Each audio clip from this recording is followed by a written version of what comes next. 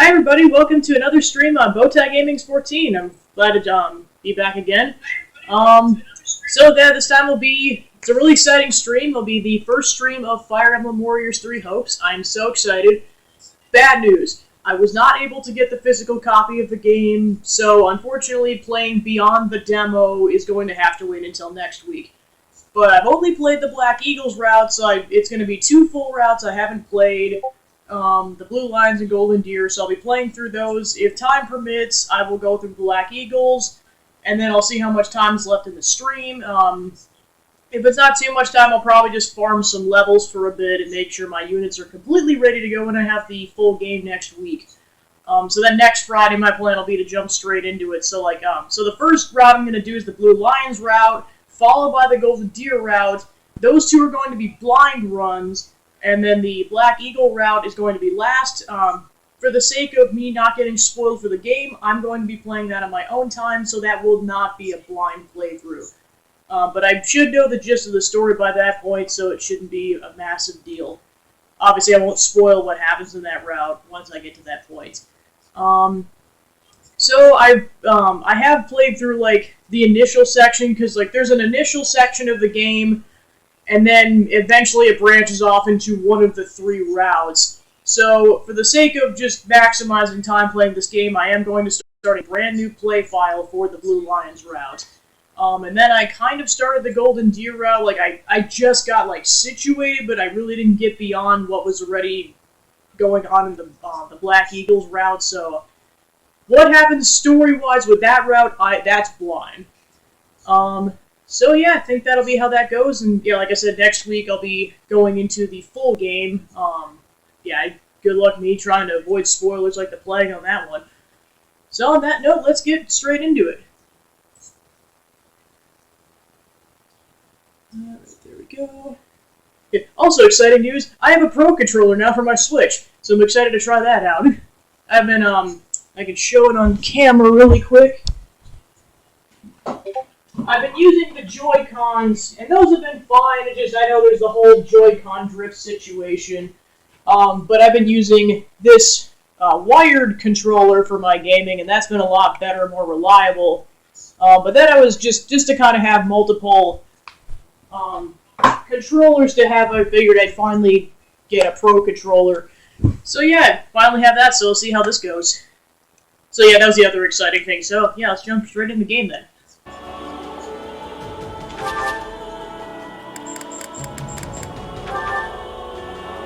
Alright, so I know some people are expecting, top-tier gameplay. I mean, not that I'm bad or anything, but just for the sake of enjoying the story sooner, or just quicker, I tend to start kind of with, a medium-level difficulty, and then I gradually ramp up as it gets more difficult.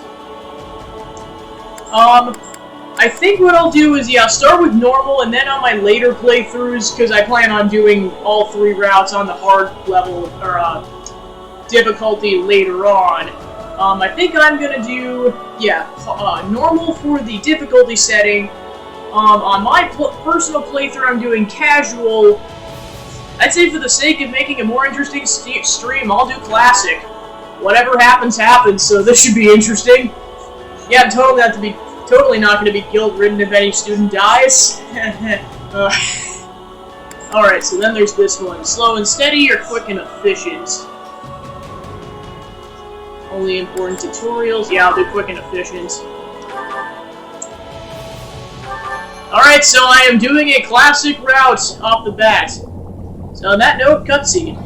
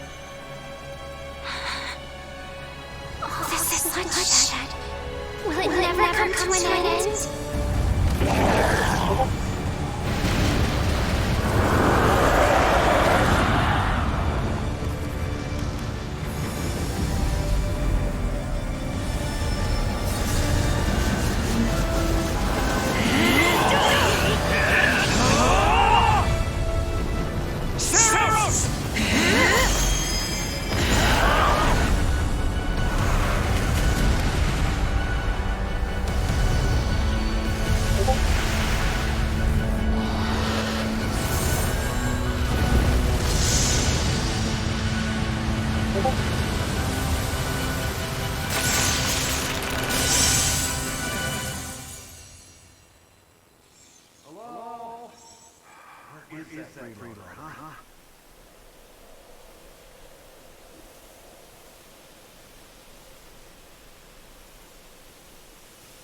know you're around here somewhere. On your feet, back to work already, yeah?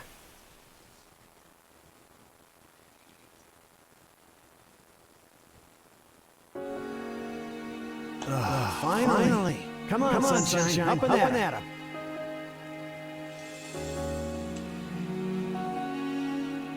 Alright, so before I continue, I think what I'll do is talk about, like, cutscenes as they happen.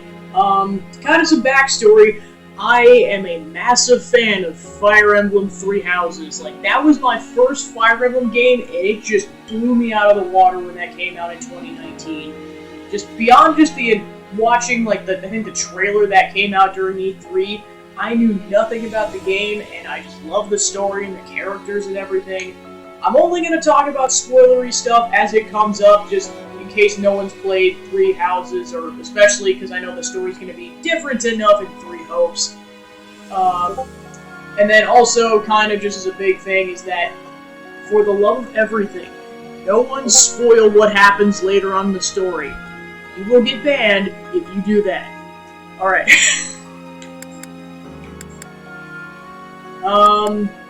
Alright, so I think so then the main character's name is Shez in this game, S-H-E-Z.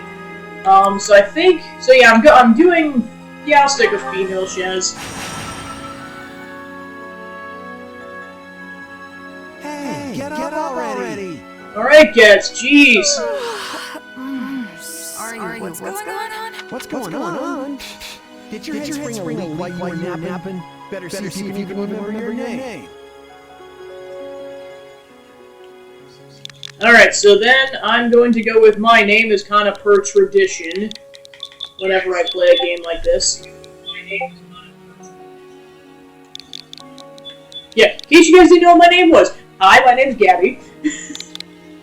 Don't know if I ever explicitly mentioned what my name was, and maybe it's in my introduction of my Twitch channel. I just don't know if I ever explicitly introduced myself as such, so hello, I'm Gabby. Well, looks like there's hope for you yet. Apologies, friend. I'm all right. Is the battle at hand? Of course it is. Why else would I be standing here? You heard who we're up against, yeah? Gerald's mercenaries. Gonna be one hell of a fight, it's true. Especially if the Ashen Demon is here. Don't like a smidge of what I've heard about that fella. Or was it a woman? Leave it to you to fumble the details. Did you even catch this Ashen Demon's name? Of course I did. It was... By the goddess, it's right on the tip of my tongue.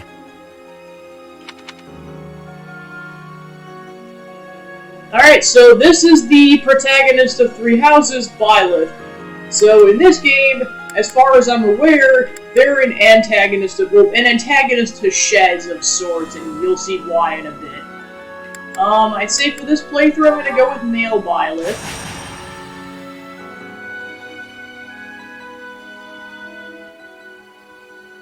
And then, yeah, that's the name that I gave to female Violet in my other playthrough, so... I will explain why I'm going with this in a second.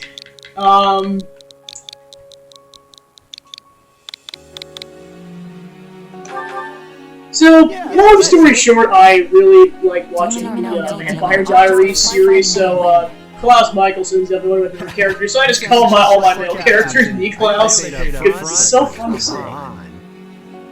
Well, at least one of you has some courage. You've certainly come a long way since I plucked you from that mountain village. But this battle is about more than just victory. Gerald's team has a sterling reputation. Rumor has it they've never blundered even a single job. But once we put them to rout, we'll finally be the greatest mercenaries in all of Leicester. Enemy activity detected, Captain. Looks like we'll be fighting by moonlight. Mind you don't kill each other in the dark. Wasn't expecting a fight so soon, but I guess there's nothing for it. You ready? Ready as I'll ever be. Good luck, friend. And double to you.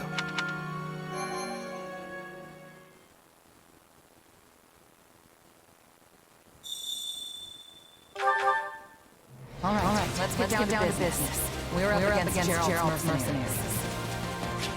Alright, so kind of the gist, like, so yeah, I'll explain the game, or how to play the game. I'll read the tutorials that come up. So one thing I was going to mention is that, as you guys may have known, if you play Three Houses, they do, like, they've done remixes of, like, all the major tracks in the game. So this is a remix of Fogland Winds, kind of the default battle music in the original game. So yeah, it's cool. It's been really cool to hear all these remixes, and I'll point them out and what the names of the songs are called as they come up. None of it's spoilery, because, like, it's basically if you want to go to YouTube later and listen to the originals and then the remixes later, you're in for a treat. Alright, mid-battle tutorials pop-up is set to auto. Yeah, I'll probably skip that one. Lasley and Getz. Drive straight into their graves! Time to see what you're made of.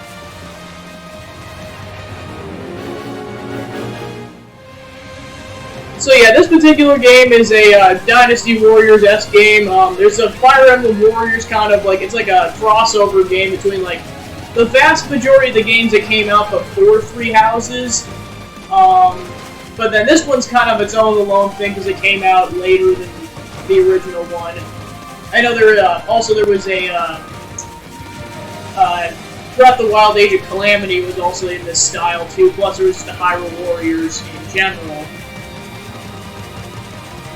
Were they just catching up that whole time? Oh no, I was supposed to fight these guys. Whoops.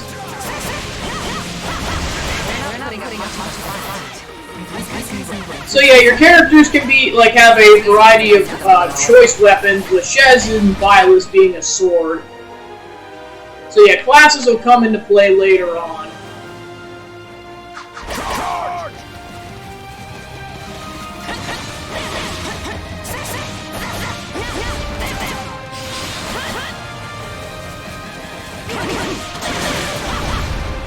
Alright, so I think I gotta route this entire group.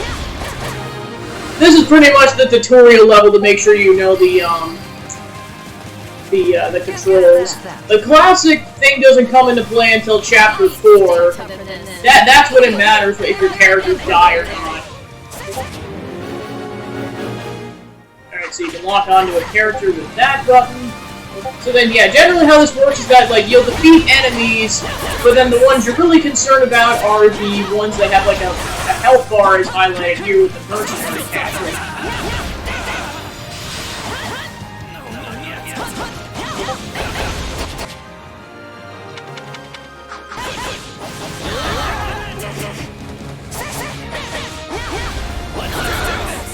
Try to die here.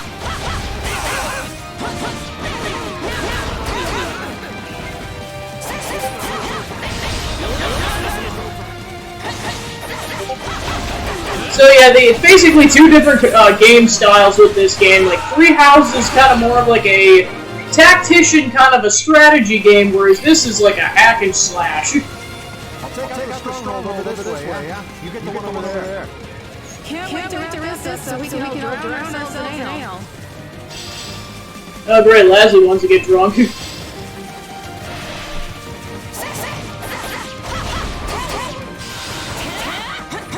I mean, it's the mercenary life, and I'm guessing most of these characters are like adults in the mercenary band.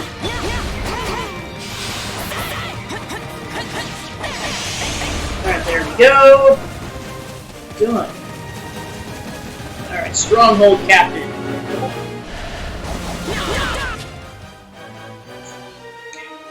Times a stun gauge will appear over an enemy commander's head. Continue attacking to completely deplete the gauge and then press X to perform a critical rush. The stun gauge displays when you land certain attacks against the enemy, or when the enemy performs certain moves. The stun gauge displays when hitting an enemy with offensive combat arts or magic, executing a perfect guard, an enemy is preparing to use combat arts or magic, and an attack knocks an enemy back. Okay. The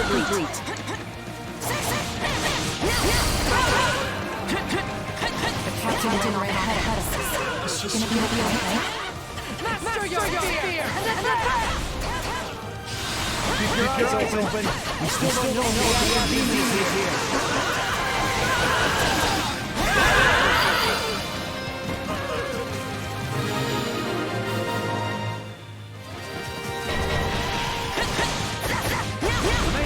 Is here. We're safe. Push the enemy back. About time though with some teeth showed up. But they still don't stand a chance against Burling's mercenaries.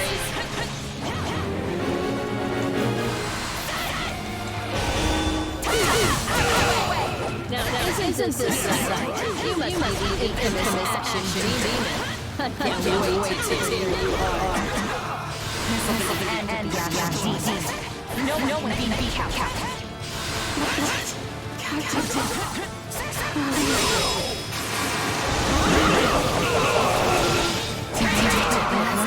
She wasn't thinking.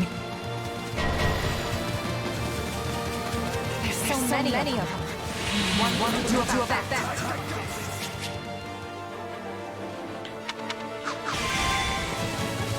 So yeah, basically the warrior special allows you to do a lot of damage. I don't know if it quite insta-kills the bosses, but it gets pretty darn close. Of course, as you kind of expect to make it fair, it doesn't have to, or like there's a gauge that fills up over time and then you can use it. No. Just when the dream was finally in sight.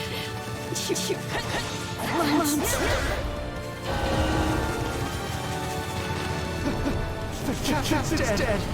What are we gonna do now? Alright, here he is, the man himself, Violet Eisner.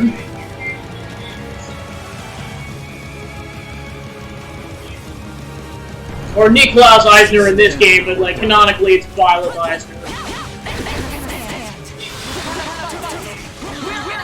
Oh gosh, I am getting my butt handed to me here.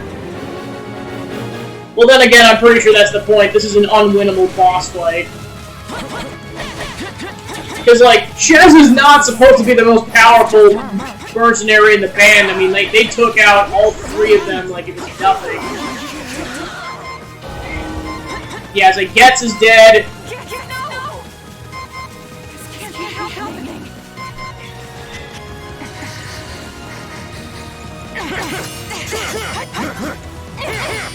Yes, it's funny, like, they had to make 4 different cutscenes, basically, with both renditions of each character.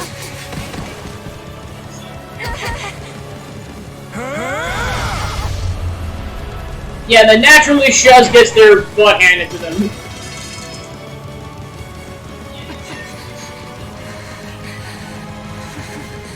Because, I mean, in the game, Violet is basically this unstoppable tactician fighter, so... I think canonically Shez dies, so this is an alternate timeline where Shez survives.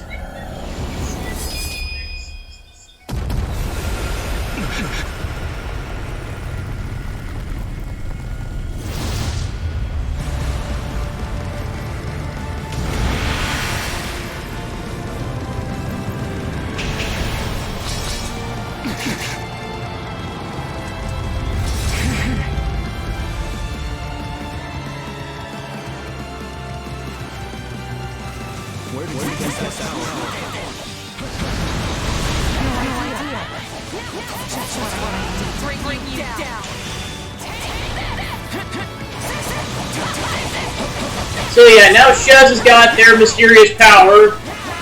It'll be revealed shortly where it comes from, at least to a basic level. I'm not going to say so until the cutscene plays out. Alright, so then Violet temporarily retreats.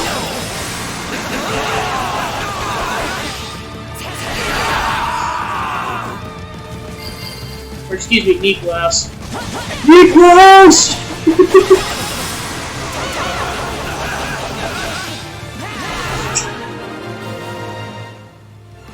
Alright, so the elites are... You're fighting like an entirely different person.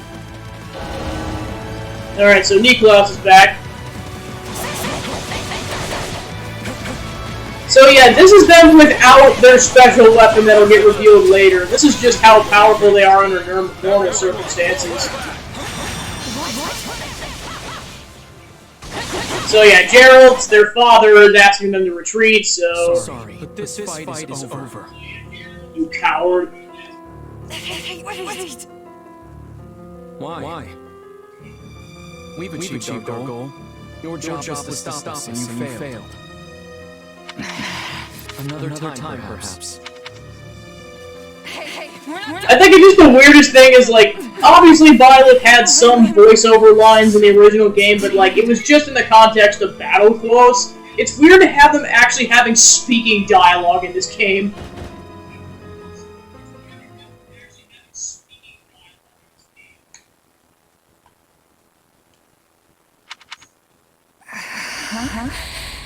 Where am I?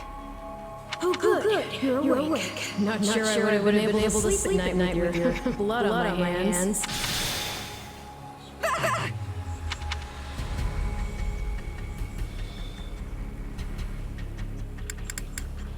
Am I dead? No, not yet. And you're not a good listener either. Did I not say how pleased I am that you're still alive? Regardless, I'm a being who exists on the edge of dreams and reality.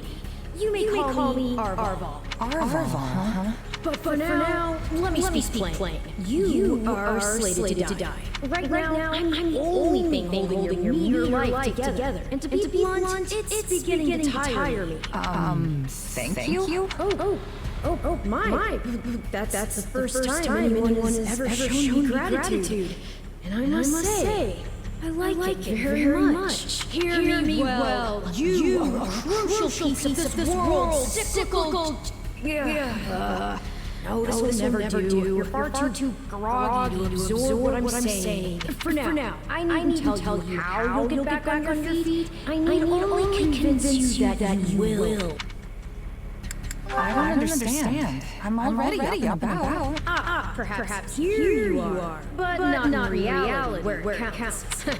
Your cluelessness is actually quite charming. I think you're starting to grow on me. Still, the important thing is what you do after you wake. And what should that be? Recall, please, how the Ashen Demon bested you. Came within an inch of snuffing out your life. If you attempt to fight again the same way, you will reach the same conclusion. This would force me to step in once more, which would be most annoying and also rather counterproductive, if I'm honest. Then I'll get stronger. The woman I am now will seem like a little kid in comparison. And one day, I will surpass the Ashen Demon. I swear it. Indeed. My captain and comrades are dead. The company is finished, so there's only one thing I can do. Start over.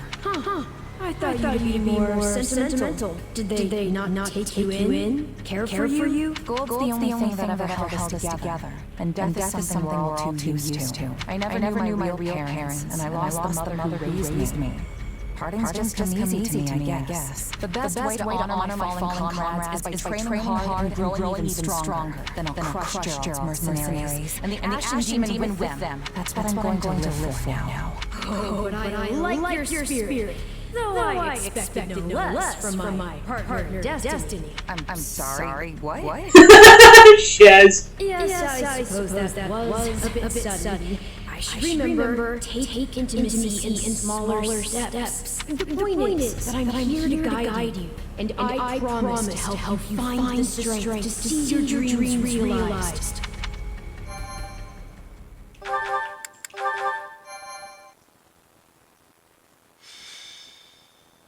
Prologue. A chance encounter. The continent of Fodlan, said to be protected by a goddess, has existed for uncountable ages. Now, three ruling powers control the land. To the south is a region held for more than 1,000 years by the Adrestian Empire. To the north is the Holy Kingdom of Fargus, ruled by the royal family and its knights. And to the east, a league of nobles that bends no knee, rules the Leicester Alliance. Though once consumed in war, these three powers now exist in relative harmony. Nestled between them is Garrick Monastery, seat of the Church of Saros, the land's widely practiced faith, and a power that helps to maintain peace across the continent. Not far from Monastery, at the northern edge of the Empire, is a small village called Ramire, and west of this place stretches a forest where a lone mercenary awaits. So basically, what's about to take place is this is the start of the game in Three Houses. So that whole section up until that point was a prologue. Wake up! So this canonically takes place 6 months before the start of the game in Three Houses. Get up already! Huh? That's weird. I could have sworn I heard someone calling me.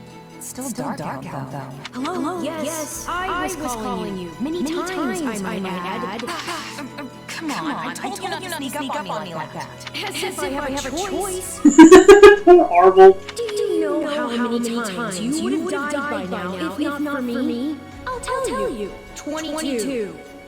Dang. The three times you left off a cliff to quote-unquote get tougher saved you. Those 5 mad attempts to dispatch a horde of monsters by yourself saved you. And tonight, despite my repeated warnings, you took the wrong path and ended up having to sleep on a bed of leaves in the middle of the woods. You could at least let my own directions. Though I admit that might have taken a wrong turn. Finally, some humility. That's almost reassuring. I was starting to think you were incapable of self-reflection. At any rate, we all make few mistakes along the way. And by we, I mean you. And by a few, I mean far more than average. Wow, Arvel does not sugarcoat. With that out of the way, would you like to know why I've roused you from your mud-caked slumber? Actually, it's probably easier to show rather than tell at this point. Look over there, if you would. Stop plowing ahead, Claude. You're going to get us lost. Lost. We've got it on Imperial authority that this is the way to the village. True, I said there was a village, but how could anyone know where it is in the thick of these mountains? I can't even say for certain where we are in all this gloom. Okay, new plan. I'll rely on my keen senses to navigate. Lucky for you, they're sharp as an arrow. Both of you. Someone's here. Another bandit, perhaps? They're making you for some common backwater thief. What cheek. Well, hold on there. I'm no bandit. I'm a mercenary. Well, that makes everything better. A bandit would be far less out of place in these woods than a sellsword. What brings you here? We've no time for interrogation. Our pursuers are closing in. I don't know who you people are or what you want, but I think introductions can wait. You clearly need every blade you can find, and my pockets are feeling awfully light lately. What do you say? So yeah, they're definitely a true mercenary. It's like, yep, I need the monies. Well, since you're here, do you mind stepping in and helping us chase off these airy bandits? Don't worry about it. You'll receive plenty of your call. If we survive.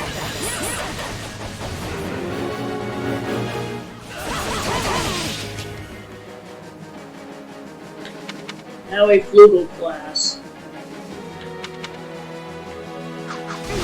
So yeah, now I have a fancy second, or maybe I got 2 swords from Arvel's power. Yeah, I think I got 2 swords from that. So yeah, Shaz is a dual sword wielder. Or no, scratch that. The one of the swords is normal, the other sword is like Arvel's sword. There they are! Kill them all!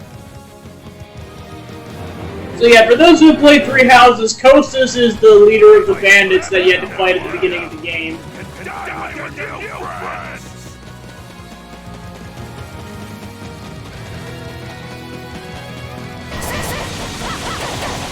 Definitely a lot more action-packed than the tutorial in Three Houses. Like, that's a pretty simple battle where I think you like fight like half a dozen people plus Kostas. Whereas this, you're going ham. So then this kind of gets you introduced to the concept of wielding different characters with different weapons. So then here we got the 3 house leaders, Edelgard, Dimitri, and Claude. Edelgard wields an axe, Dimitri wields a lance, and Claude wields a bow. and then Shez is a sword blade, so you kind of got a balanced party. Typically, in these maps, you can have 4 people actively playing, but then I think like some are accessory characters, but like you don't actively control them. Don't overstep it, God.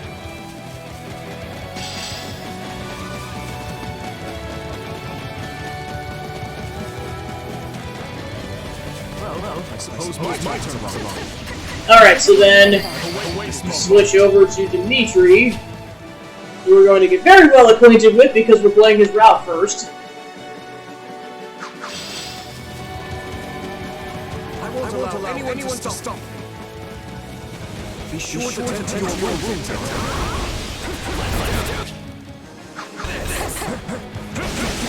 You make me feel bad as a defendant.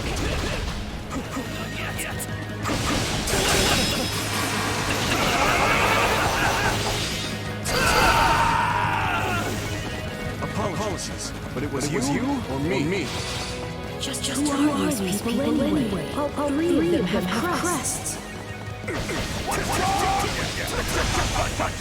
Stop embarrassing yourself and stand your ground already! Alright. I think it's clock time. No problem, I got it.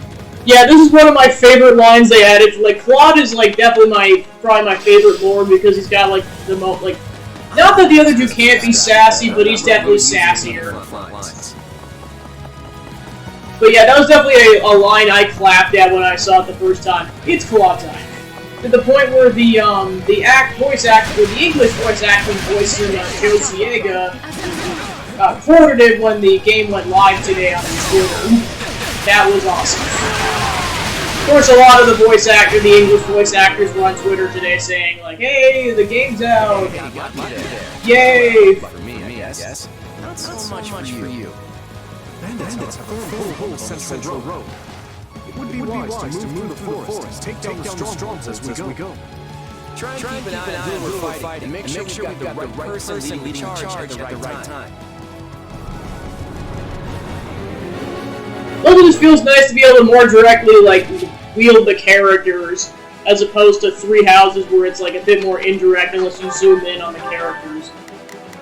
Alright, so Claude will go to the Wyvern unit, Dimitri will go to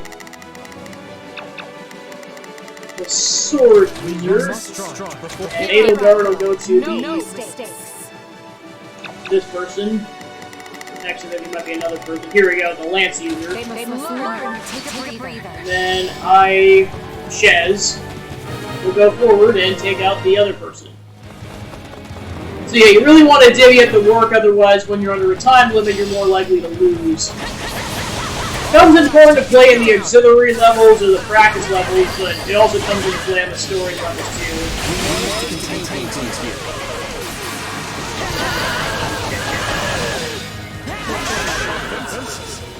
We'll be done before we know it. They're all like this.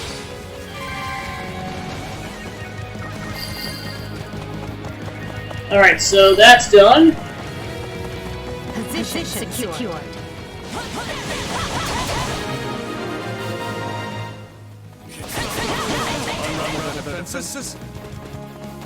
Enough of this scrappy nonsense! Get out there and tear them all to pieces! Okay, how many thugs is this guy working for anyway?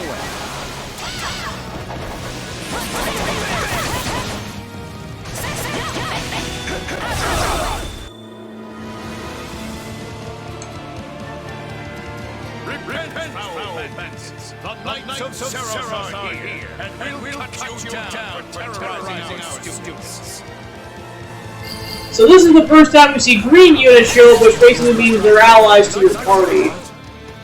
So this is Alois. He shows up at the beginning of the first map in the original game. Kind of just after the fact, like, kind of what happens is it's Violet, the 3 characters, and Gerald, their father, the mercenary captain, Gerald's mercenary, I suggest. But in this game, it's Shez, the 3 house leaders, and then that's it. So then once you get to the final boss of an area or a boss that you really want to take out, you order everybody to swarm the guy.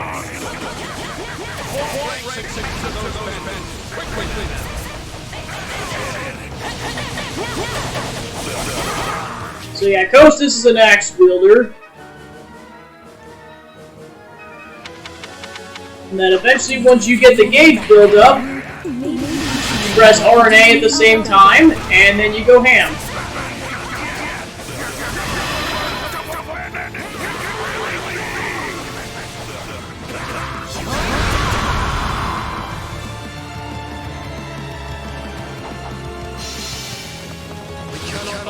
To perish here.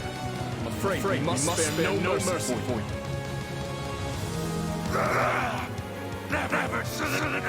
And this is also kind of where the timeline divulges, because normally Violet, like I said before, Violet would show up here with Geralt and steal the spotlight, and then it would go on to that path. And this is how like all the characters would meet. But instead, well, and of course, also Kostas survives like another one or two, I think like another chapter before they're killed. But then in this one, you kill him right away.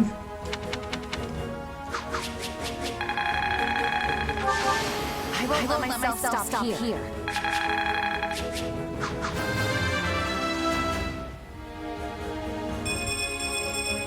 Gotta keep aiming.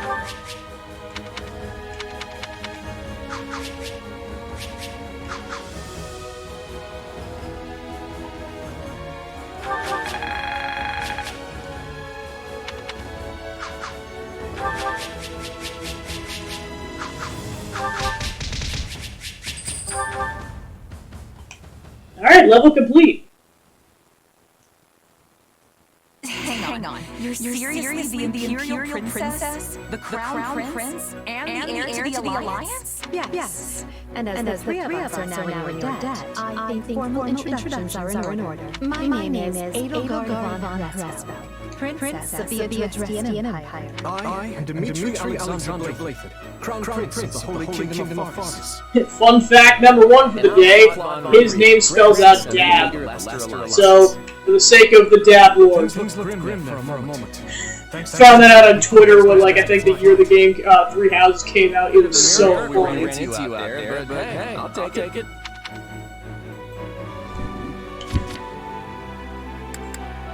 I only fought well because I had such fine companions by my side. There may be some truth to that.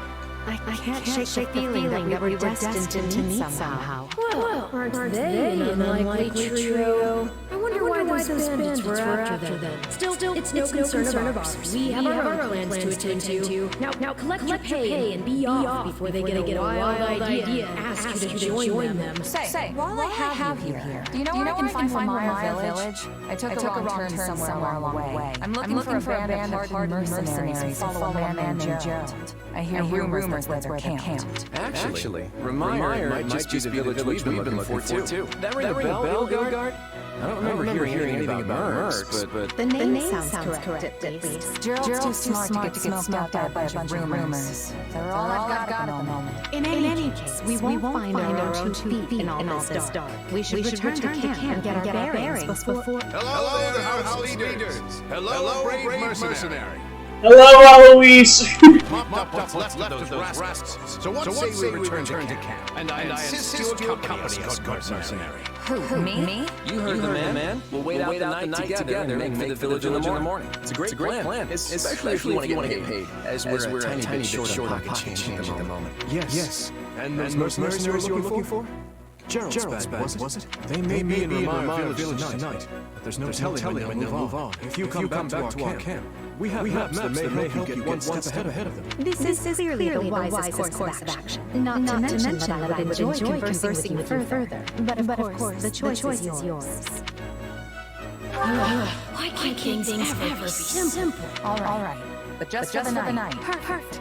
Then might I borrow you for a moment after we reach camp? There's a matter we must speak about. Nothing alarming, I promise. Right there. So off we go. But if I may, did you mention Gerald earlier? Yes. Do you know him? He heads up a pretty elite band of mercenaries, so I imagine his name has spread all over Fodland by now. Mercenaries, is it? No, it can't be him. Can it? Well, I'll just have to meet this Gerald myself. After I've seen my duties through, of course. After all, if I don't finish my assigned tasks, I'm mission the point. Yeah, he'd tell a lot of puns. Get it? Missing? Mission? Come now, this is good stuff! That's our Louise. Come on, let's get moving before he really gets going. Yep, look, Claude, you are a wise man. A teenager at this point, because I think he's canonically like 17 or 18, I forget.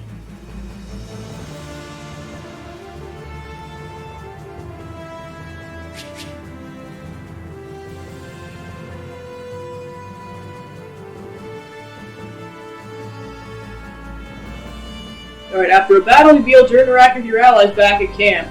Press A when... okay, to talk to them.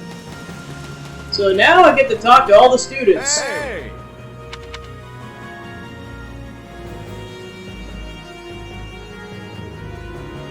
I assume you're familiar with the Officers Academy on the grounds of Garrett Mock Monastery, yes? 3 young people you assisted earlier, heads of the Academy's 3 houses. But you'll find other students, teachers, and even members of the Knights of Saros here at this camp. I fear you caught us in the middle of an annual outdoor activity carried out at the beginning of the Academy school year. But the situation became quite the mess when a band of brigands attacked us. I wish we could shout and lang, but it seems the 3 class heads wish to speak to you. Alas, I cannot keep you all to myself. This is a great opportunity for you to bond with the rescuees.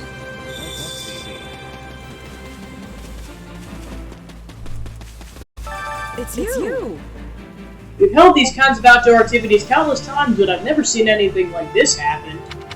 Plus, we've got 3 high-ranking noble children here, so the guard was more than double that of a usual year.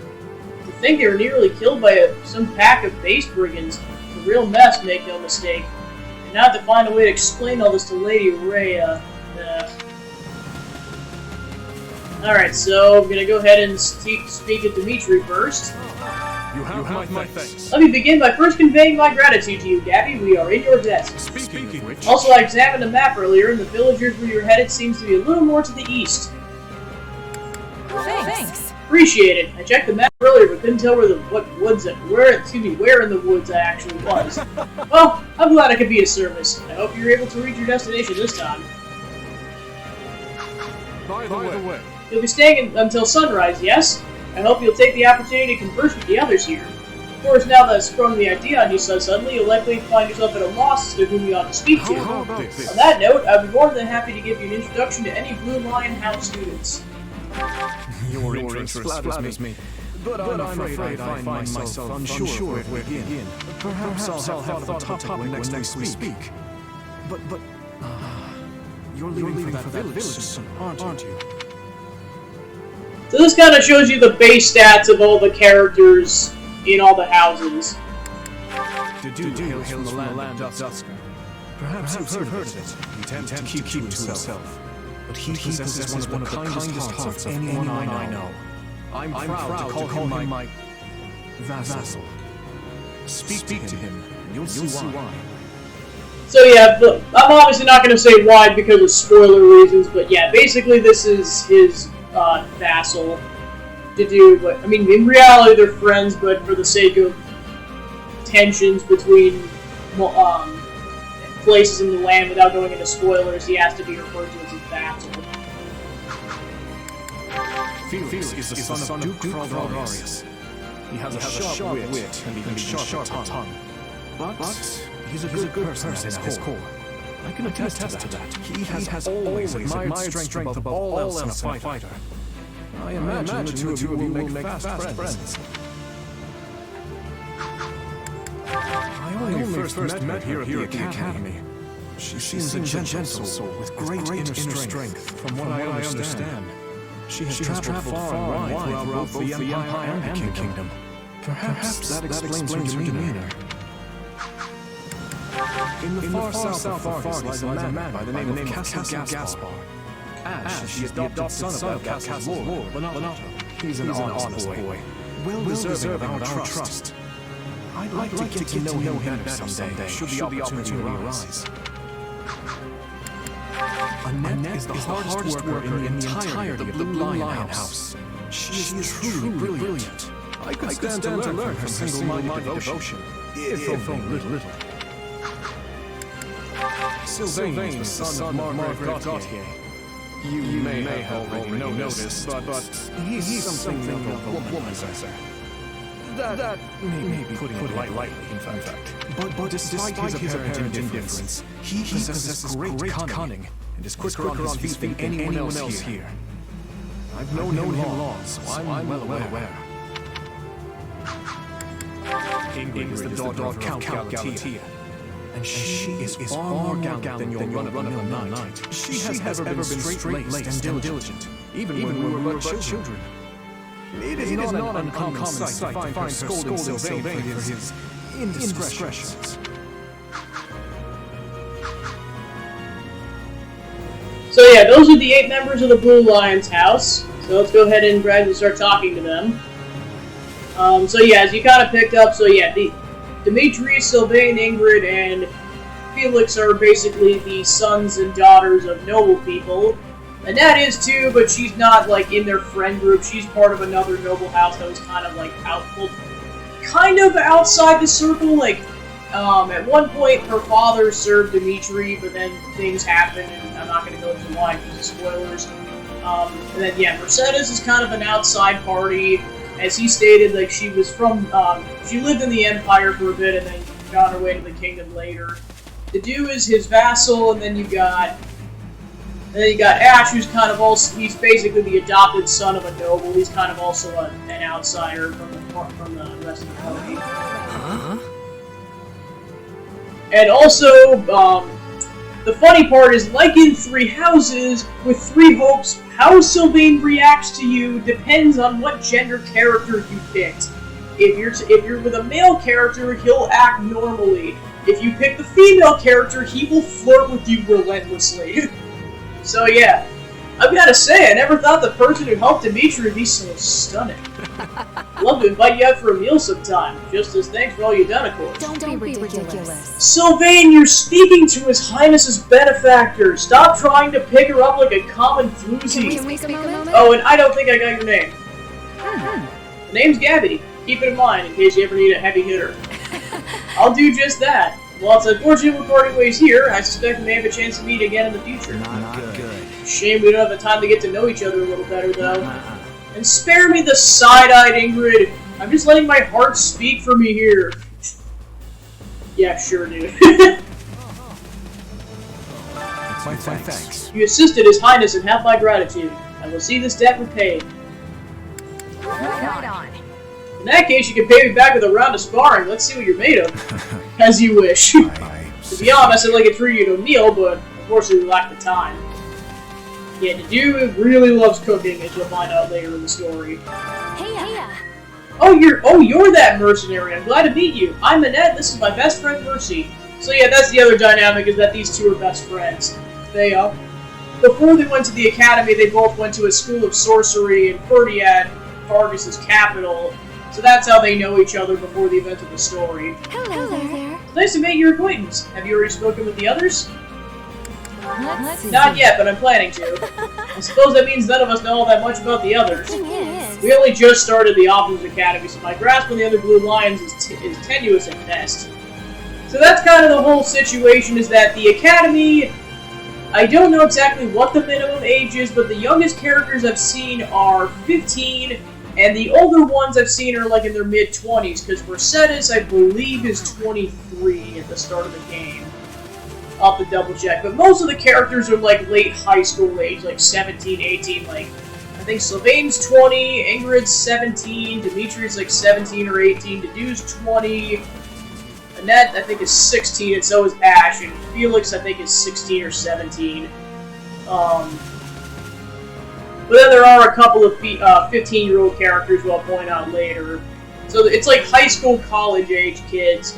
But unlike a traditional school, basically you go to the Officers Academy for 1 year. Basically you train to be like whatever you want. Like Basically trains you to be like the lord of your region for all the noble kids.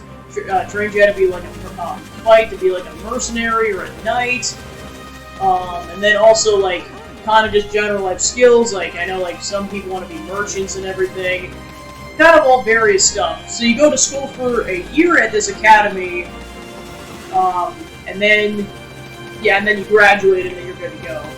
So that's why the age range varies a bit. Right, let's go talk to Ash.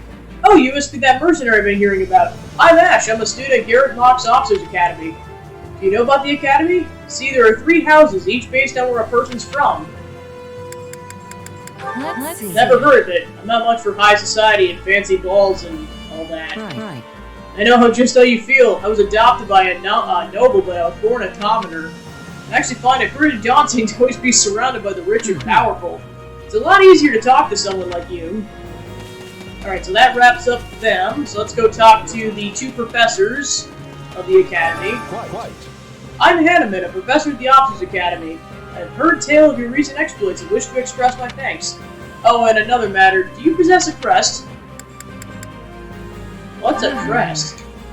Crests are some magic noble thing, right? Listen well now. Crests are a power that dwells in the blood, and they're passed down through the generations from parent to child. Those with crests may excel at magic, or perhaps have the ability to wield powerful weapons known as heroes' relics. When I heard about what you did, I thought perhaps you were in possession of one.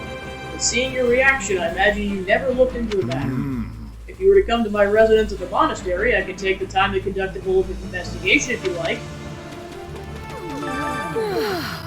I killed so many people today that I never want to look at a bandage again. And who do we have here? No, wait, don't say. Let me guess. Got it. You're a brave vagabond knight who appeared to boldly protect me from those brigands earlier. Right on. Oh yeah, that's me alright. Oh, I'm Gabby, by the way. You're very kind to go along with my little James. Well then, I'm Manuela, a professor at the Officers Academy, a doctor, and also a songstress of a world-renowned opera company. So I've worked myself to the very bone today. So right now, I'm merely a sad and lonesome woman. Alright, so let's go talk to this church soldier. What did you I mean? can't believe they talked me into going on this trip. It'll be fun, they say. Nothing ever happens. And then bam! Disaster and danger everywhere. I was gonna die out there. Swinging my spear at anything that got within range, and then some girl from the Officers Academy showed up and led me to safety. I tell you, kids these days are graceful and strong. Nothing like the useless punks from my day. Alright, so then next we'll talk to the Black Eagle House, starting with 80, or Edelgard. Ah, there you are. Thank you for your assistance in the previous battle. I'd like to discuss your future if you have a moment. If you find yourself in no place to go after we accomplish our objective, I was hoping we might hire you on to the Empire. What do you think? I can promise you'll be handsomely paid, including the work you did today. So, what say you? I'm not usually hired into service by people quite so high up the food chain. Why the special attention? I value your talent now that I've had the ability to see it firsthand. On another. By the by, have you spoken with the others here in camp? If you like, I can tell you a bit about the students in my own house, the Black Eagles. Well, you're certainly not timid. You do realize you're addressing the heir to the Imperial throne, yes? Still, I suppose I admire that sort of freedom. It must be nice not to have your lot in life decided for you. Hubert of House Vesper is my attendant. His family is unusual in that they're noble, but lack territory of their own. Hubert is deeply loyal to me, and you can trust him completely. In fact, I imagine he's quite grateful for what you've already done. So yeah, basically Hubert is Edelgard's vassal. That's Dorothea Arnold. She's an up-and-coming songstress in a famous Imperial opera company. Or she was, at least. For some reason, she abandoned her musical career and enrolled in the Officers Academy. She has a very magnetic personality, which I'm sure you'll see. Have you spoken with Ferdinand? One conversation will explain him far better than I can. He's the heir to an influential house, which drives him to excel. But he can be quite the handful sometimes. So basically, to address the elephant in the room, the voice actor for Ferdinand recently passed away, so rest in peace, dude. So yeah, this is like, I don't know if this will be the last project he ever voiced. Like, that'll probably come out in like the coming months or even years, depending on what he was involved in up until a few months ago. But for sure he was involved with this. Yeah, and he passed away to colon cancer, I think, like a week or so ago. And yeah, rest in peace, dude. He was also involved in some other projects, but like, this is how I found him. He was also, he also voiced one of the characters in like the DLC for Persona 5.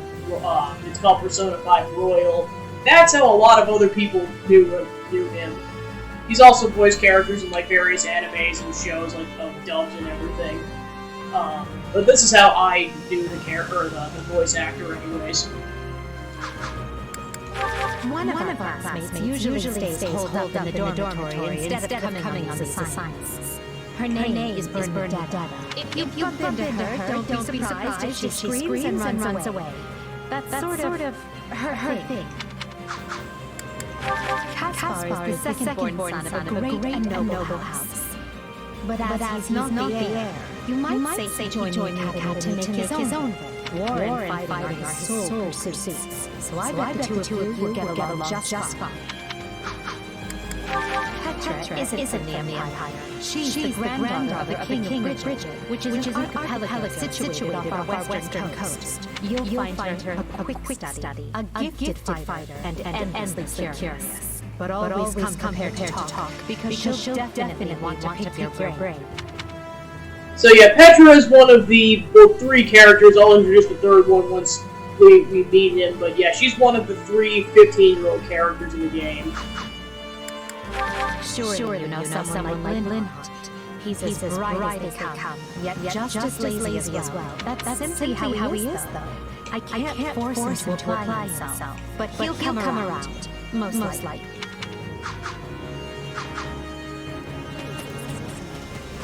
Listen. Hello, I am called Petra. I'm finding you to be quite fascinating. Right on. Hey, I'm Gabby. I'm technically a mercenary, though I guess I'm really just kind of a drifter. I don't have understanding. Where are you drifting to? Through the world, just sort of kicking around with no real end goal. So yeah, basically you'll kind of know as your speech pattern. So the Bridget has a completely different language, so it's like vastly different from the Fogan language, so that's why she tries her best. Hey Linhardt, wake up! Look, I get you're tired, but we're leaving at the crack of dawn, remember? The bandit attack stole my chance for sleep, so I must... And who might you be? Hey, the name's Gabby. I'm a merc who's just passing through the area. Got caught up fighting those bandits earlier, which is how I ended up here. What? Wait, so you're the one who took out their boss? You were amazing! I should have given chase and knocked them all out of bed myself, but, oh well. So yeah, these two are sons of the, two of the noble houses, so he's Linhardt von Hevering, and he's Caspar von Berglis. Linhardt is basically the heir of his house, and he's the second son. His older brother is slated to become the heir. Linhardt has a crest, and Caspar does not. Edelgard also has a crest, and Petra does not. Let's talk to Dorothea. Hello.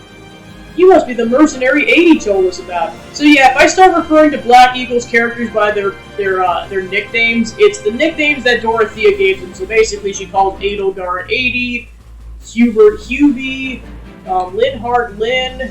Let's see who else. Ferdinand, she calls him Ferdy. Let's see, Petra and Caspar, and she calls Bernadetta Bern, although she calls herself Bernie, so that name kind of stuck, etc. You've heard about the Officers Academy, right? Well, pretty much all these years students from Black Eagle's house are here at the moment. Well, except for Bernadetta, which is sadly typical. She stayed behind because she was terrified of the idea we might be attacked in the woods. I can't believe she ended up being right. Oh, sorry. Didn't mean to ramble. Has anyone told you you're surprisingly easy to talk to? So yeah, definitely better character design than a lot of the other characters because she has that side hat. Look at that glorious side hat. Alright, let's talk to Evie. Ah, yes. You're the mercenary we happened across. My thanks. Well, I harbour some reservations about you. The fact remains that you assisted Lady Edelgard. For that, I offer my gratitude. Happy to help, although I wouldn't mind some details about the whole reservations part. My thoughts are mine alone. You need not concern yourself with the matter. Alright, I'm on to you, dude. How may I help you? Thank you for cooperating with the heads of the 3 houses. It seems like the class heads served as decoys to draw out most of the thieves before finding an opportunity to flee. Thanks to that, the others managed to hold fast with only light injuries. Still, it would have been tragic had any of the heads been seriously injured or worse. I'm just grateful for your help. So yeah, as they stated before, Bernadetta is not here because she's still at the Officers Academy. So the only one we haven't talked to is Ferdy. Look who has arrived. Well, the mercenary who cut down the leader of those thieves. I must say that was quite the capable display you had put on back there. I am Ferdinand von Eyre. This is basically his catchphrase, when he's this age. Kind of the whole gist is that, without going into spoilers, 3 houses, basically there's an academy phase which takes place an entire school year, and then there's a time skip to 5 years later, and then I won't explain why, because again, spoilers, but there's a time skip. I am Ferdinand von Eyre, legitimate scion of the Eyre family, the foremost house of the Empire. Yeah, I think I've heard of you. You're one of the Empire's big movers, right? You think you've heard of us? Why, I'd never. Now see here, my sellsword friend, we are House Eyre, proud eagles of the Empire. Clearly I must work harder as a beacon of the common folks. They may try the name of my family from one end of the continent to the other. Alright, and let's talk to Claude. Thanks. Hey friend, appreciate what you did back there. We've been in a world of hurt without you. Regarding compensation, Aloise told me not to pay you personally. I guess they wanted to handle it as a church thing? Oh, sorry about that. Sure I can trust this Aloise guy? Of course. Yeah, I guess I shouldn't be expecting you to have faith in a random stranger who walks by. In any event, you helped us out and everyone's incredibly grateful to you. Speaking of which, have you talked with the others here at camp? I can tell you a little bit about the students in my Golden Beer house. Who, me? I'm more curious about you personally. If you don't have anything better to do, I'd be glad to have you join us here at Mom. Have you met him yet? At first I thought he was real serious for snickety, but that image shattered pretty quick once I noticed him chatting up every girl in the monastery. Hilda's the only daughter of Duke Goneril. Seems like she had a pretty cushy life growing up, which means she's gotten into the habit of slacking off and making other people do things for her. So yeah, unlike the other 2 houses where the Lord has an adjunct, Claude doesn't, but Hilda basically becomes his wing, or his second in command, so to speak, even though she's not supposed. She doesn't have to be loyal to him. It's kind of case in point when you can because one of the whole concepts that go on in 3 houses that you can recruit people from other houses to join your party. In certain routes, you can recruit Hilda, so it's not like Hubert and Dedu where they cannot be recruited outside of their own route. With this, you can recruit Hilda to other houses, so she's kind of she's her own woman, but she's also fiercely loyal to Claude when that comes up. He's a pretty friendly guy. Though it would be nice to talk about something about muscles. He comes from a merchant family, but his parents died in an accident. He's had it pretty rough. Don't ever treat her like a child. I made that mistake earlier, and she nearly took my head off. But she's clearly the youngest out of his students, so I don't get what the deal is. Just another pampered noble, I guess. So yeah, Lysithea is the other 15-year-old character. There's a third one, but I'll introduce him when we get to that point later. But yeah, for what Claude makes it sound like, I think she's younger than Petra, which I think is true. Ignatz likes the great outdoors. Definitely more than the rest of us anyway. He's the second son of a merchant family, but says he wants to be a knight. He doesn't really seem suited for it, though. Maybe his parents are making him do it. Oh, Marianne? She's Margaret Edmund's daughter, but that's all I know about her. She doesn't interact with the other students at all. I'll admit, she intrigues me. Leonie wants to be a mercenary. I bet you two would have lots to talk about. You're both pretty frank, too. I just hope you're not as obsessed with saving money as she is. Looks like Don's almost here. Hey, you're a new face. Are you a student from one of the other houses? Also, some backstory, these two are best friends. You must be the mercenary we've heard so much about. What was your name again? Right on. Yeah, I'm Gabby. Good to meet you. What house do you guys live in? We're in Claude's house, the Golden Deer, but we're just regular or common folk. Due to the nature of Leicester, we have more students from the commoner class than the other houses. Please? I imagine you're a commoner yourself, what with being a mercenary and all? Oh, hey, are you that mercenary who helped Claude out of that little jam? I heard you're super strong, so I was kind of picturing you as one of those huge bodybuilders or something. Sorry to disappoint, I'm just your average gal. Too average, if you ask me. Talk about a letdown. Oh, come on, I'm just joking. You're pretty easy to talk to, so I couldn't help myself. Anyways, thanks for helping Claude out. You're that mercenary we were talking about. Gabby, was it? You're not attempting to curry favor with children of the nobility in pursuit of some nefarious aim, are you? No, just saw folks in trouble and helped them out. Didn't even know they were noble until afterwards. I see. And do you think our mercenary friend is someone worthy of trust, Marianne? Well, either way, we need to get going. We're busy. You must be the famed mercenary of the woods who stepped in a bid to aid Claude. As a noble representative of the Leicester Alliance, I must offer you my thanks. Whatever you say, pal. See you around. Wait just a moment. If you're indeed a mercenary, they should hope to gain influence with me. After all, I am Lawrence Hellman Gloucester. Alright, and Leone Pinelli. Hey, aren't you that merc who helped Claude out and the others? I'm actually gunning to be a mercenary myself, which is why I rolled in the Officers Academy. In that case, I hope we end up working together. Hey, thanks. I'll give it all I got. I'm gonna work myself to the bone so I can be as strong as the captain someday. Well met. You know about the 3 houses at the Officers Academy? I only asked because you seem a bit dense. No offense. Anyway, we got the Black Eagle House, which is home to folk from the Adrestian Empire. Then there's the Blue Lion House, which is made up of individuals from the Holy Kingdom of Farmers. And finally, there's the Golden Deer House, which is from people from the Lesser Alliance. Alright, that should be everyone, except for Eloise. Band this night. Greetings. Eloise told me about what happened. Thank you for assisting the class heads. Anything happened to the students, we all would have been paid in heartache and worse. By the way, Reminds me of the previous term when a student who returned home from the academy went missing, and forgive me, I'm rambling.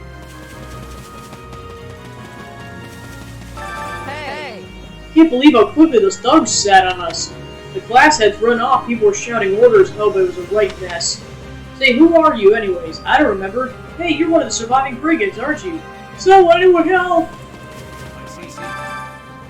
Ah, Gabby, have you spoken with the house leaders yet? What, you're leaving? But that won't do. Actually, I was hoping I could ask something of you. Did you hear me out? Alright, you say no, you can't leave the camp, so you have to say yes. Apologies for asking this of you. I know you're heading for my village in order to find Gerald's mercies, but well, perhaps you might consider changing your mind and accompanying us to Garrett Monastery instead. And why would I do that exactly? Because you've done us a great service, and we don't have the means in camp to properly reward you. At the monastery, however, we can repay your kindness in full. Also, between you and me, this evening's turn of events was quite the embarrassment for the church. We allowed students of the Officers Academy out of our sight, and house leaders a great political consequence of that. And then they crossed swords with bandits. If word got out, well, let's just say it would sit poorly with everyone. So you see why we must ensure you're well compensated. Also, there may be some papers for you to sign. Perhaps I'm wrong. This sounds more like hush money than a reward. Yes, that's exactly what I told the fool knight who suggested it. Me, I just assumed send you on your way, but I fear I'm obligated to escort you back. Anyway, the whole thing will be much easier if you simply agree to come along. That was Brett. And here I thought he was a big softy. Well, what do you think? Garrett Mock is in the opposite direction of where we need to be. But this man seems rather set on having us accompany them. I guess I'm not opposed to helping out a little more. I'll come with you to the monastery, but I'm not staying a single minute longer than I have to. Bless you, my friend. What a noble soul you are. I'd say you saved my bacon, but that would be utterly hammy. Aloise, has anyone ever told you that you don't? Some truths are simply too painful to bear. Arnold's just like, just let the man say his terrible puns. While I'm no expert, I fear the poor man's heart couldn't handle the shock. Mm-hmm. Told me what? Told you how dashing you are in that armor. Not just any man can pull off that look. You like it? Wonderful. I admit I've received no small share of positive comments on it. There's a grand story behind every last ding and dent. Enough to keep me talking for a week. Wait, take this one here. We heard you'll be joining us at Garrick Mock. Perhaps somewhat unwillingly, I know this wasn't in your plans, but if it lets us get to know each other better, perhaps it will prove it in the end. Unwilling or not, we've got a long road ahead, so let's try to keep the mood light. I hesitate to ask this considering you're only here because of us. But well, are you sure about this decision? The last thing we want is to delay you from your own business. The Knights may seem unwilling to bend, but it's not as if you have no say in the matter. Actually, I see this as just another chance to better myself. You are more gracious than I. But as I see you've made peace with it, I will leave the matter be. Yes, that's quite enough chat. Let's save our energy for the road. To the monastery. Listen, I know this one's on me. I'm the one who wrote doing the coming back camp after all. But I'll find a way to make it up to you, I promise. Thanks, Claude. I know you will. Hey, hurry up back there or we'll leave you behind. You know you've had a busy day. Rub shoulders with the heirs to the Empire, the Kingdom, and the Alliance. I think they're a fascinating group of people myself. But what do you make of them? Seems like Edelgard's high enough with me. She's got this elegant air about her, but somehow doesn't hold any disdain for mercenaries. It feels like Dimitri's always checking in on every chance he gets. He'll definitely make a good king. The kind who looks after his people. Claude's a laid-back kind of guy who doesn't really strike me as noble. And I mean that in a good way. Something tells me he's gonna be easy to work with. Of course, you only pick up on their rosy qualities. You really are a delight. Have I told you that lately? Still, better pick up the pace before you vex these people any further.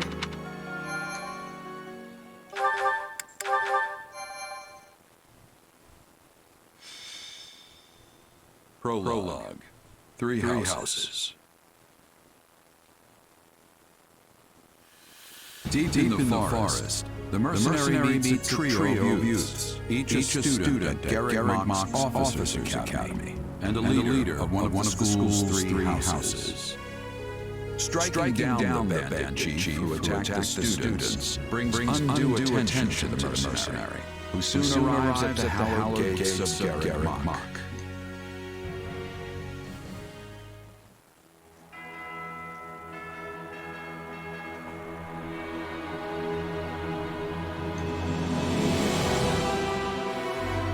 I always thought this was really cool at the beginning because, like, you never really get to see the outside of it, like, at least in a 3D model. You're either inside the castle or it's just kind of more of a 2D shot of it.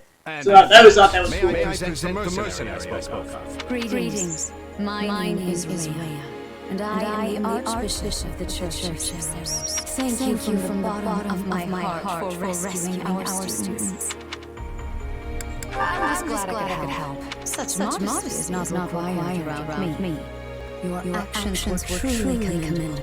However, the reason we summoned you here was not simply to express our gratitude. We have a proposal for you. One made on behalf of the church itself. What kind of proposal? Someone told you of the Officers' Academy here at the monastery, yes? We would have you join this academy as a student. You what? Though you are a mercenary, I understand you are not currently beholden to any one particular employer. Also, the students you rescued are close to your own age. Your life could be greatly enriched here. Or she's heard about our power and wants to keep us on a short leash. And yet she's taking it almost as a given that we'll accept. It's infuriating. I need to get stronger if I'm gonna do what I need to. If your fancy school can really make that happen, consider me interested. The Knights of Seraphs, as well as many other powerful warriors, pass daily through the gates of this hallowed monastery. If strength is what you are after, we can certainly provide it in space. They've really talked us into a corner here. I think I see where this is going. All right, I'm in. Wise decision. We will do all we can to ensure you do not regret it. I believe you will go far. If I may, permit me to tell you a bit more about the school itself. The academy is divided into three houses and draws in the most promising young talents from every corner of Fodlan. Some are noble, while others spring from more humble roots. But within these walls, all are treated as equals. We ask our prospects to spend a year living under the same dormitory roof, so they can challenge each other, work hard, and grow together. Each of our houses corresponds to one of Fodlan's three regions. Edelgard leads the Black Eagle House, which is for students from the Adrestian Empire. Dimitri leads the Blue Lion House, home to students from the Holy Kingdom of Fargus. And Claude leads the Golden Deer House, for students from the Leicester Alliance. We could select a house for you ourselves, but as all of this was our idea, perhaps we should leave this decision to you. You are something of a special case, after all. So I join any house I want? Yes, you have simply to name it. So you wish to join Dimitri's Blue Alliance? Are you certain? Yep, that's the one. I'm sure of it. May you build wonderful and lasting friendships in your new house. Well then, with that taken care of, it's time to decide which of us will supervise which house. Yes, it turns out we just underwent a last-minute roster change. I guess you two haven't met. This is Professor Yuritsa, our weapons instructor. Hello. I can already tell I'm gonna learn a lot from you. Will you now? Do my ears deceive me? Or is that curiosity I hear in your voice, Professor Yuritsa? I thought all the houses were the same to you. Perhaps you should be in charge of our new student's house. I don't care. You decide. Well, you'll certainly hear no objections from me. Professor Manuel, you and I can take charge of the remaining houses. What? It's decided already? I was at least expecting a fight. Maybe some hair pulling. And as for you, my mysterious new student, I look forward to getting to know you much better throughout the year. The gall of these people making decisions for you. It's enough to make one's head spin. Right. In any case, I'm looking forward to learning from you, Professor Yuritsa. I'll inform you of our first mission soon. Sorry, what mission? Oh, did we fail to mention that? Each month, every house in the academy is given a mission entailing some form of service to the church.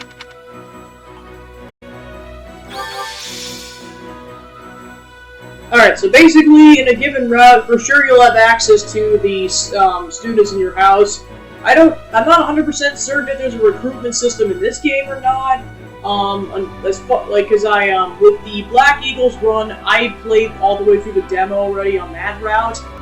As far as I can tell, at that point in the game, you can't recruit anybody, but that's like a very short part of the game, so you might be able to in the actual version. I'm not sure. I'll find out later. From what I could tell, I'm not getting my physical copy at least until Wednesday, so that'd be the absolute earliest I would be able to go beyond the confines of the demo. So yeah, that's one of the major story beat differences, that when Violet joins in, they become the third professor, and then Yuritsa is the weapons instructor. Whereas in this go-around, Violet and Gerald are out of the picture, so with that, Yuritsa becomes the third professor like he was supposed to.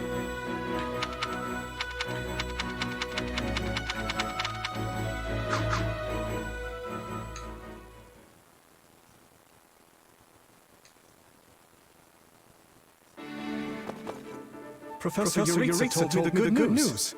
Welcome to the Blue Lion. I'm excited for us to learn and grow together. But for now, Please, make yourself at home. Our whole house has been buzzing since we heard you were getting assigned here. So we're going to treat you to a welcome feast tonight. Assuming you're okay with fancy offerings at the dining hall, that is. Well, of course, that's the main difference, too, is that Violet is a professor, whereas in with Shez, they're a student, so it's like a completely different dynamic. On behalf of the Blue Lions, can I just say we are honored to have such a lovely young woman join our ranks? I mean that. And I can't think of a better way to get to know each other than gather around the table for a meal. Enough chatter. You're a mercenary, right? How's your sword? You must have some skill if the board give passing marks. But I won't know for sure until we cross Blade training grounds. I'll see you there before dinner. That's no way to talk, Felix. You were being rude. Still, I must admit I'm curious as well. Rumor has it you're quite the exceptional fighter. I'm happy to spar with any of you. Frankly, this brings me right back to my old Merc quests. Trade blows if you must, but please try not to injure each other. The training grounds can be a little tough to find. Oh, why don't I show you the way later? Trust me. I'm speaking from experience. One wrong turn and you're in the library staring down the tallest stack of books you've ever seen. Yes, this is the largest monastery in Fodland, so it's easy to get lost if you let your mind wander. If you struggle to settle in, say so. You help His Highness. We are in debt. Remember your mission? We are to stamp out what's left of the Iron King's thieves. If I may, Professor, it seems a bit challenging for a first mission. But their leader Costas has already been dealt with. If the professor thinks us capable of mopping up the rest, I trust his judgment. Good. Prepare yourself. Of course, Professor. Oh, He's gone. Professor Yuritsa isn't much of a talker. Or easy to talk to, for that matter. I'm certain you'll get used to him. He may be a touch curt, but he's not a bad person at heart. Still, bandit hunting right out of the gate? This is quite the mission. After the events in the mountains, I hesitate to put His Highness in further danger. You worry too much to do. Besides, we have a trustworthy new ally coming with us. So as you kind of notice, based on like the grouping of the characters, like the other two houses have like the much more unique hair colors. Hair colors. Whereas like the Blue Lions, it's like mostly natural hair colors. Because I mean, like even though it's not out of the ordinary, like the dude has silver hair, which is still a natural hair color. Felix is the only well, then obviously same thing with Ash. But then Felix is the only one that's off with it being like a bluish hair color. Like it's not black, it's like bluish. But yeah, the rest of them have natural hair colors. And then there's Shez. I've given Bandit a dirt nap before, and I'll do it again. Well, I'm convinced. Whatever the case, we should be double prepared. And we'll be counting on our mercenary friend here to assist us. I won't let you down.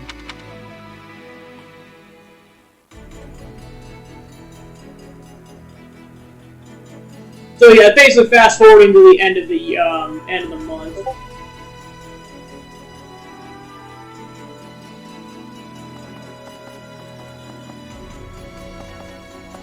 There you are, Yuritsa.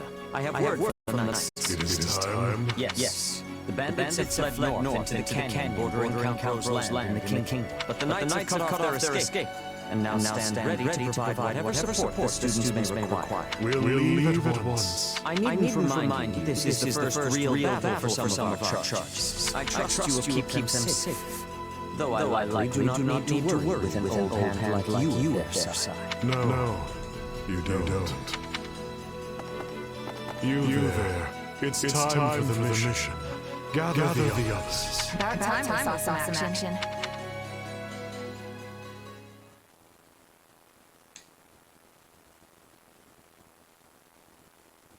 Lost sight of them. Ashamed to admit it, but yes. It's possible someone magicked the bandits away. Why go to that kind of trouble for a handful of highwaymen scum? So be it. We'll follow the blood scent. Right, of course. We'll follow... We're leaving. Everyone, follow me. Professor Yuritsa, where are you going? Well, he must have deduced where the bandits are. We should keep pace. Pathetic. Professor, it does not seem wise to charge ahead without... What's this? Just everyone's shocked. Like, Sylvain's like, what the actual heck is going on? From the look of it, they're bandits. Or they were. Dead by my hand. Whoa. Wait, so are these the bad guys we were after? Most likely. I caught them trying to escape that fortress. Interesting. That must be their stronghold. In that case, we'd better clean the place out before they harm the nearby villages. They've got their tails between their legs now, so this should be easy. Let's go.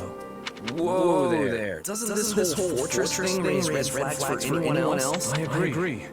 If this is their stronghold, why are there no signs of life? It could be a trap to lure us in.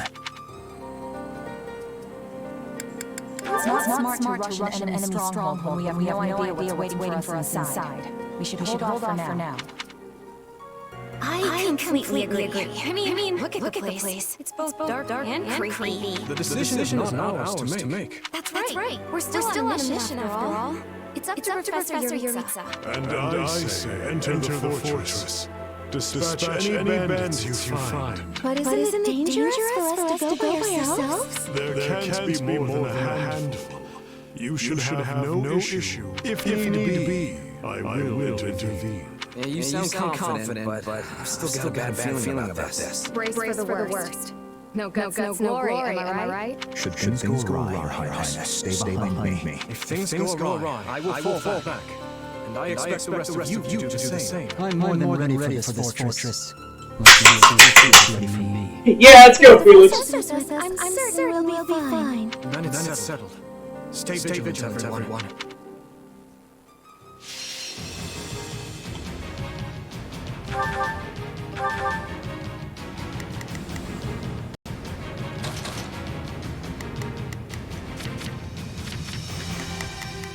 So yeah, it looks like it defaults you to using Dimitri to do an Ash, but I think you can swap out.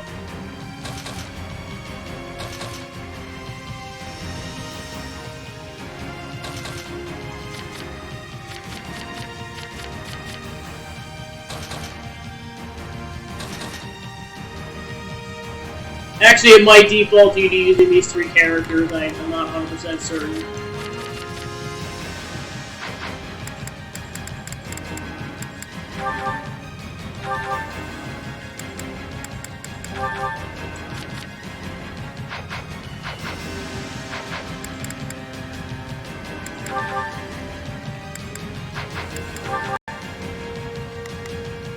So yeah, I played this on all. This will be me playing it on the third route. So now I've officially played it on all three routes. This map is the same for all three routes. I think where it differs is on the next chapter. Okay, so yeah, you're locked in with Ash to do and Shez and Dimitri for this go around. Go ahead and save.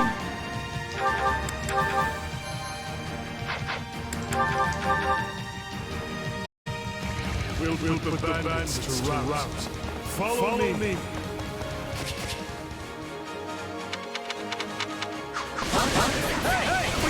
So yeah, obviously you can change classes later and weapons, but yeah, initially, Dimitri's a lance wielder, Dedu is an axe wielder, and Ash is a bow wielder.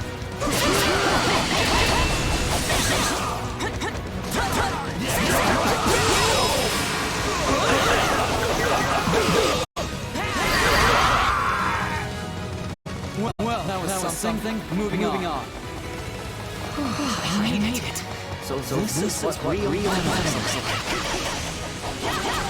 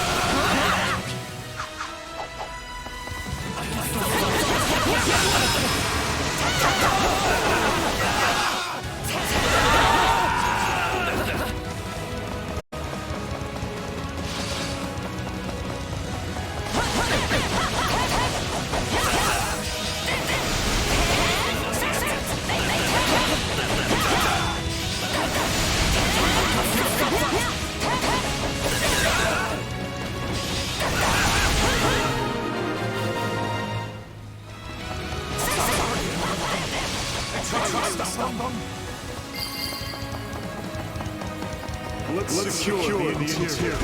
And then also Yuritsa is fighting alongside you as well. This place is bigger than I thought. Split up.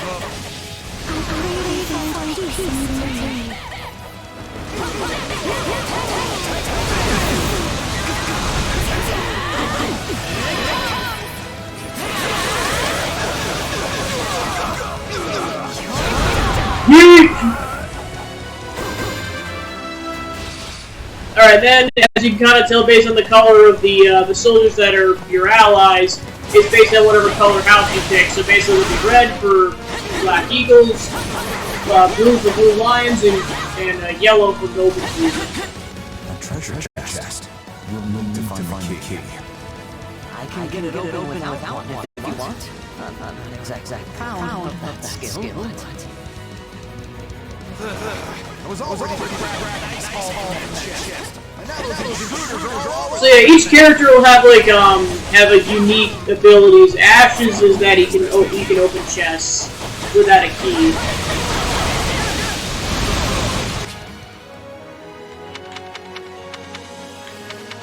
And then also some classes later on will have that ability. So basically, if you want the rest of your units to be able to do that, I'm gonna go ahead and give chase with the thief.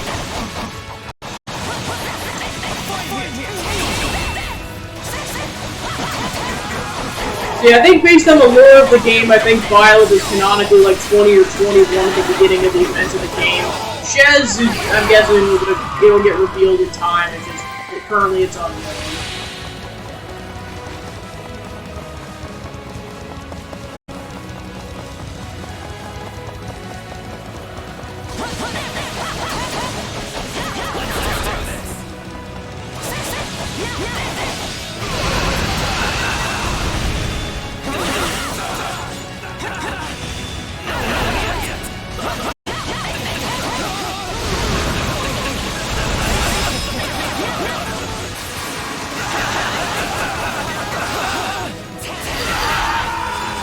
Alright, then let's have the other characters be productive. We'll go have the others attack some of the other people. It's time to move. We will proceed as planned. This mission has gotten out of hand. I suppose this isn't exactly a trap, but I still don't know what to expect from where. Let's take it for ourselves.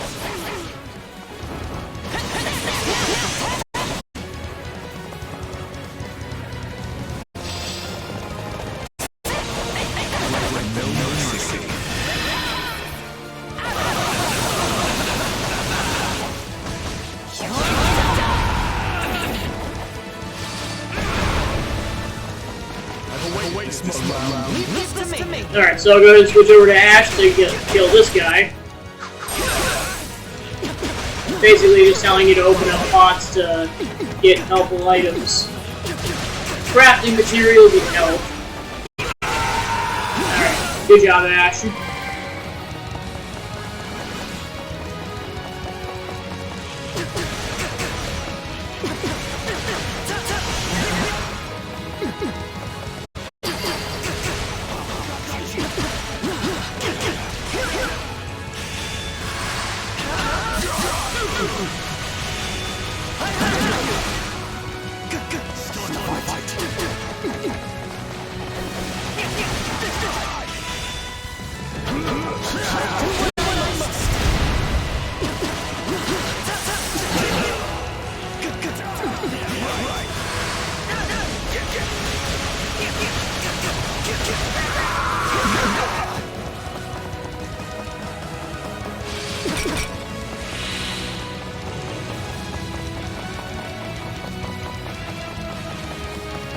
It's an old structure, very well built.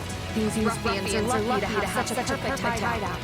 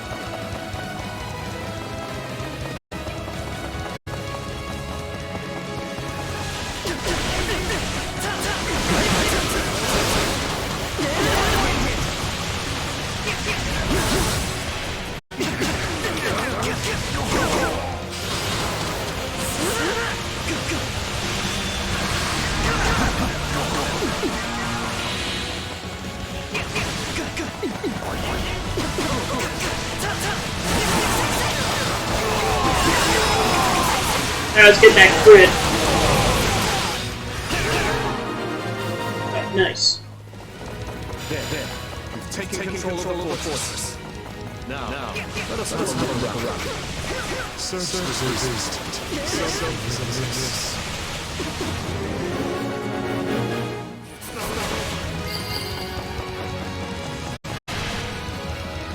Hey, there's a prisoner down here.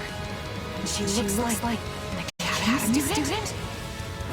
So yeah, this is basically the student that they said went missing last year.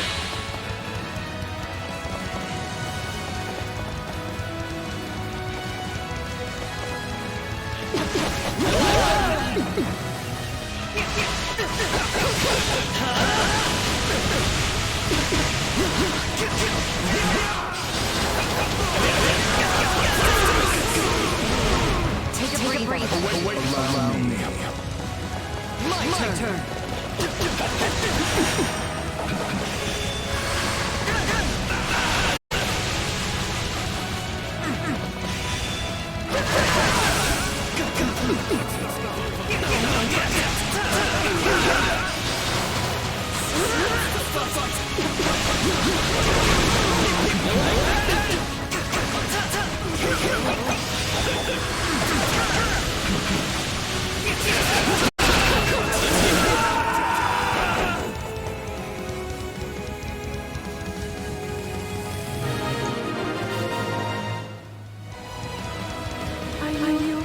Here to rescue me? Are you all right? What are you doing here? Never mind. We can discuss that later. Thank you for saving me. Don't let the girl escape, or Kranya will make us wish we were dead.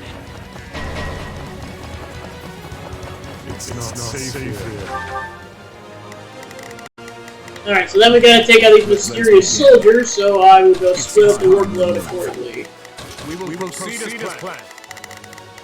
We must strong. Not a problem. Alright, cool. Take the girl and run.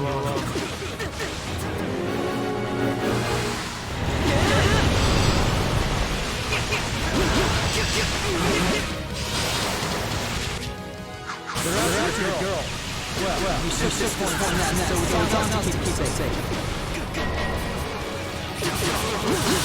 Leave me alone already! More bandits. Let's hurry up and get rid of them.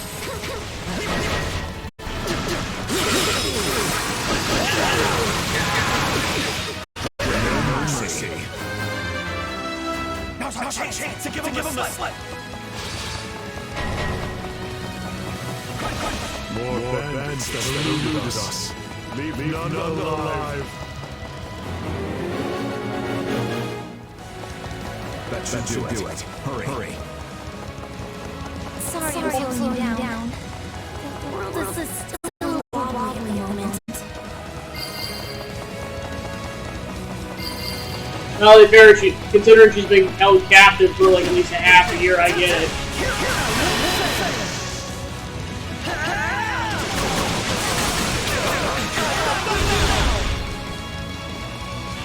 So yeah, it looks like it takes out a decent chunk of their health, even if it doesn't kill them. Dark Mage is destroyed.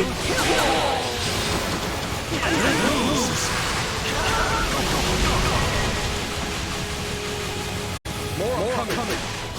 He's on no nests.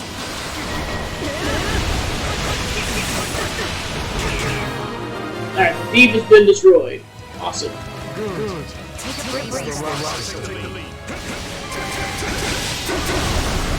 Take over Dimitri for a bit.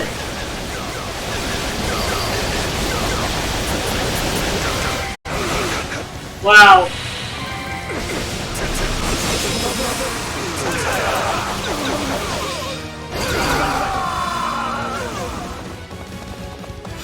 Alright, should be good.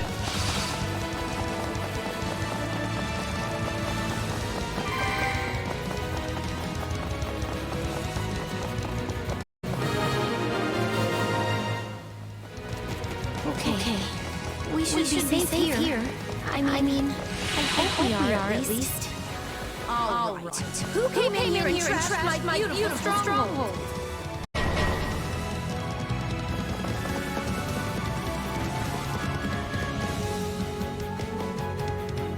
Hi there. I'm Grania.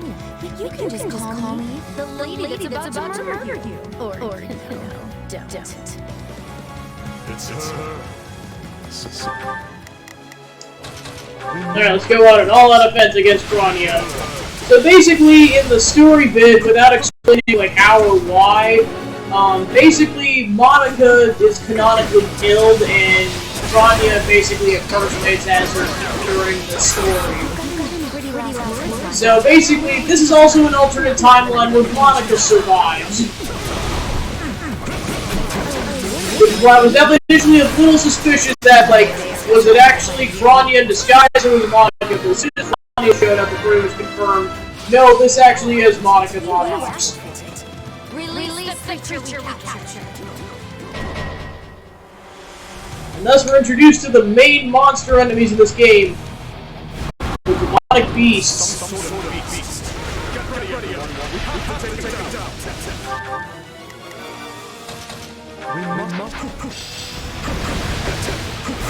So with demonic beasts, like, they have like certain weakness sections, at least in this game.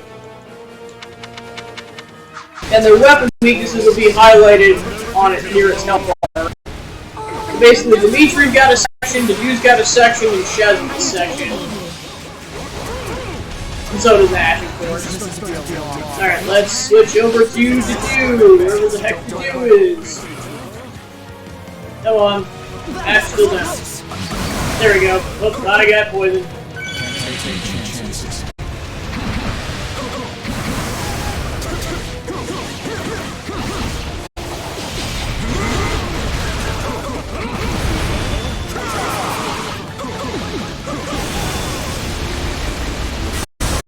Alright, let's get Dedue that special attack. Alright, and he finished off the demonic beast. Good job, Dedue. Defeated a demonic beast? Impossible! Doesn't like this at all. You'll pay for this. You'll all pay. These names are wholly unfamiliar to me.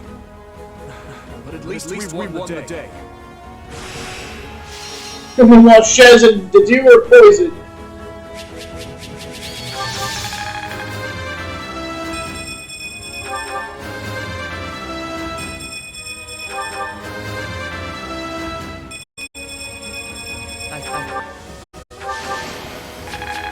Alright, Ash is the MVP.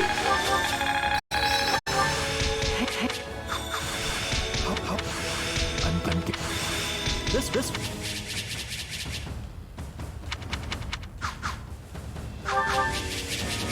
Go ahead and collect all the weapons and the items from that level. We should be safe here for the time being. I'm well acquainted with Professor Eureka, but the rest of you are this year's Blue Lions, I presume? That's correct.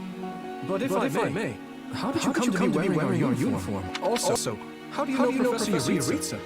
Were you enrolled at the Officers Academy? She's one of last year's students. A black eagle. That would make you our senior, but what are you doing in a place like this? Well, I was just on the verge of graduation last year when I was kidnapped by the strangest people. In truth, I thought I'd never breathe fresh air again. Thank you for coming when you did. Oh, where are my manners? I'm Monica Von Ox, eldest daughter of the Empire's Baron Ox.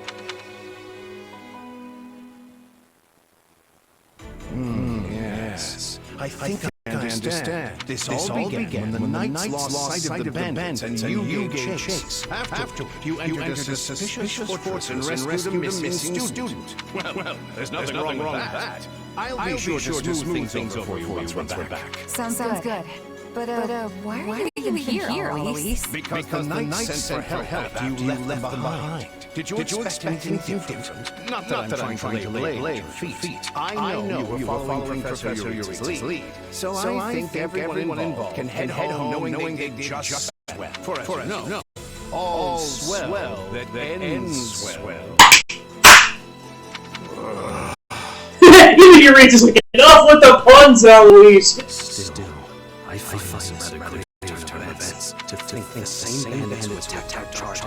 behind another student's abduction. I never said I was kidnapped by bandits. You didn't? We saw others in the fortress. People who were clearly not bandits. This is just a thought.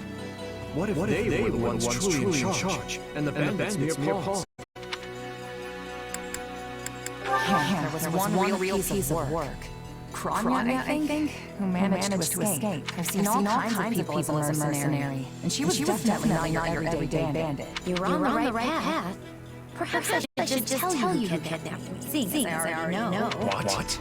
Why didn't you mention this earlier? Everyone was busy speculating, so it was difficult to cut in. What do you know, child? Out with it. Well, the one who kidnapped me was Tomas the librarian. I'm certain of it. I could tell from his gait and how his staff. I suppose he isn't the simple scholar you think he is. Tomas? Impossible. But Tomas has been at Garrick Monk even longer than I have. I don't want to believe it, but based on what you say, we've no choice to investigate. But sir, are we? Be on guard. If Tomas is in league with Kranya, he is dangerous. Very well. I will quietly work the matter to Lady Ray and leave the decision in her hands. Not a word of this to anyone. Is that clear? Wow, now things are getting interesting. Honestly, did not see this coming. So what do you make of this Kranya? Why did she was out the fortress? You seem preoccupied with her during that battle.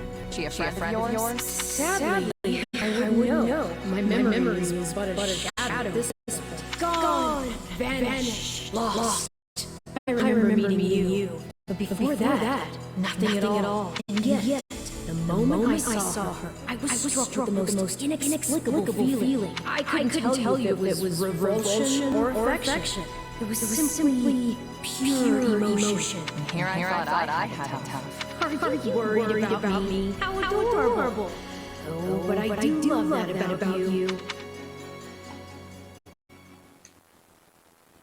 And so, the knights have been ordered to apprehend Tomas. As it happens, he's been absent from Garrick Monk for the last several days. They are using this opportunity to prepare quietly and intend to seize him on his return.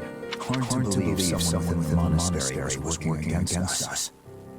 It's shocking, yes. But we have testimony from the very person he abducted. Not to mention all the other evidence they found. No surprise they want to bring the guy in. This could be our only chance to find out about his co-conspirators. So who is this Tomas guy anyway? You say he works in the library? He used to help me track down all manner of obscure books. I always thought he was just a kind old man. Tomas is the last person I pictured as a murderous kidnapper. I asked around, and it seems he's been in his current position for over 40 years. Why he chooses to lash out at the church now is beyond me. Maybe his feelings aren't new. There could have been troubling signs for a while that we aren't aware of. Even if that's true, what is the point of kidnapping a student? Ransom, maybe? The kidnapped student is from an imperial house. Or maybe he wants to tarnish the church's reputation. Wow, look at you reasoning things out. Your new friends must be rubbing off on you. Your Highness, did this man hire the bandits that attacked you in the mountains? That's what I'm told, but I've yet to confirm it. There is evidence that seems to link them. I don't know about you, but I'm going to feel a lot less safe after this. You're not alone. Rumors are flying around the monastery about who else might be a traitor. You'd think the church would do a better job vetting the people they employ. Maybe it's not so easy to... Hey, do you hear that? Something's happening outside. Are they ready at the gates? Yes, sir. Every exit is covered. Well, sounds like Tomas has returned. I don't know why I know this, but you need to get out there, and quickly. I think he's here. I'll be back. Shouldn't we take a moment to... Very well. We'll be right behind you.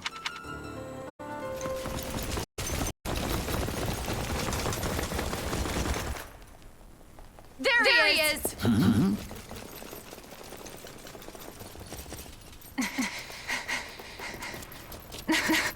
That man down there. Lady Ray wants to speak with you. I suggest you accept. This doddering persona of mine will benefit me no further.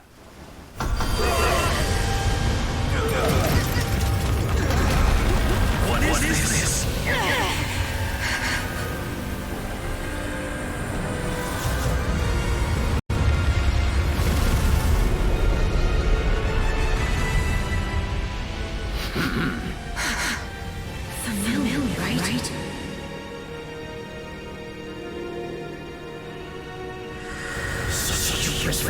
Vermin, you will pay for this.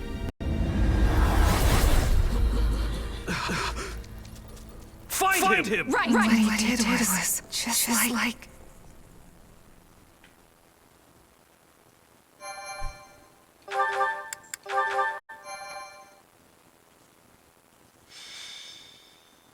Prologue.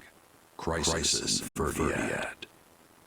So this is where it divulges, like, on a different path. Upon his return to Garreg Mach, Tomas shapeshifts and flees, and not even the Knights of Ceres' most concerted effort. So yeah, basically the guy's actual name is Solon. He basically, I'll reveal what he is later, but like basically that's Solon and he's in league with Kranya, and Antalis is Kranya mentions. I don't think it's a spoiler.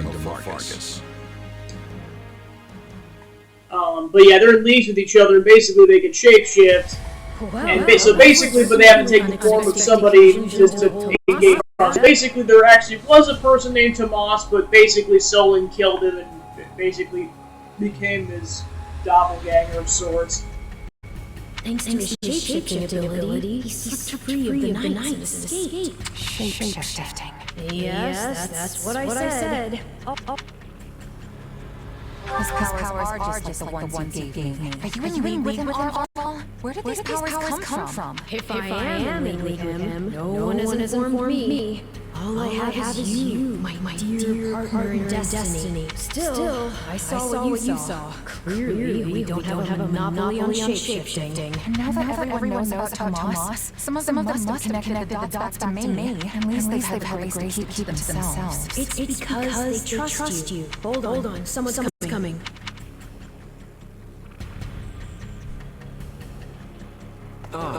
There you are. Something wrong? No, I simply wanted to check in after the unsettling events the other day. I kind of try not to dwell on stuff like that, but I admit I'm having more trouble shrugging this off than usual. It's gonna make my life a lot harder if my powers end up being evil. Perhaps. And yet... How do I put this? Power is neutral. The good or evil comes from the one who wields it. For example, I possess extreme strength, and have always believed this gift was bestowed upon me so that I might protect others. Basically, it comes from his crest. You used your power to save us, which means it cannot possibly be evil. Didn't mean to fish for sympathy there, but well, thanks. My apologies if I overstepped. I've been looking all over for you, Prince Dimitri. Her Grace the Archbishop is asking for you. She requests that you come to the audience chamber immediately. Duke Rodarius has arrived for a visit. Rodriguez is here? I'm on my way. Let us continue this discussion later.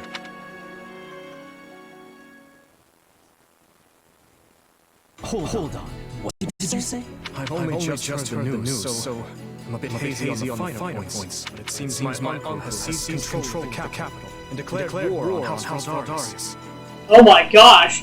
So yeah, basically what happens in Three Houses is that his uncle, because basically his parents are dead, and so his uncle is regent until Dimitri's old enough to take the throne, which is relatively soon.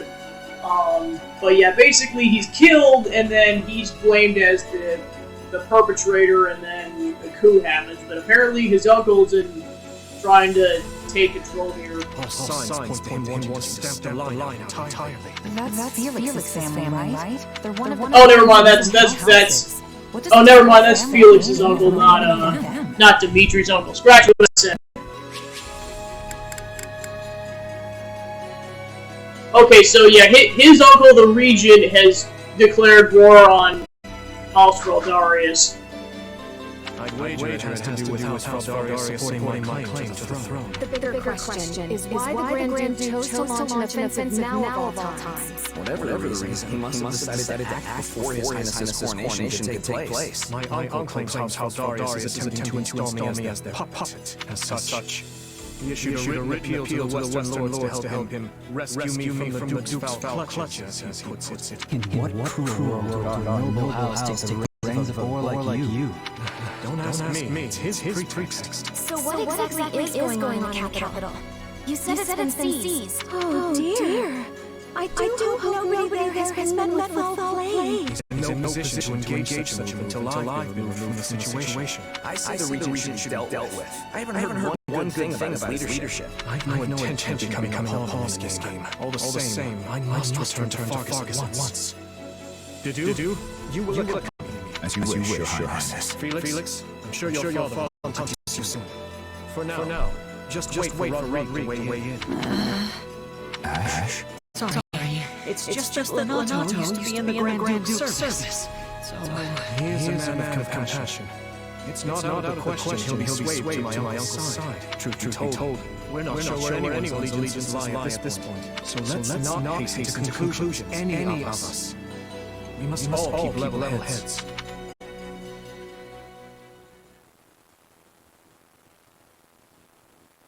I'm told you are sending the knights to help us, Lady Rhea.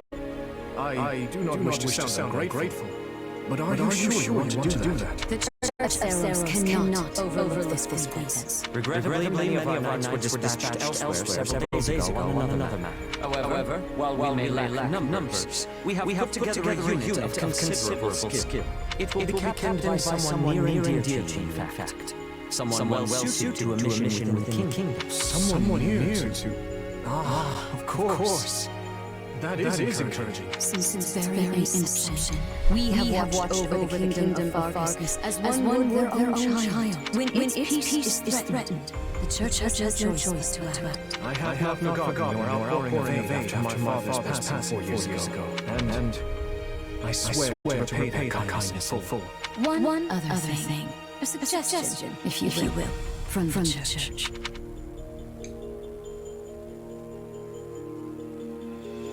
Interesting. So she wants all of us to go with you? Yes. This time, the Knights of Seros will be accompanying us, in addition to Professor Yuritsa. Well, I certainly don't mind. But Annie and Ash, what about you? You know I'm always behind you. But considering what it means for my uncle, I don't know. House Dominic's lands are surrounded by other houses that are likely to support Rufus's claim. If I join you, it could sour my family's relations with our neighbors. I mean, of course I don't want to get Renato into trouble, but I also know he need to do what I think is right. I'm sorry to place such a difficult decision on your shoulders, Ash. And what of you? I'm in. The more time I spend here at the Academy, the more I miss actual fighting. Besides, I want to use my powers to help. After all, the good or evil of a thing comes from the person wielding it. Am I right? Indeed it does. You have my thanks. There you go again, throwing yourself headlong into the cursed conflict you find. No wonder I have to keep stepping in and guide you. Still, we basically have no choice, so I guess. I'll inform you of the details soon. Please ensure you're prepared by then.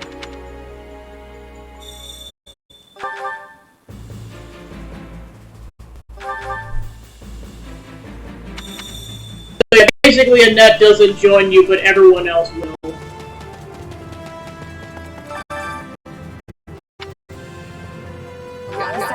Don't look so glum, Dimitri. Everyone fights with their family at some point in life. You're a fool. Like a rapier. Perhaps I'll do well to pick up a bit of that cheer. I had a missive sent to my uncle, but I'll wager I'll not receive a reply. Please continue with preparations so you can set out immediately if the fighting starts. You know there's a whole town near Garrick Lock? A bunch of suspicious characters live there. They call it Abyss. I wonder what those folks are really like. The church leaves them alone though, so they must not be involved in that business with Tomas. To be honest, I'm a little afraid of His Highness. I mean, he's definitely a good person, don't get me wrong or anything. He's got a somber look on his face, but instructions to his troops are always clear. But still that face, you had no idea what's going on in his head. Is he sad? Is he calm? It's impossible to tell. And he's born with that inhuman strength of his, right? Sure makes him hard to approach. What if I make him mad?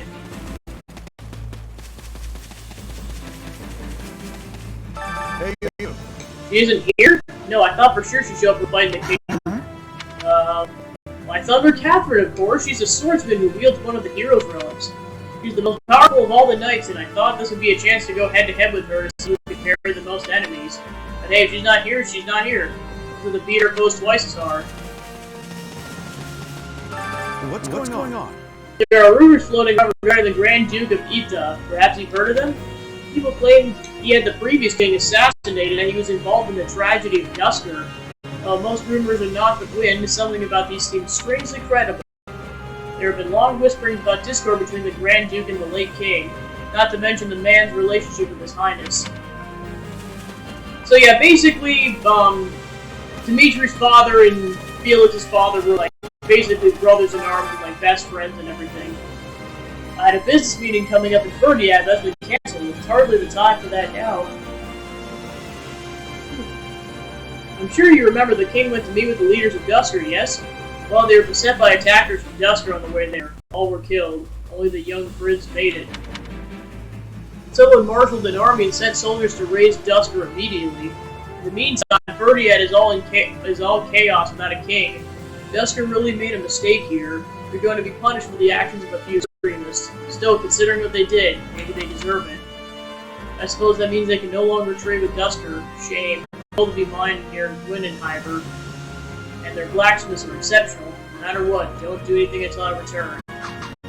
So yeah, that basically sums up the tragedy of Dusker, is that basically, yeah, his, Dimitri's father was killed, Dimitri's mother was killed, Felix's older brother Glenn was killed, as well as some other people. Like, basically, a lot of people were killed in the king's party except for Dimitri, and then they immediately retaliated and basically genocided the Dusker people.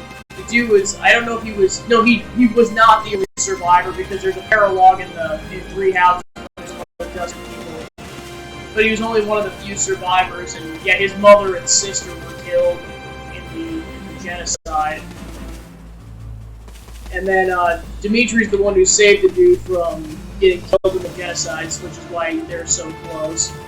I loathe the Grand Duke. He tried to harm His Highness on countless occasions. His Highness's first campaign was suppressing the rebellion in the West. That too is a plot of the Grand Duke. Only because of House Feldarius did His Highness emerge unscathed. Assassination attempts continued unceasingly in the palace afterwards as well. Given what happened with King Lambert and Dusker, His Highness must be aware of the ill intent. So yeah, they don't exactly state it in Three Houses, but yeah, his uncle's a piece of food. Okay, I already talked with dude.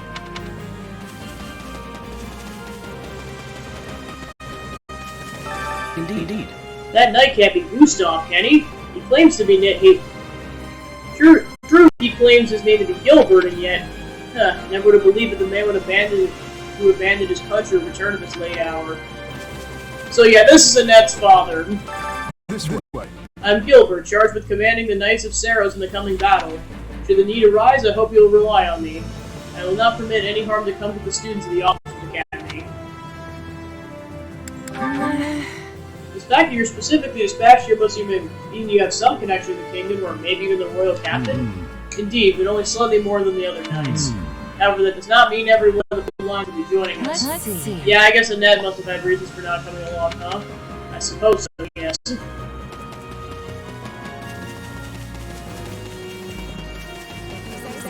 Are you sure this is okay, Ash? Lord Lenato was once a servant of the Grand Duke, after all. Yes, when he learned of the circumstance, he told me to hold on to what I believed was just. Yeah, Sorry, I'm still getting used to all this ability stuff. Who's this Lord Lenato guy again? Lenato is the head of House Gaspar and also my adoptive father, which is exactly why I'm going to do what I believe in, Ingrid, don't worry. Maybe you really are suited to be a knight, Ash. Okay, they're just chatting. After the death of the previous king, most of the royal knights were apparently taken under the command of Rufus, the Grand Duke of Ita. Some portion escaped the capital and rejoined with us here, but not all.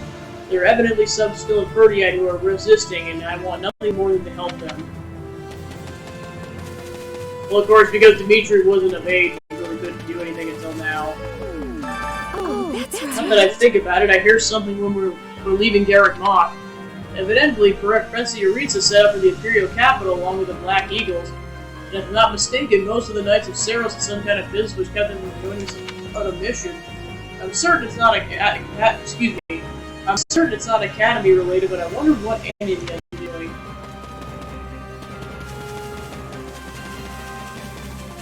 Do you have a spare As a member of House Brenius, the present situation is one I simply cannot believe in.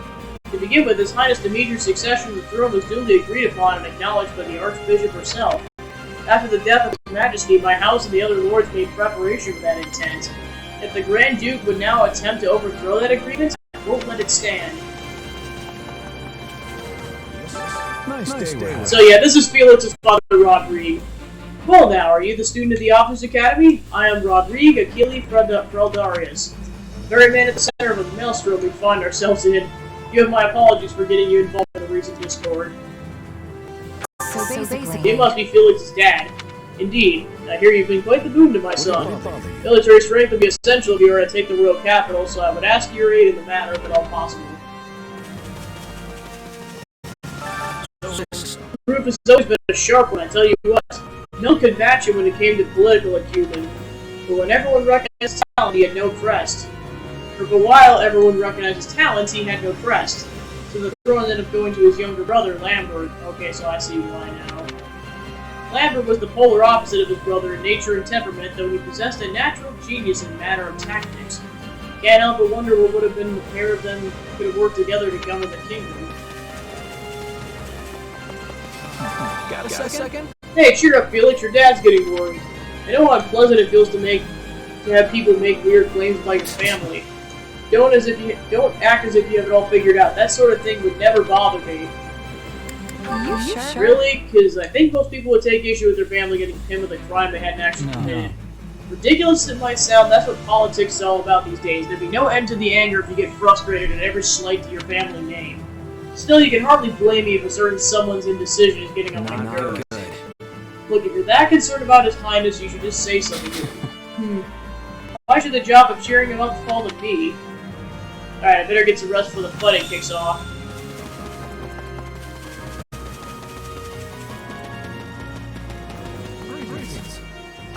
You have my I thanks. see you have spoken with everyone. The consideration is much appreciated. We shall depart the moment everything is ready. Please be sure to rest until then. The Duke has stamped out most of the troops and invaded from Darius.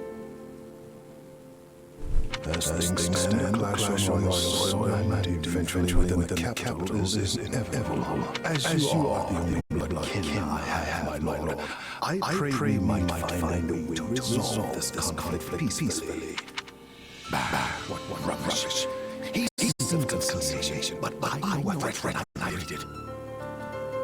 So yeah, this is Dimitri's uncle.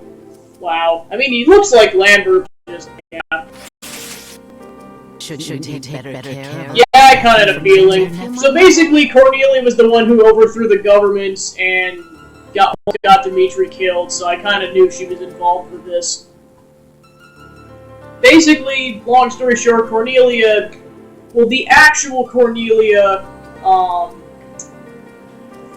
basically created a cure to a plague that had wiped out a decent amount of Fargus's population, including Dimitri's bio-mom.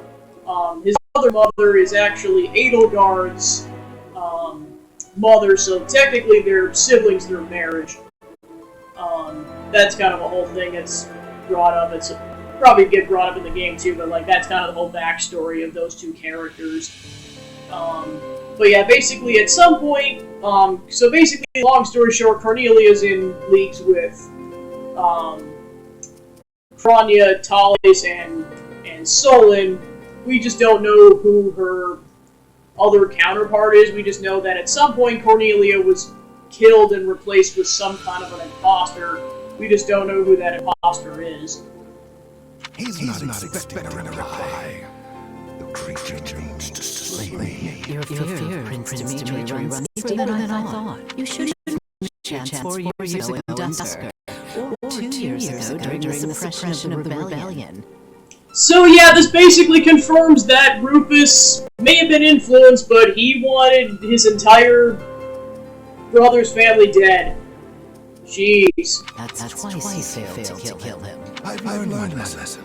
Alliance Cup is still a lion, and one cannot slay a lion with a clumsy scheme. It's those monstrous eyes, Cornelia. They terrify me. The boy is a vicious animal. Yet he attempts to feign actual grief that can't find common ground. The madness of it sinks to my core. I understand completely. Every night since I killed my brother, I dream a lion is ripping my throat. So yeah, basically, yeah, he was heavily involved in that whole affair. This confirms it. Wow. You'll run yourself ragged if you live your days in fear of revenge. You meant to rule Fargus, and you have the power to make it so. Your royal army is the finest in the realm. And if I may be so bold, you also have me. Put your worries to rest, my king. Sleep deeply and without fear. I'm so utterly tired. Tired of being afraid. Tired of what I've become. All of it. I see. And how much longer until Tullus gives the word? So yeah, I didn't even have to wait that long. She just flat out says, I'm in good with Tully, so like, it wasn't that much of a spoiler. I know only that something is amiss in here capital. Curse it all! I am not waiting 1,000 years for that doddering old fool to act. Rally the Western lords and their troops, and be quick about it. Have them make ready to intercept that well. As you command, Regulus. Okay, so this was never revealed in the game. This is all new information. So yeah, Cleobulus is her counterpart.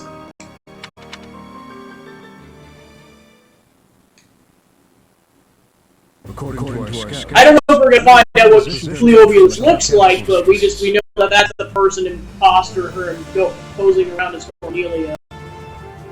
So they can use the townsfolk as shields when we take the fight to them. With vulgar tactics. Well, now that we know their strategy, our next move will be critical. A victory stained people blood achieves nothing. We'll need to move our forces swiftly, but with caution. To do. Has there been a reply from my uncle? Nothing yet. I thought not. Your Highness, will you truly be able to strike Rufus down when the time comes? I will do what is required of me. Preparations are complete, Your Highness. The people are waiting for you, Dimitri. Let's not keep them any longer. No, we best not. You're our commander, but you look like you're heading for a funeral. Could you maybe try not being so insufferable? Apologies for my demeanor. I have more than a few things on my mind. Not very well. Let's begin our final war. You look pale. Not keen on fighting your own blood? Sadly, I saw this fight coming long ago. Then what's the problem? Now that I brought fight to the streets capital, I wonder if my actions are right. Most of the people here favor keeping the royal line in succession. That's because my father, kings before him, maintained peace inside these walls. Ever since my uncle seized power, the people have been forced to endure his licentious reign. Did you know they asked me to assume the throne before my time at the academy? They said only a true king could undo Rufus's misrule. So why didn't you? Because it would have divided the kingdom. Just as it's doing now. Had I supported my uncle's claim, it would have been a rebellion. And the only way to prevent such a rebellion is to invade the capital and kill the regent. In other words, I cannot restore my grandfather's peace without first breaking it. In that case, there's no reason to hesitate. You know fighting is the only answer here. You just have to accept it. My apologies. I have a bad habit of recognizing such things. And as all of you have come this far to help me, the least I can do is make an attempt at optimism.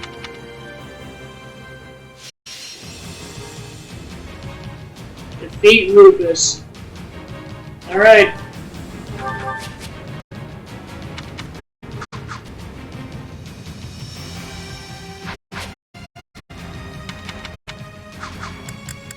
Before I do any prep work, I'm gonna save, otherwise I have to watch all these cutscenes again.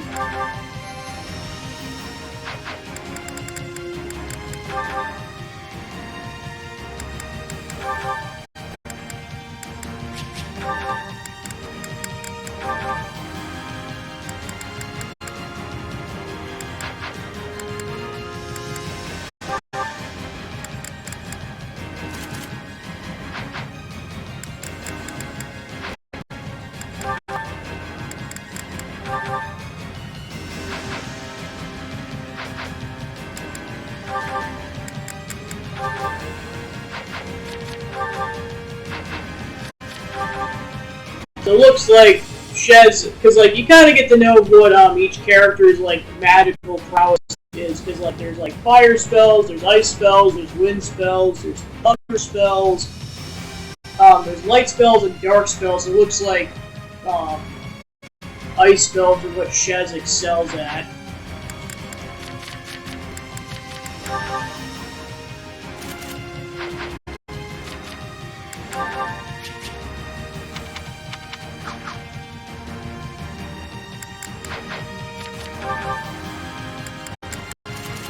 Go ahead and get her a stronger weapon.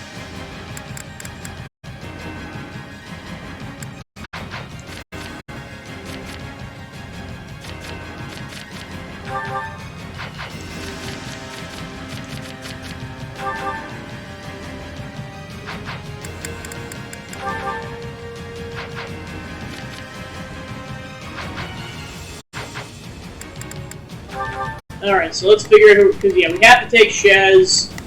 So yeah, the other weapons will kind of be your auxiliary characters, like, so everyone will be involved, but you're only controlling 4 of the units.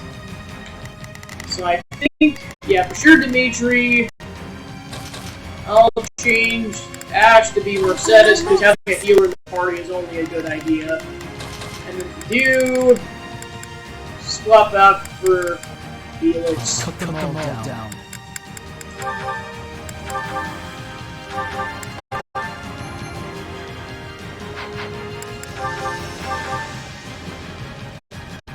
As we feared, the soldiers are using the townsfolk as shields. What cowards! First priority. My uncle. Wait. We'll start by eliminating guards on the capital perimeter. Okay, so let's strategize. Begin the operation. Okay, so I guess we have to get past the initial section first. This will go faster if we split into two groups. They're coming. Short of the defenses.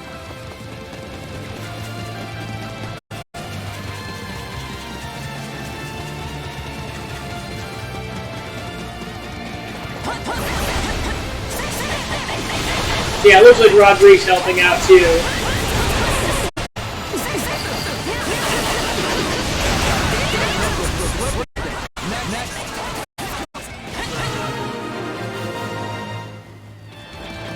Perimeter is secure. Should be easier now we know our backs are safe. Open the gates and seize the town. But ensure no harm comes to the people.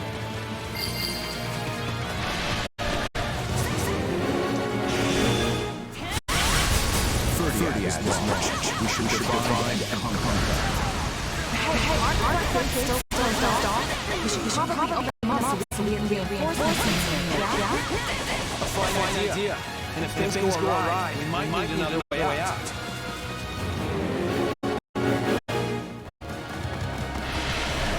Alright, so now is where I'll strategize since we can go into the main area.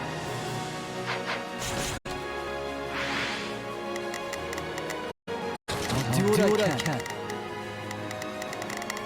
Felix take this dude out. Dimitri goes for that dude. We move. No. You go for this dude, and I'll rush the main guy.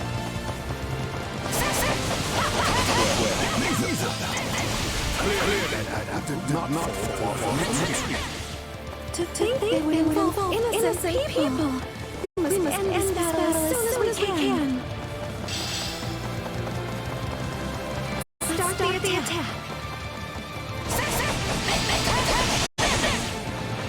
Now's our chance. Attack!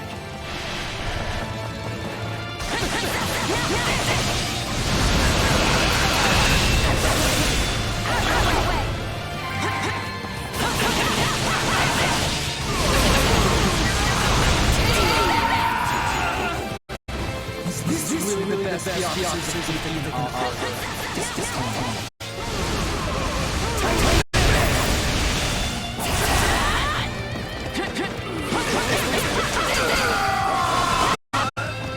In that case, fling open the gates.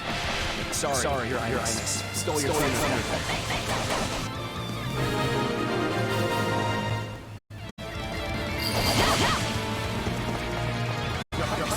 You're all right. We should do not blame yourself. You cease to make amends. Lend me your strength and help me rearrange the...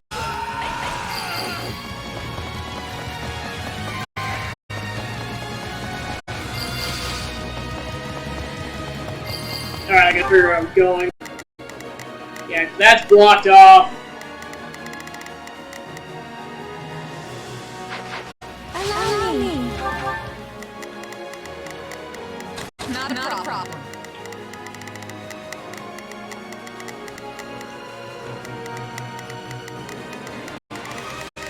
I've got it. I do this for His Highness.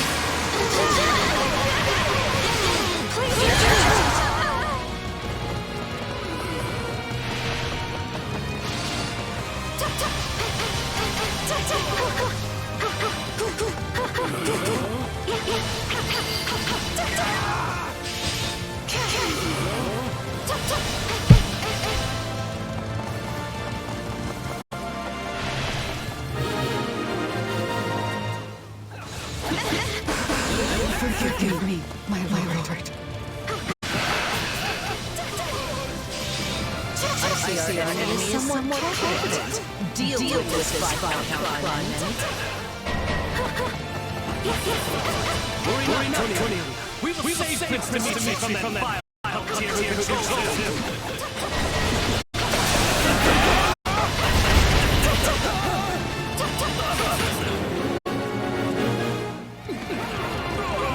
Take care of those soldiers before we're boxed in.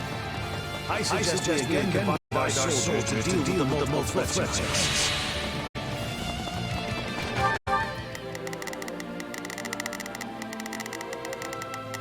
Not a problem. I got this. We will proceed as planned. We must strive to perform to the best of our ability. I'll do what I can. Alright, then there's one off to the right, which I'll have to Mercy go take care of. It just take you a while to get over there, thing.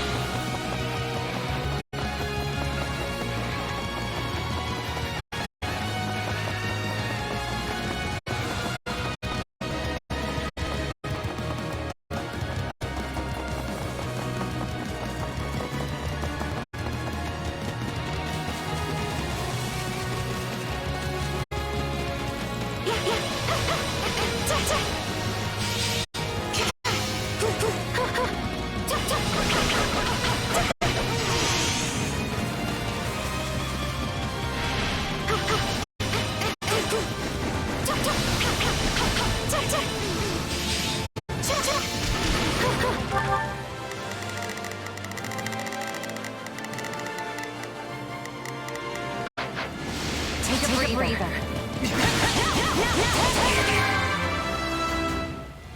This is just sad. Can we please hurry and get that over with?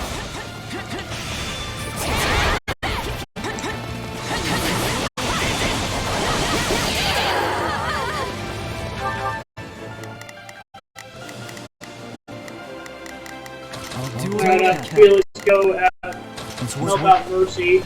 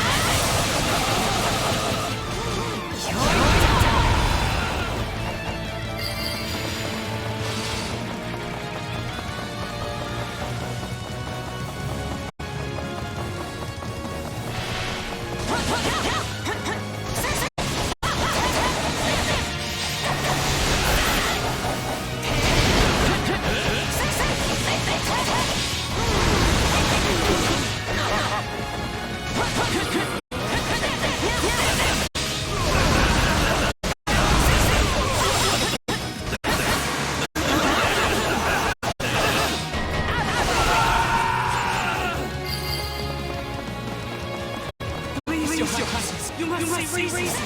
We're only doing our duty. Take it. I have a lot of questions here.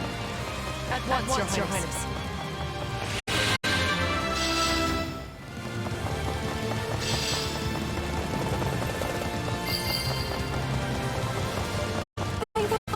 We were able to keep the people out of harm's way.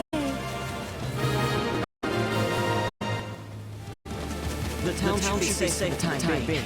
Let's press on to the castle. How do we breach the castle the drawbridges have? These people are hopelessly outnumbered. Unleash our units from the strongholds and crush them all. This will be our chance. There are controls by the castle gates. Lower the drawbridges. To do so with the strongholds.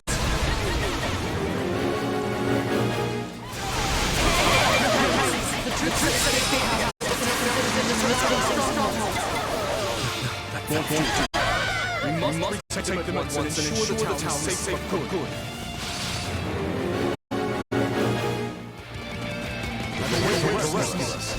Give us the honor.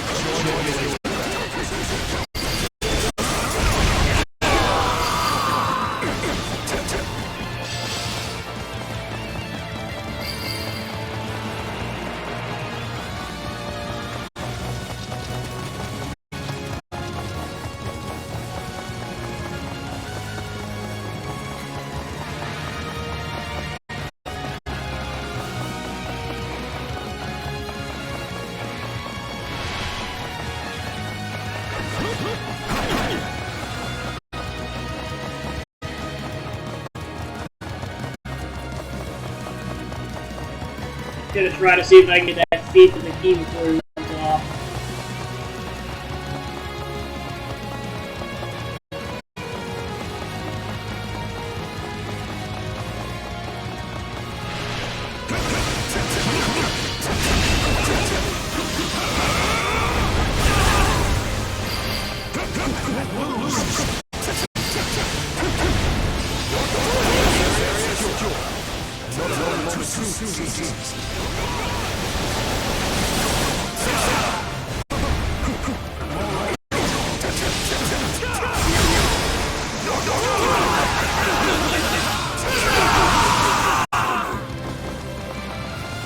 Alright, so then I'm gonna go open that chest off to the left.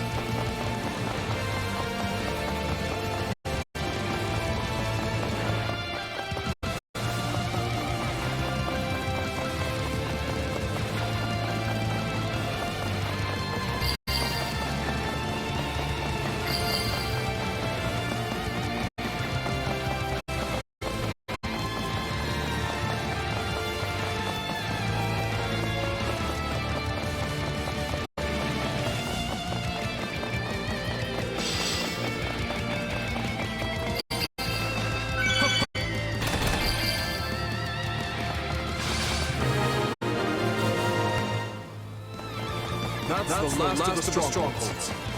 You should be much quieter around here now on.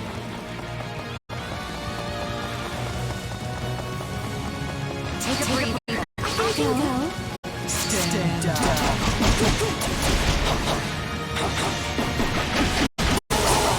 Alright, let's take control of Felix for a bit. Now back to Mercy.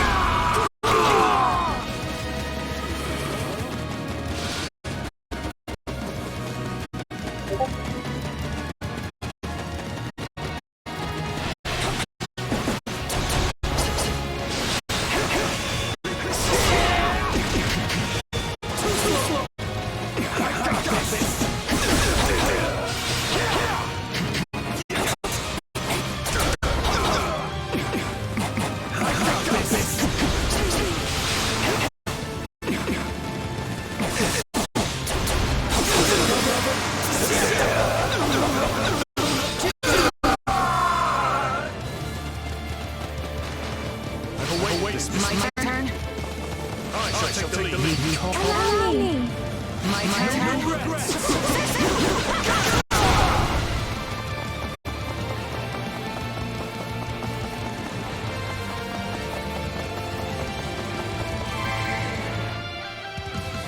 And of course, the main entrance is blocked.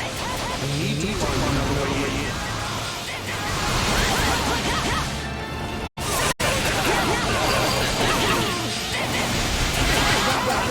Now lower the drawbridge.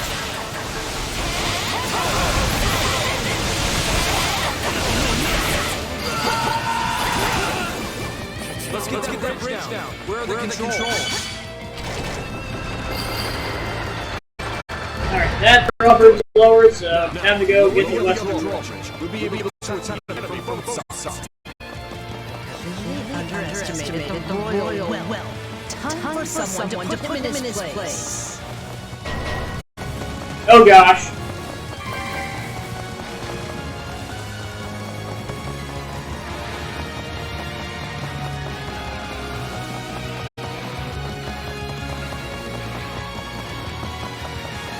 Cool to see what the palace looks like, because I don't think I ever get a chance to see it during the main game, or 3 houses rather. Alright, the drawbridges are down! Now that we have access to both the east and west bridges, it's time to reach the capital, corner the traitors, and strike them down.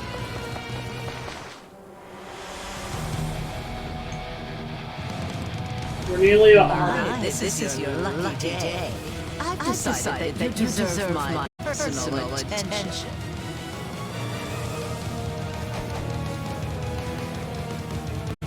Rufus Theory Blatant. You truly are whimsical. Today, my what is? By the way, this was my likely to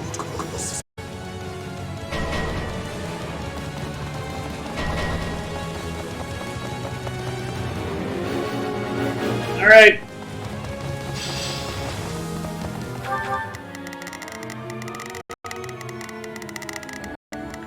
I'll do what I can.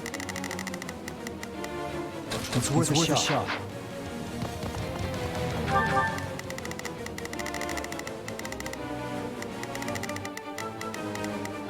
We will proceed as planned. Alright, now I'm going to take out Cornelia, and I'll head to Rufus.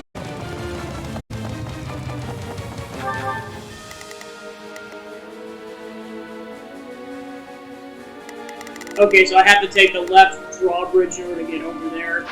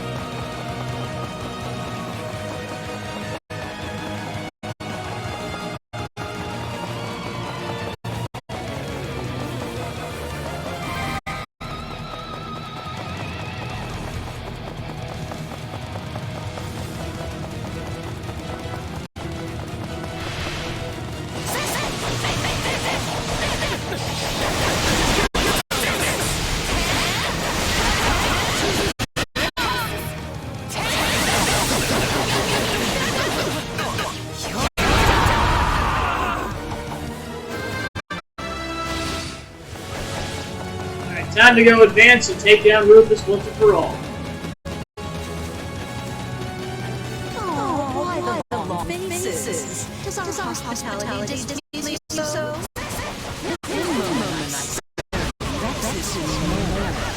You should have died. Turns out we finally agree on something. Seeing as I yet live, I have a duty to fulfill.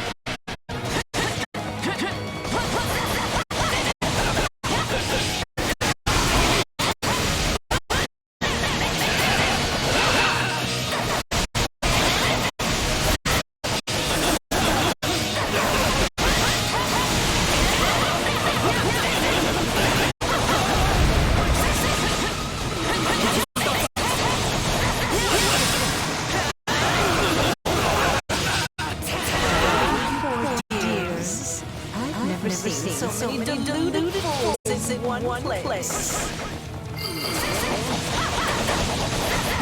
Still improving. You're like a beautiful flower blooming on the battlefield.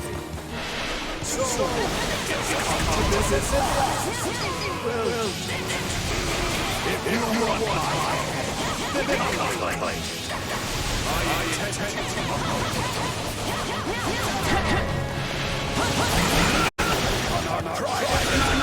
we will defend our dreams to the last. I also see not ready. Which means he gives me no choice.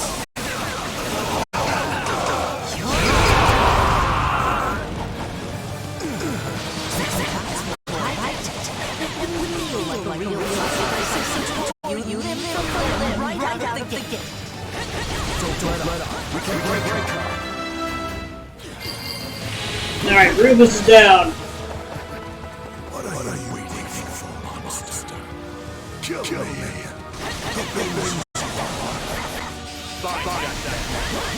Take him away.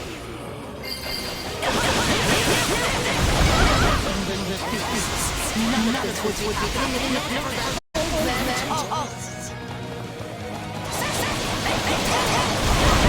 So yeah, well, and of course, like, unfortunately, Talik's off in the Empire right now, so she's kind of screwed here.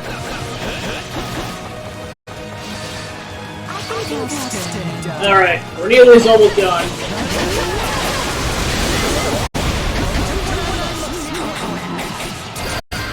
Alright, Cornelia's down. getting wrapped up in my fun again. What's that? I must bid you farewell. She slipped down.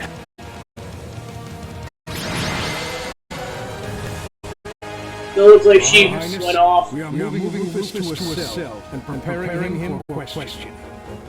Good. Thank you. I will join you shortly. Raise your voices with me, friends. You fought hard this day, and now victory is ours. Alright, we did it.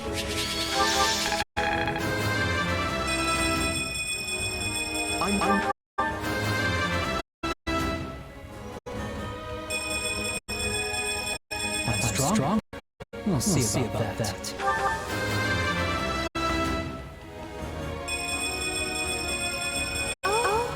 I feel stronger.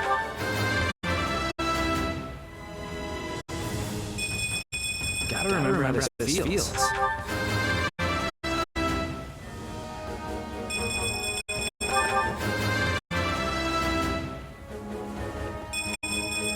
I won't let myself stop here.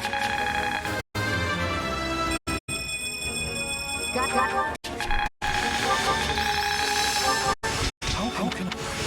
How can I could So even though they're not primary, or they're not like your primary fighters, they still get skill upgrades, which is nice.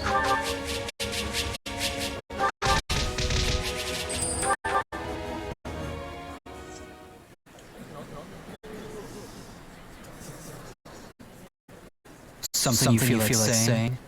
No. All traitor put to the sword.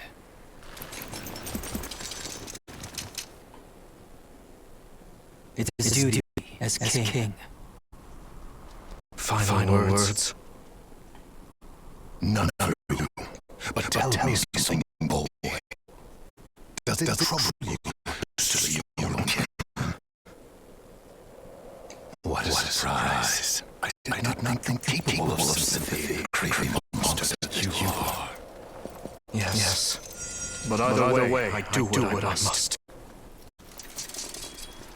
Well, to perish by your hand. It is a fate that I must deserve.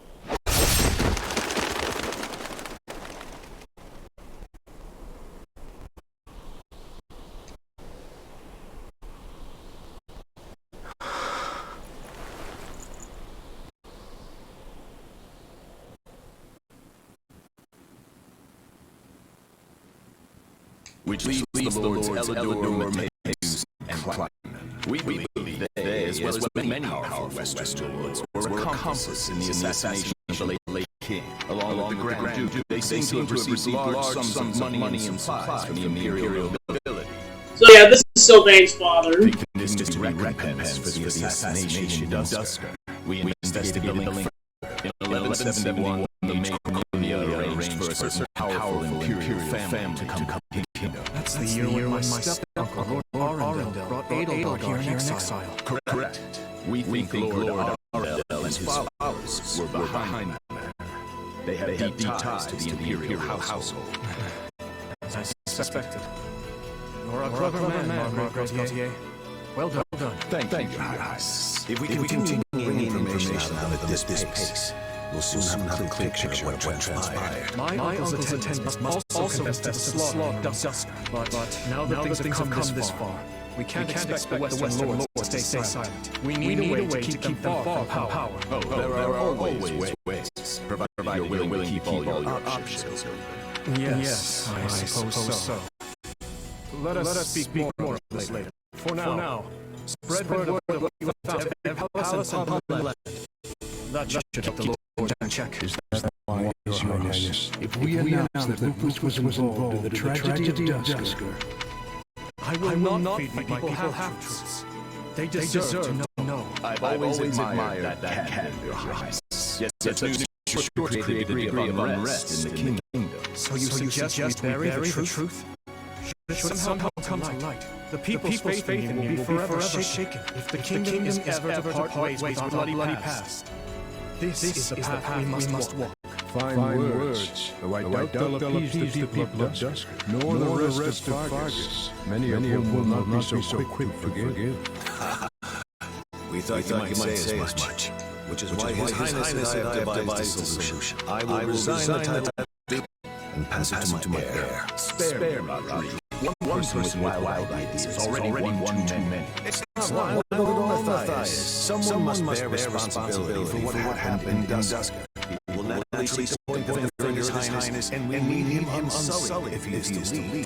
Someone has to get down in the mud and bear the slings and arrows for him. Who better for such a task than me? Rodrigo will abandon his title and work with you to restore harmony between our people. I'm not asking him to take his life. Rather, he offered to spend to set things to rights. In that case, we've only to deal with the issue of the throne. I believe we should move forward with your coronation straight away. I agree.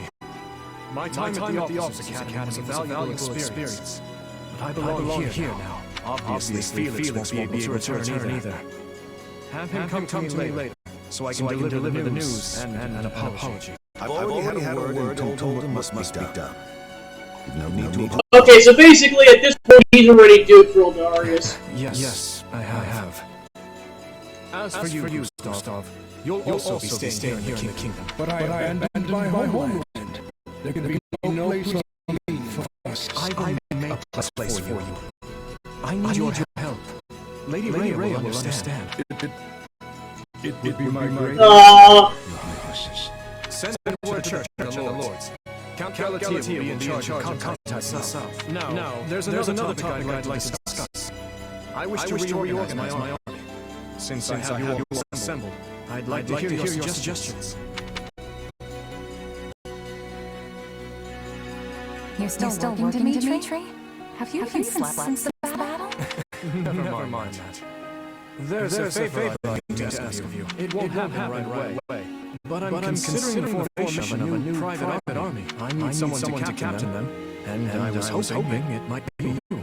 What does the leader of the kingdom need a private army? I fear my uncle may have rubbed off on too many of my knights. I'm not saying they're all bad, but it's clear as day that bribery ran rampant. To rectify that matter, I'm looking into a complete reorganization of the army. These next several years will be an age of civil war, and I want to be surrounded with the best and most loyal soldiers I find. Well, that does sound interesting.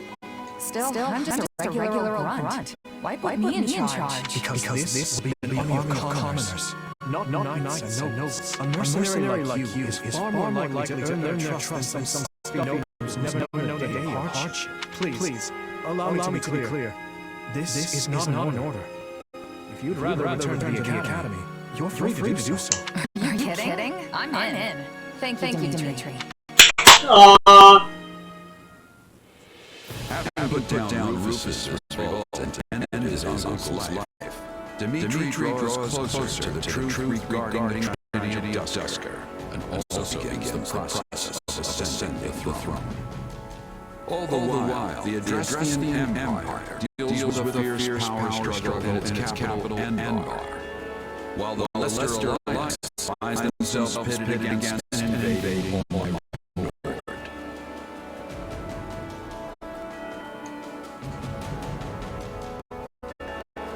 Realizing the troubles of Fodlan fall squarely on her young student's shoulders, Archbishop Rhea closes the office and permits her charges to return home.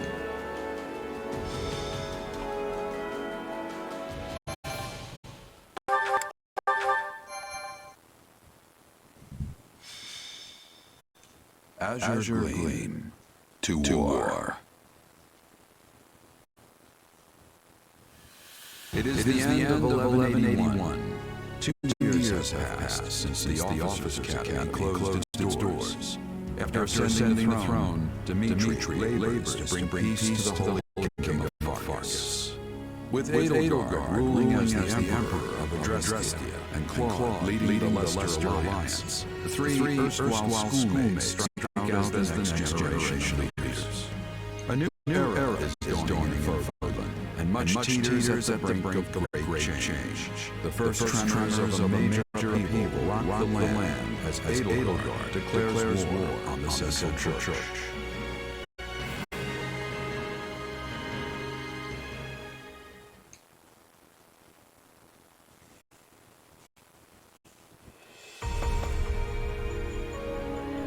Pardon my lateness, Your Majesty.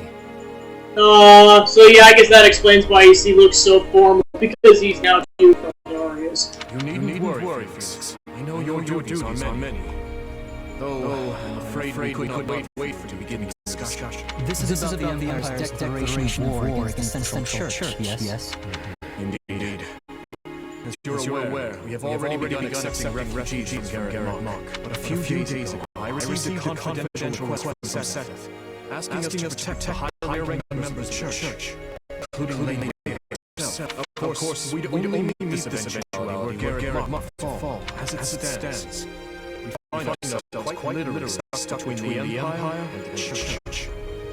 I'm not sure how much longer we can remain neutral. If I might, Your Majesty, trouble as it may be, I believe it prudent for us to reject this proposal from the church outright. Although the shelter will only serve to provoke an invasion from the Empire.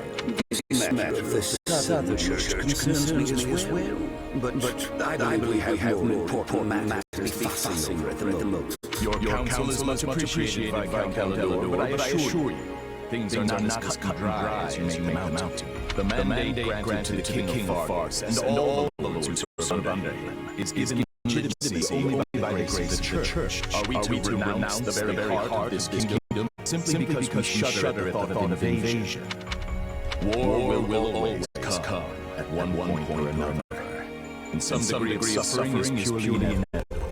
You know this as well as I, Count. You dare speak of suffering, do you? When the blaze of war will not scorch your lands in the north as it does ours? I would normally agree that those of us from the northern territory should hold less sway in this discussion. But if Garrick Mach were to fall, the war front would not hold the West. Your Majesty, what of House Row or Galatea?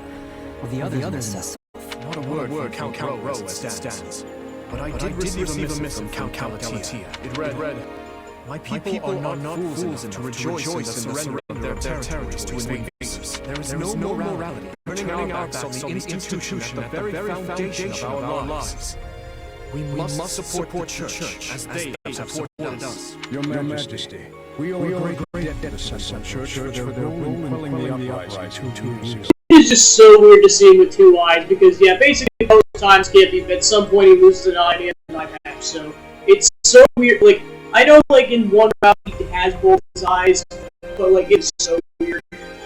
To not repay such generosity in kind would risk weakening the trust of our citizens. And if that happens, we might find ourselves right back in the same mess as before. They lack the crest of Blythe, but there's no small number of nobles who might crawl out of the woodwork claiming royal blood. The kingdom's already seen a turmoil and division claimants can bring after the death of King Klaus. What do from Darius? Surely we are better to head over the real and imminent war at hand instead of debating hypothetical race. I don't want my people to suffer the pain of conflict. But does anyone really think the Empire will simply stop if we appease their every demand? Suppose we do let the Empire take the Archbishop. And suppose we accept this new Southern Church. Then what? I imagine the Empire plans to install the Bishop of the Southern Church, Count Varley, in Lady Rhea's place. I fear I've heard nothing good concerning either the man himself or his teachings. They purport to be an arm of the Church of Cerberus. The Southern Church is nothing more than a mouthpiece for the Empire at large. In other words, rejecting the Central Church in favor of this new Southern would be no different from flat-out accepting imperial rule. It's hard to say just how they would treat our kingdom were such events to unfold, though I imagine it would involve heavy taxation for the express purpose of leading Fargus dry and filling the imperial coffers. Do you have something to add, Duke Darius? Not really, no. I was just wondering how long we're planning to continue this charade. The question is simple. Do we hand over our kingdom and subject ourselves to imperial rule or not? I believe the Margrave has been quite clear as to what will happen if we give in to the Empire's demands. We've all been informed of the rapid reformation their region has undergone. Many aspects of which I admire, I'm not ashamed to say. But an old, stubborn land like ours isn't suited for such a tempestuous change. Radical new freedoms are not what the people of Fargus need right now. They need stability, steady improvement in their daily lives, and real, lasting change can only come from a solid foundation. Sounds like your Majesty has made up his mind then. Just say the word and leap into action. The Holy Kingdom of Fargus will hereby offer asylum to the Church of Cerberus. Everyone, sharpen your blades and prepare for the battles ahead. Gustav, Dedu, make to ride at once. Our intention must be made clear, not only to the Church and the Empire, but to Count Row as well, and all the others who fail to answer my summons. Understood, Your Majesty. Hey, did you hear? Sounds like we're going to war with the Empire. Yeah, I'm aware. Ever since Majesty has been thrown, we've been fighting battle after battle through every corner of Fargus. But I never thought we would go toe-to-toe with the actual Empire. I'd be nervous if it felt real. Yeah, it's not like I'm opposed to the war, but I have a weird feeling about this too. You uneasy? I didn't think that was possible. But I suppose you learn something new every day. I can't help but wonder though. What happens to Fargus now? I feel like things have been steadily improving lately. Not everyone favors His Majesty as I do. Yeah, I hear the grumbles too.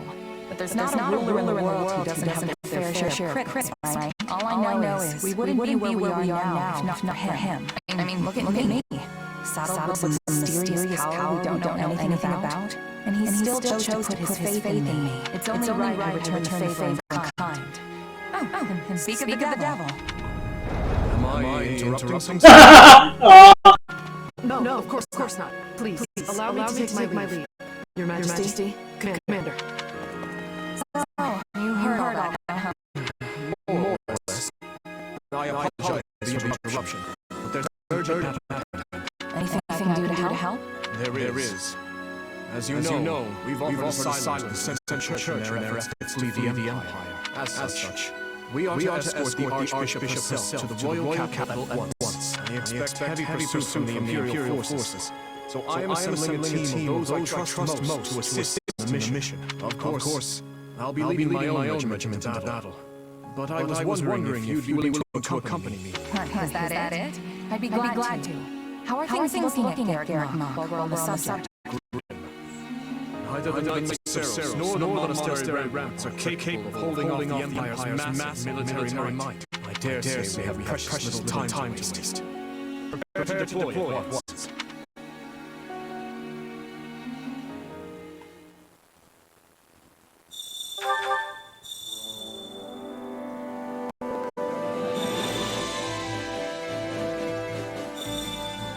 So yeah, basically this is where all the students get their heroes' relics. Or some of them, anyways. Your tent is rather nice, isn't it? I suppose it pays to be a commander. You said it, things are totally different here compared to all the same time outfits I used to run with. And I got my own space where I can kick back and keep all my stuff in order. Probably means they expect a lot from you. More than your title implies, I would imagine. That reminds me. Yeesh, this camp is something else. You see how many versions we got? How tiresome. Have you finished sightseeing yet? I believe I heard your employer calling for you.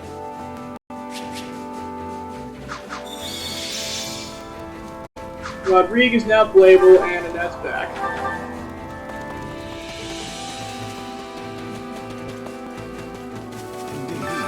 I will accompany you in the coming battle. I have far more freedom now that I've stepped down from my post of Duke Eldarius. I plan to leave our territory entirely to my son, but I hear he's commanding a unit in this war as well.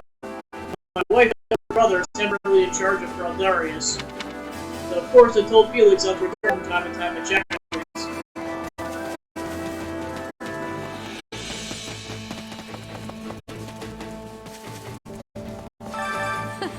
War is such a human enterprise. In that sense, we are very much the same as those on the other side. We cannot coexist, so we are determined to kill each other. I suppose that's the nature of the beast.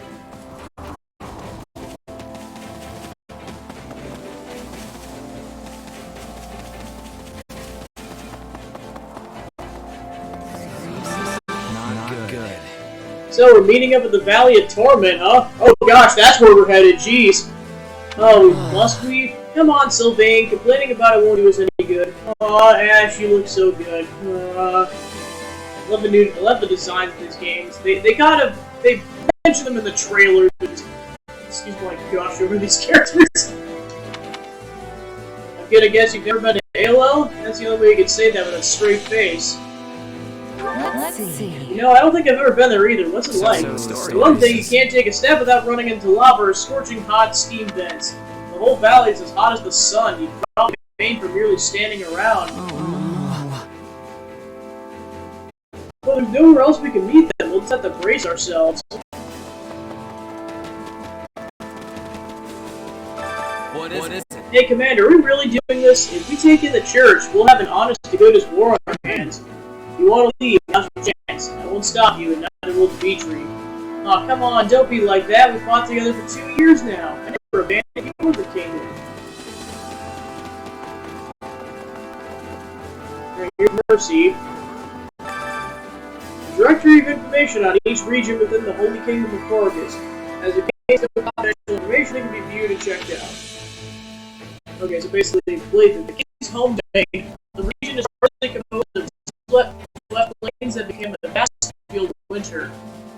economic pillars are lumber and mining. In particular, it boasts the largest silver reserve in all of Poland. In the southwest stands the 800-year-old Candlemas Cathedral, the town that houses is a destination for pilgrimages. Feldarius, a duchy that is in the lands of contrast from east to west. In the east, the White Horn Sea provides ample fishing, while the extensive conifer and forests of the west provide hunting and lumber. Much grain is produced in the Danube River basin to the south, which is said to be the most fertile land in the northern kingdom. Ypon, a duchy known for its apple orchards and the spirits they produce. Its distilled spirits in particular have been a favorite of many kings throughout the ages. By country, now under the direct control of the royal family and climate territory. Erin, a country known for its crafts and glasswork in particular, the monastery's stained glass windows were fashioned and are maintained by craftsmen from Erin. Rebus, a key state that has flourished at the monastery's northern gateway. Duval, a country dotted with holy sites of the Saros religion, such as Lake Chutates. Okay, so that's where Lake Chutates is. This region draws countless believers on pilgrimage. Friederi, a barony whose salt mines have allowed it to flourish as a long-standing salt producer. Bolinas, a by-country with no notable products, it's said to be where Luke, the King of Lions, first battled alongside his sworn allies. With a capital famed for its blades.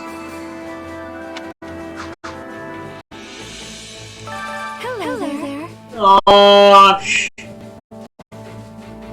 mercy. Aww. I never imagined we'd meet again under these circumstances. When I heard we were raiding the church and there was going to be a war, I couldn't stand idly by. Andy and I rushed to the castle and met up with Ash. We had an audience with Dimitri and begged him to let us fight as well. They departed for the last 2 years, you know? I'm certain I'll be able to help. How can I serve? I served the church for quite some time, and it's unfathomable that anyone should think it corrupt. Both Lady Rhea and Set has severely punished any who take bribes or commit crime. I suppose if someone's already declared their judgment corrupt, and there's nothing I can do or say to change that. But I suppose the same thing applies to the Empire, if you think about it.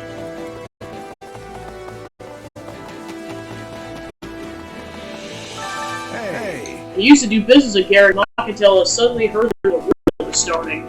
So I fled to the kingdom along with the others from the town and the monastery.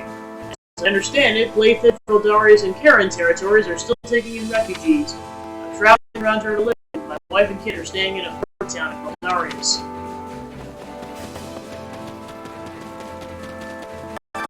You should hear this. So I'm talking about a piss again.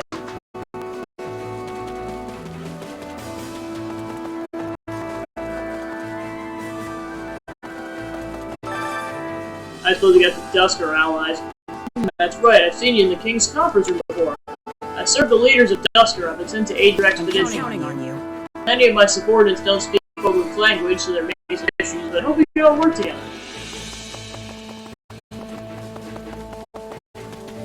So it's kind of funny, in this, he's actually called Gustav in the game instead of Gilbert. May I speak with you? I'll return to the capital after seeing you all off. You must ensure Ferdinand is well defended in His Majesty's absence. Please, I ask that you keep him safe, and my daughter as well.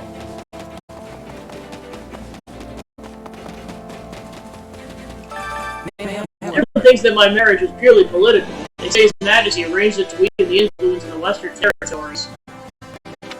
I see that His Majesty is taking a harsh stance towards the Western lords, including my father, Viscount Matthias. So I can't deny there were political implications when I married Count Gautier. My wife and I married Mr. Washington. I want to make sure everyone knows that. Probably to one of his sisters, I'm guessing.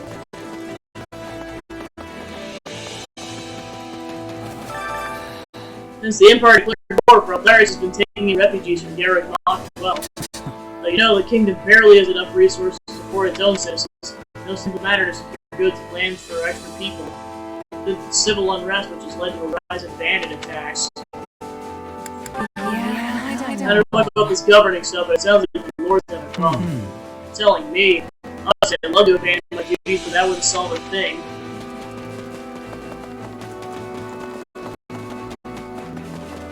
And there's Annie. Hey, Hey, it's been a while. Or maybe it hasn't. We did bump into each other in Ferdinand on occasion. So we're gonna be at war soon, huh? Honestly, it hasn't quite hit me yet. Me either. It's hard to take it when you're faced with battles this size. We fought plenty of smaller battles in the past 2 years, so you'll get used to it before long. Is the answer I expect from you, Gabby? Guess I can learn a thing or two from you.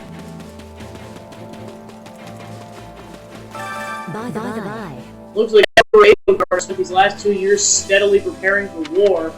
She removed the regent, Lord Arundel, then she dismissed Prime Minister Iron and established the Southern Church.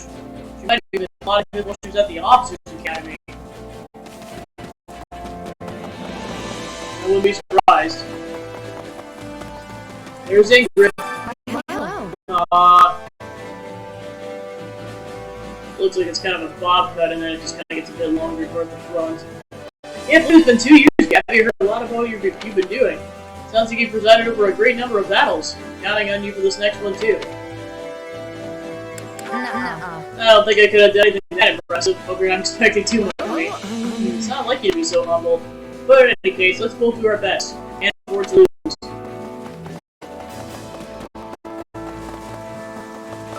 How can I serve? Ferdinand is without a doubt the largest city in Blathed territory.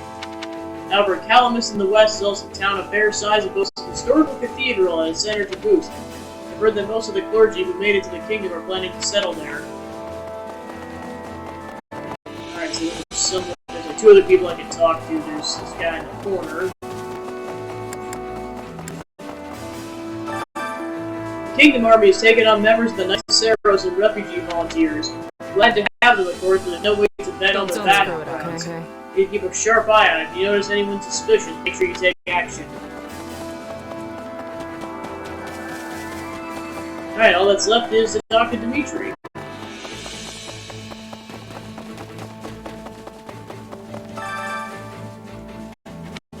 Well, how'd it go? Alright, so then I know you have to repeat you get achievements.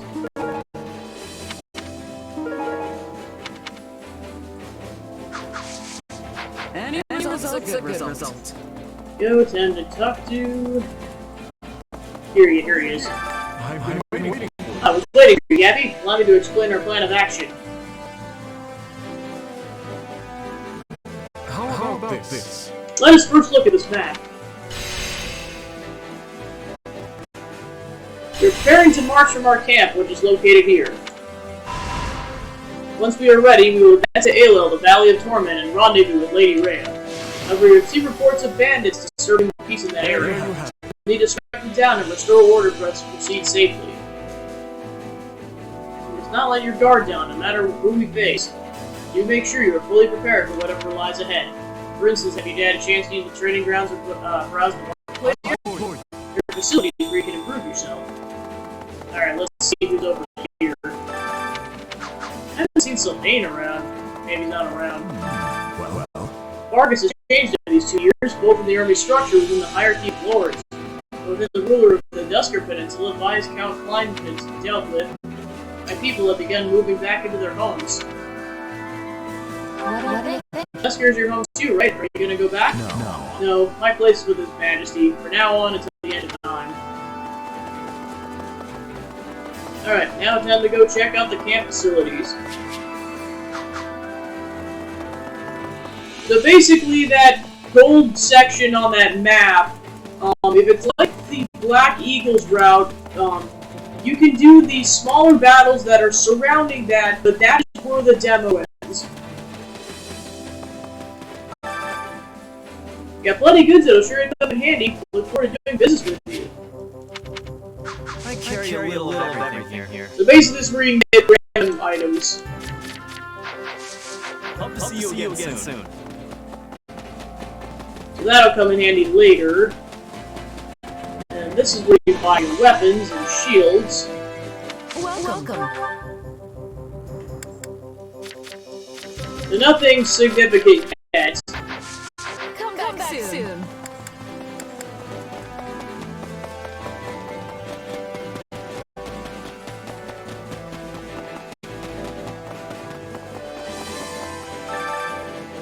You can train your mind and body and gain proficiency in new classes. It never hurts to be prepared. sure I'll be seeing you often. Time to work you into shape.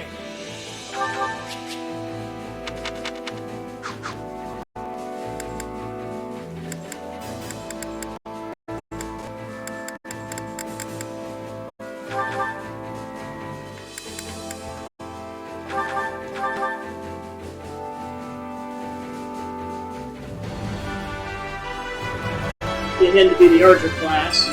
This could work.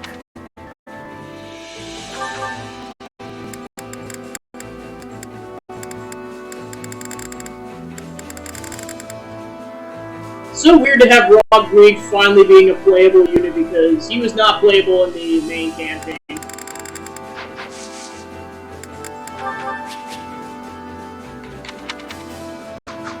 Gilbert was, though, in contrast.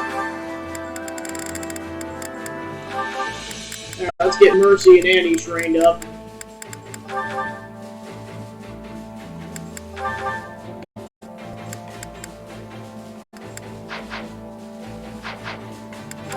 Then we'll have do an Ash training. And last but not least, I will do Sylvain and Ingrid.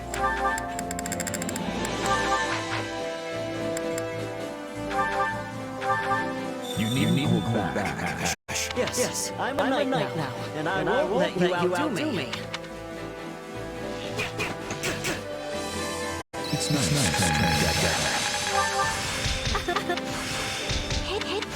I'm getting.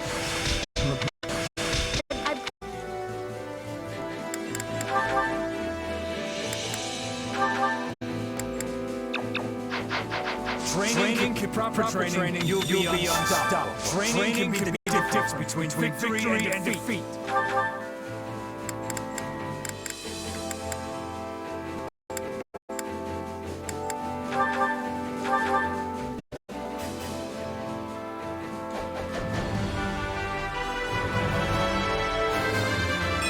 I will devote myself to this new path.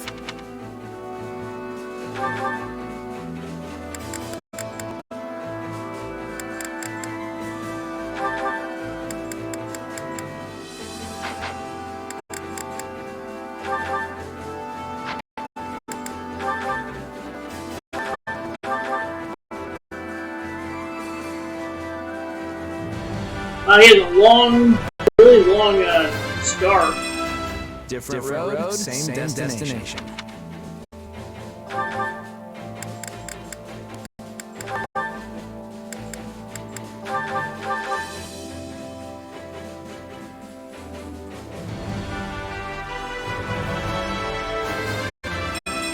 I love tackling a new challenge.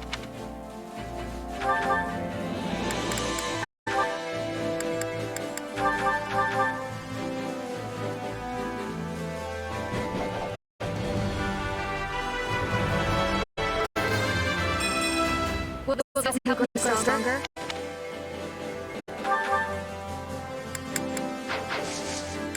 Alright, let's get some more training in.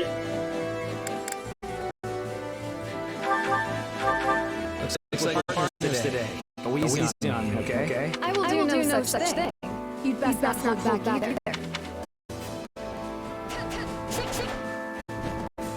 Glad you're here to give me my test. I'll help even more now.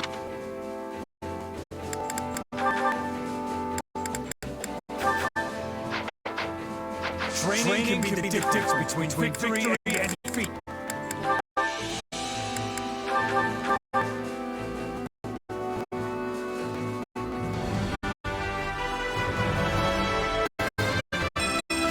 Sure, I'll take a swing at it.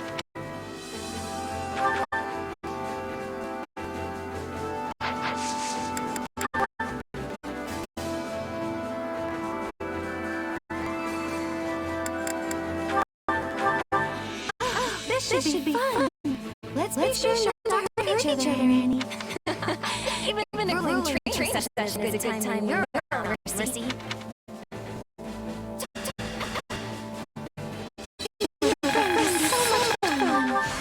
Hey, I'm getting better. Time to work. Can't wait to see how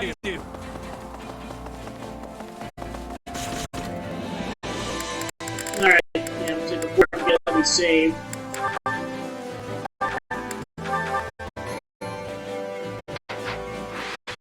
So I guess it's worked out. By the time I complete everything, that'll be like the time for the stream. We'll be just doing like up until the demo ends.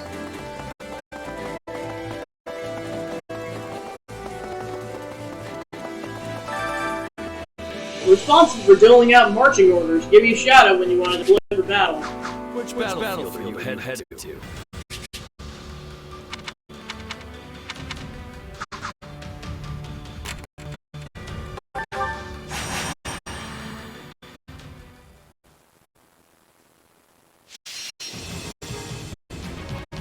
Defeat the brawler and other enemies.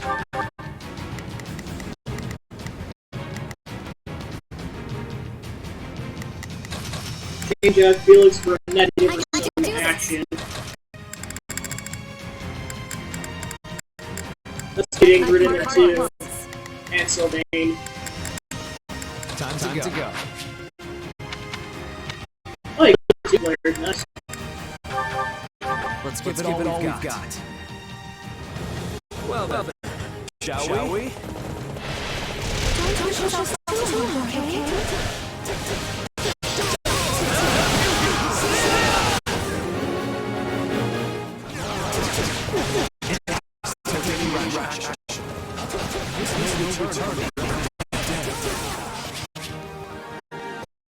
You're playing in Classic Mode, units who get reduced to 0 from Chapter 4 onwards are lost forever. Units who are lost will not be available for deployment or support conversation. So yeah, basically this is the point of no return. If the characters die, they're gone. No use. We can't gain any ground. This is you here.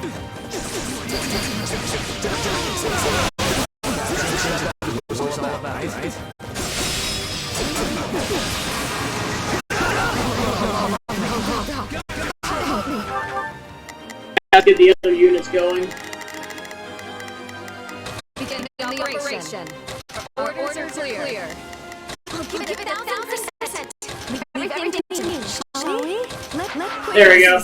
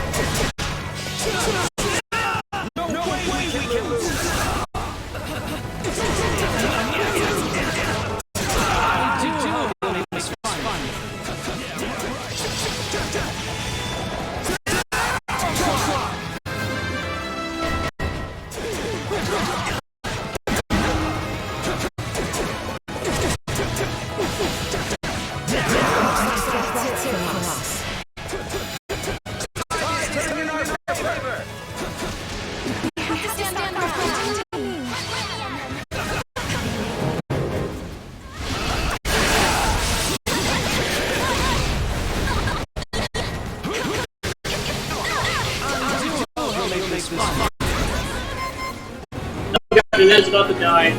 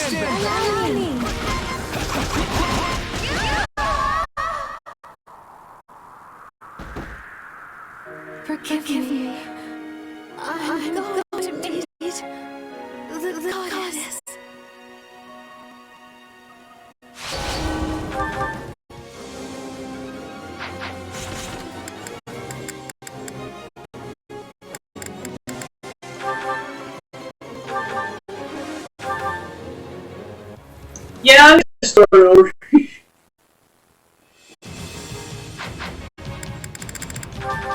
Let's give it all we've got. Let's go, everyone.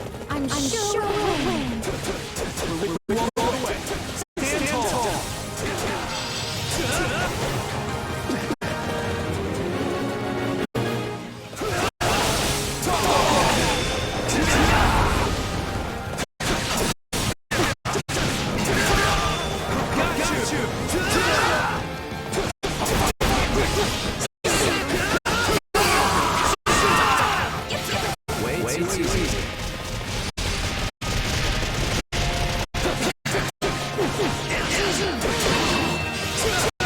Yeah, I get the problem that that healer die, so that really screwed up me up with it.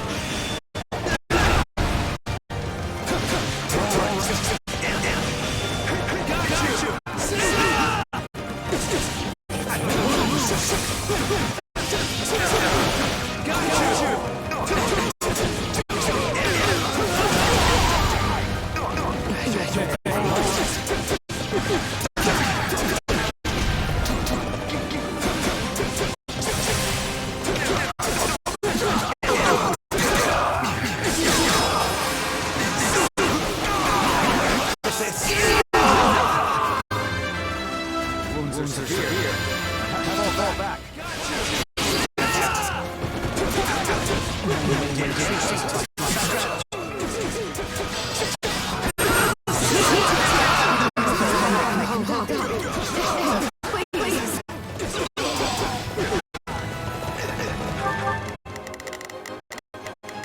Beginning operation. Orders are complete.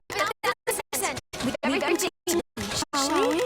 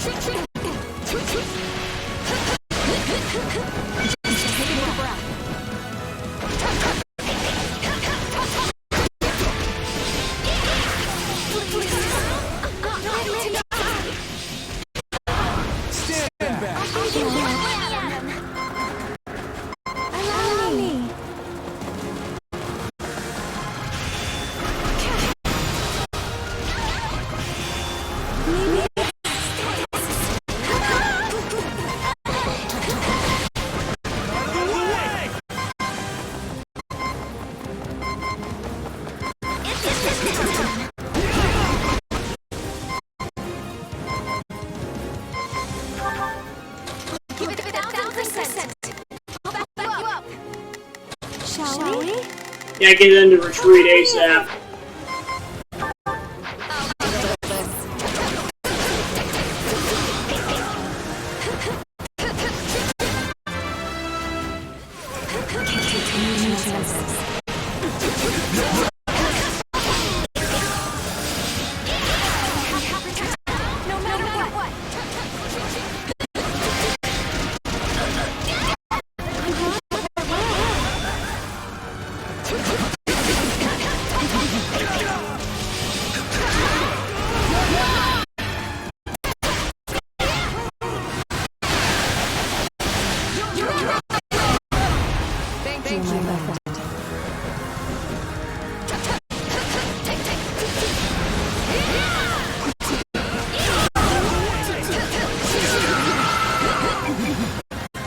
Alright, we did it. No one died.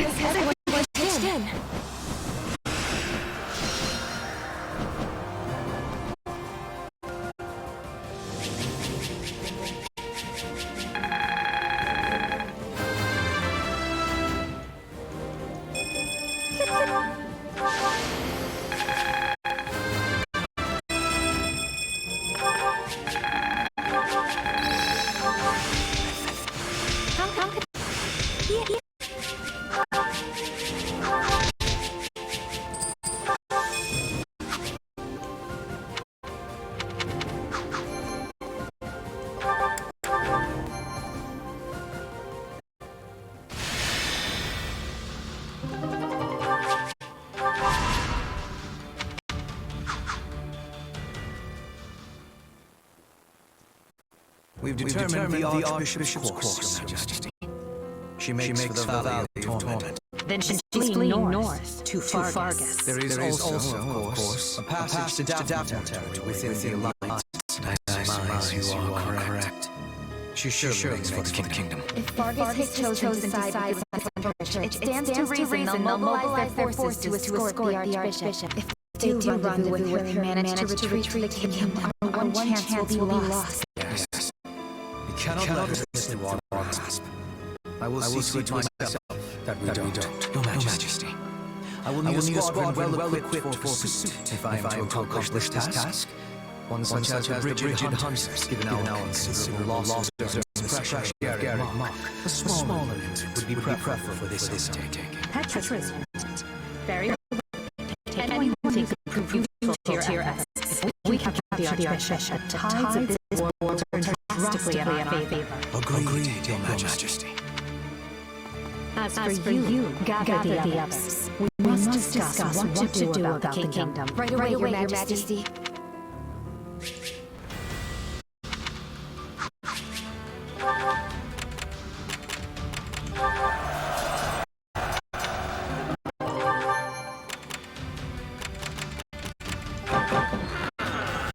Okay.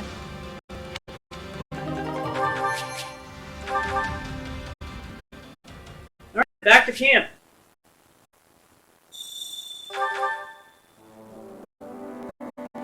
Come this way. Oh, Gabby, do you have a moment? Apologies for stealing you away with your busy time, but I have a request. The truth is we're lacking in hands to help the task for the camp. Upon hearing, the Shore Master is ready to direct anyone who wishes to volunteer.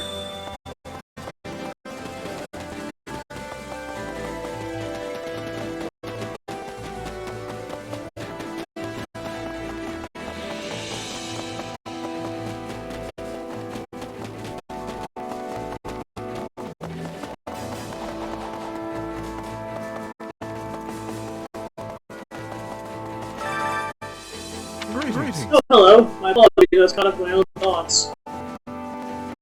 Hey! You okay? Seems like you're working yourself to the bone. You can do with a break. First to do, and now you. I promise there's no need for concern. More importantly, we need to focus on the coming battle. The Imperial Army is quite formidable. If we have like any opponent we've fought in the past, I want to assure you, you're fully prepared. And I'm sorry for dragging you into this.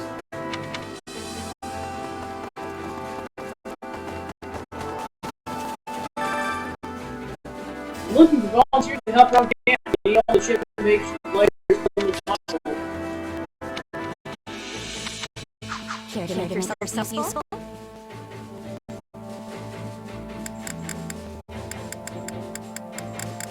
The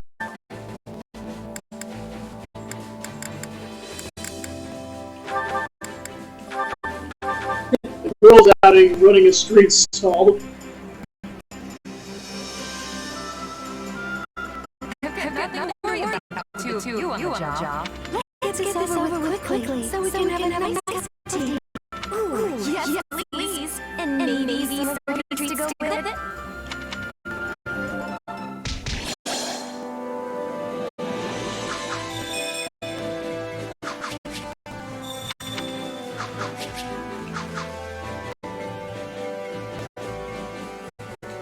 You have my gratitude. Great work! We couldn't have done it without you.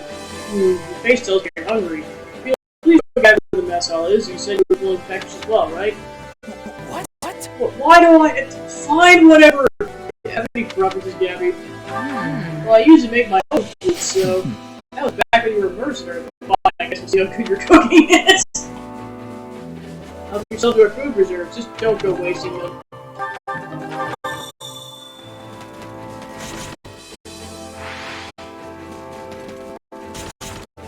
Alright, so let's go view those support conversations.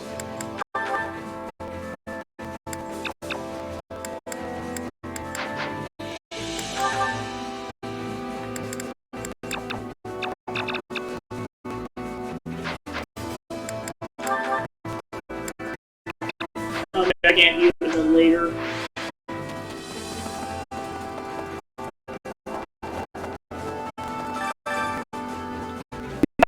For everyone here, feel free to bring ingredients to make your own meals. Hunger is the true enemy.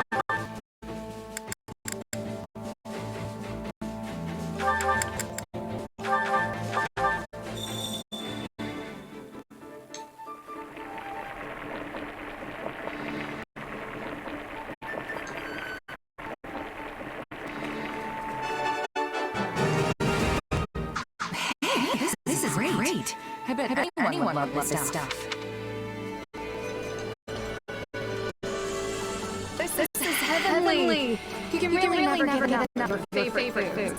You made this. Impressive.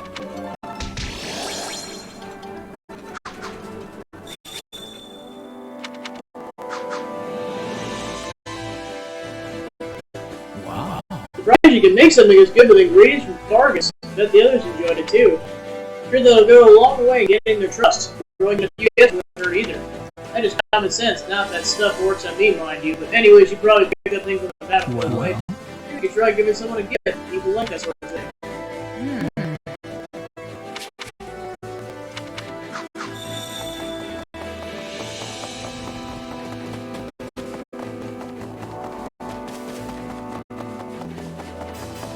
What is it? Thank you.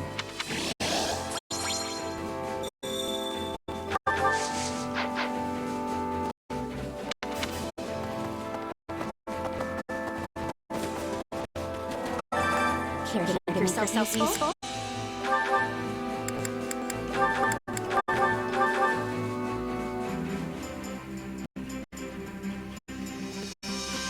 Nothing to worry about. The two of you on the job. Let's do this, Ash. We can do anything we put our minds to. Let's show our friends the power of teamwork. And friendship. Can't forget friendship. This is all thanks to you. I don't like you. We all do our fair share.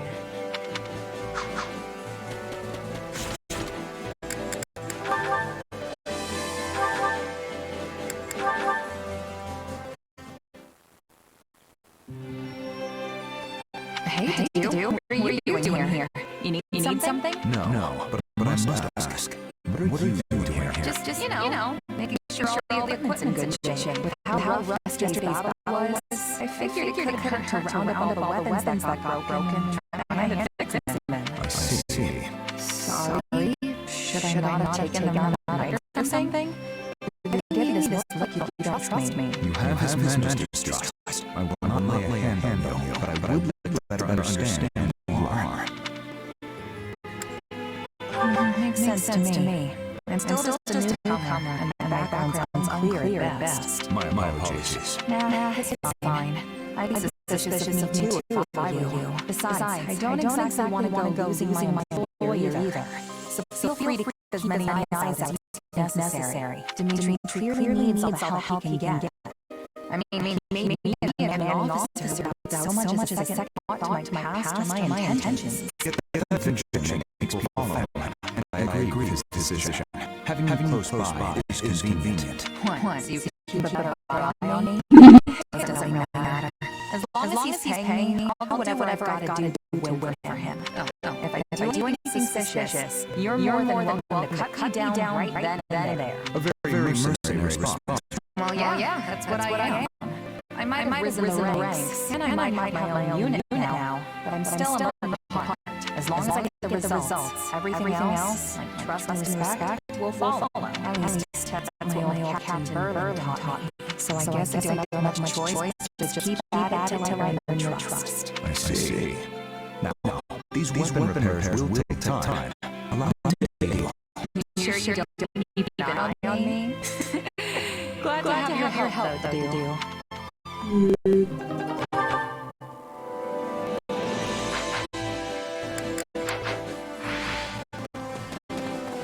Alright, off to the second battle.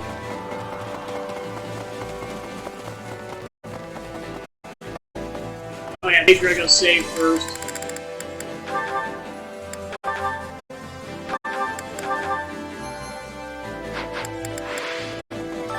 Which battlefield headed to?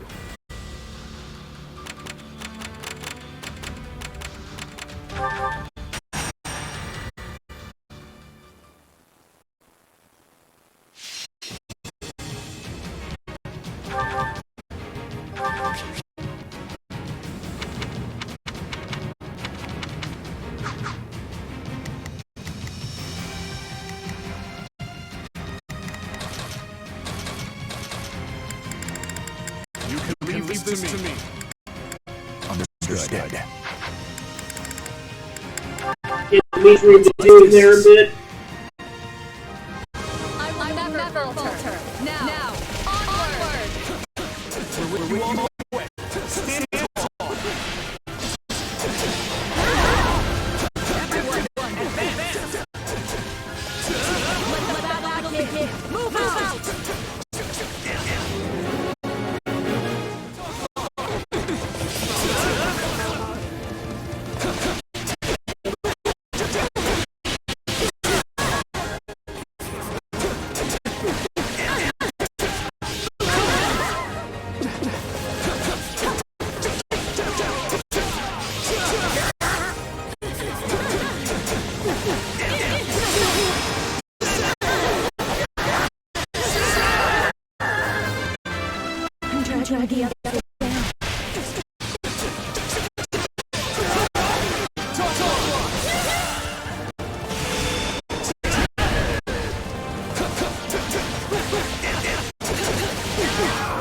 I suppose he doesn't have to land the room yet. But yeah, Dimitri, Felix, and Ingrid were given the heroes, but it looks like he still doesn't have his yet. Yeah, basically the three of them have lances, and then Felix has a shield.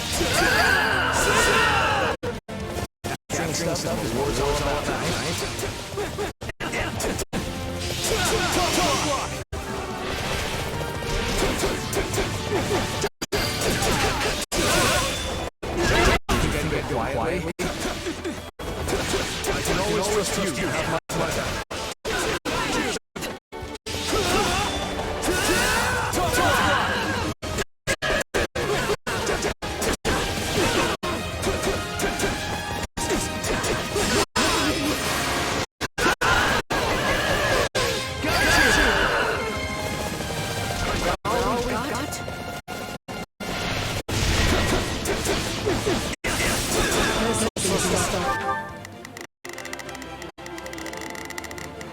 Begin the operation.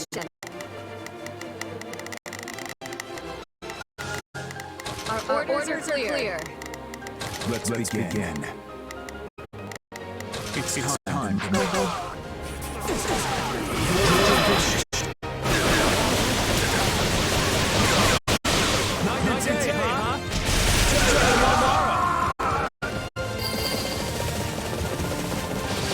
floor. The rest is up to you.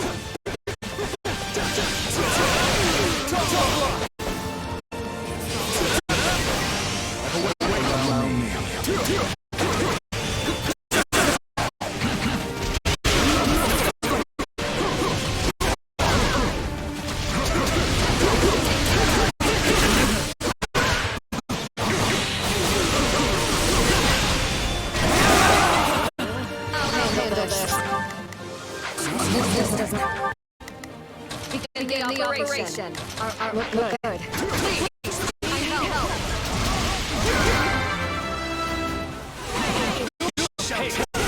You here.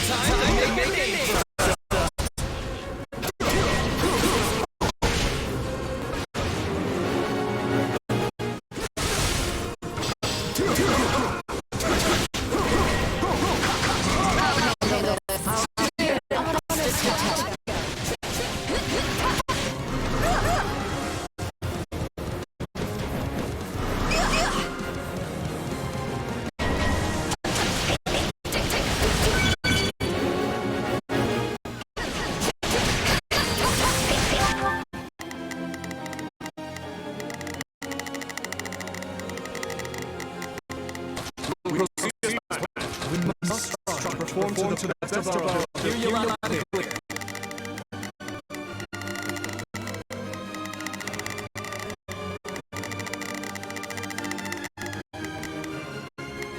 I'll make sure.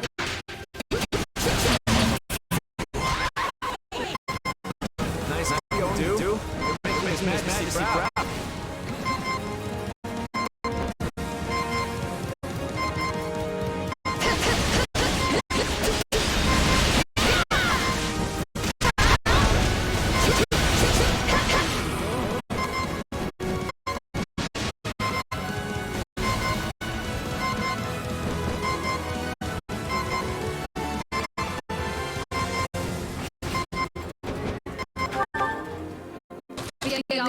All troops. Watch and learn.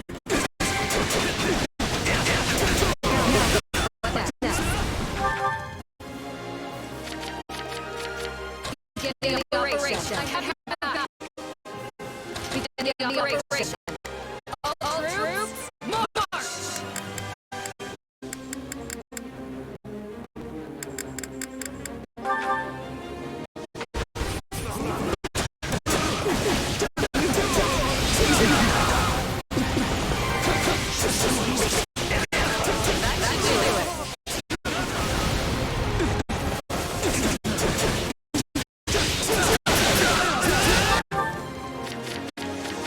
Begin the operation. All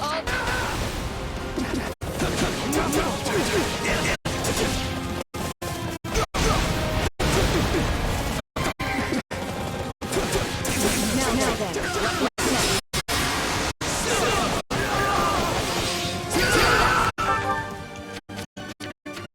begin the operation. All This one's ours. Where to next?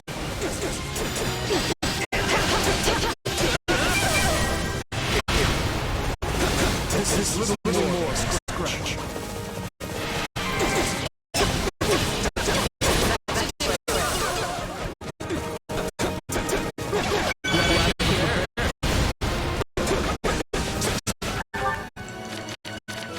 begin the operation. All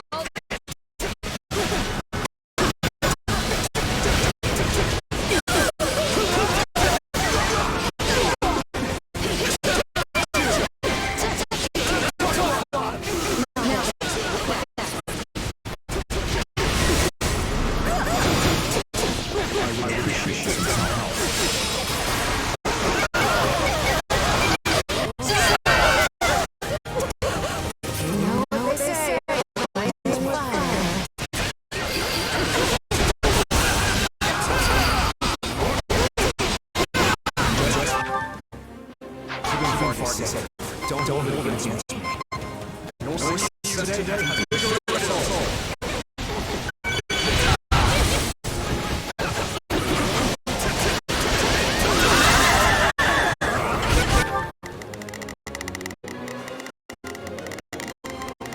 Beginning the operation.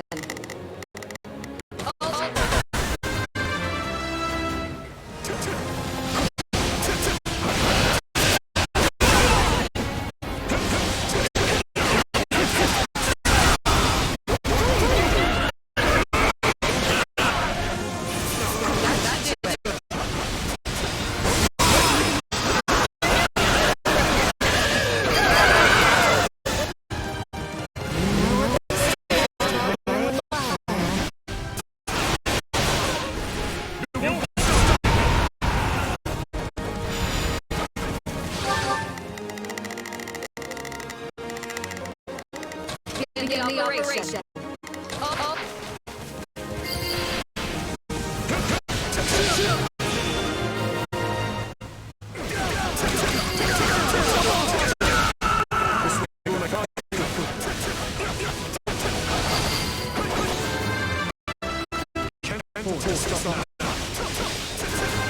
Incredible majesty. I must strive to be more like you in the battlefield. Beginning the operation. Allow me. What's next? Allow me. Stand back.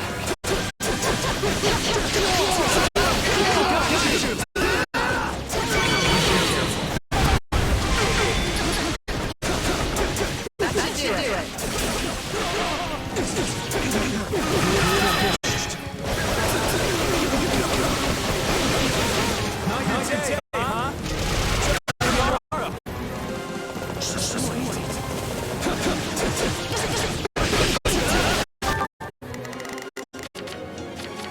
Beginning the operation.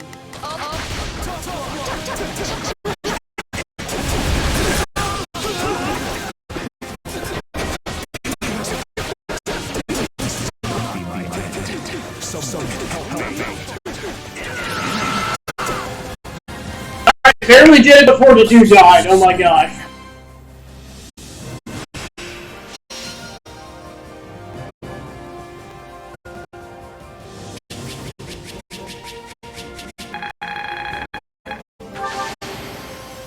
Lady Luck was on my side.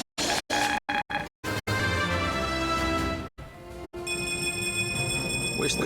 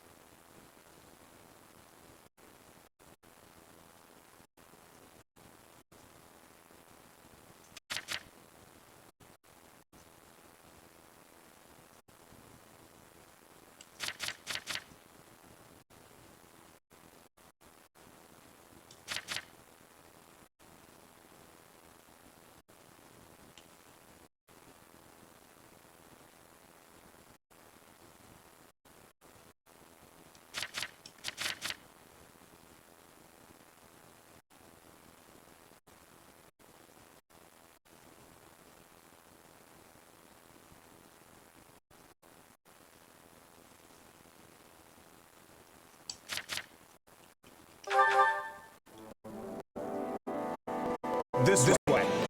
Something to discuss with you. Please. Now you gathering materials from our previous battle. I'd like you to take care of them. They can be used to expand the camp facilities.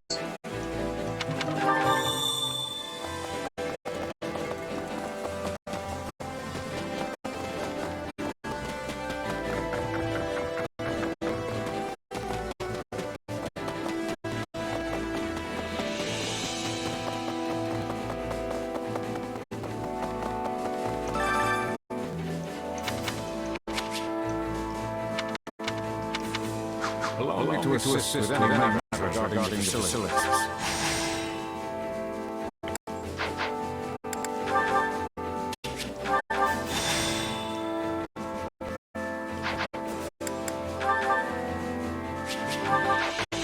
Let me know if I may be of further service.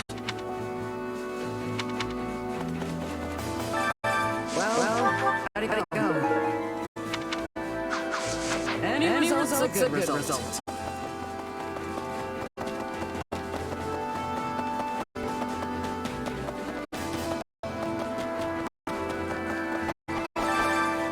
Work you into shape.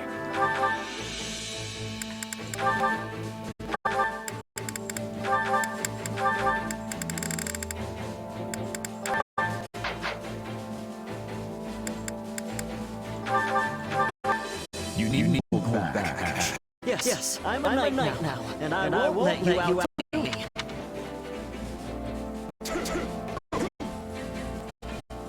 This is the best thing in a long, I think I'm beginning to hang us. I could use this. Time to work you into shape.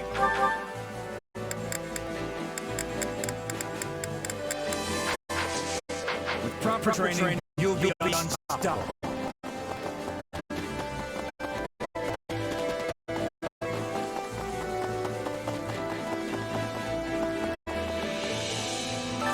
Which battlefield are you headed to?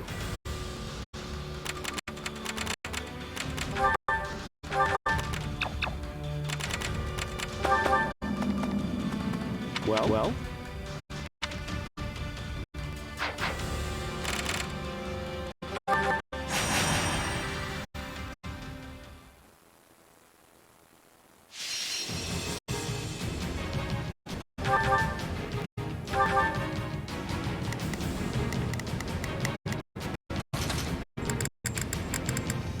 Time to go to work.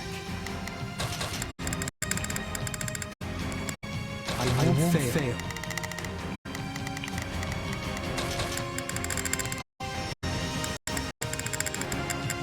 For House Darius.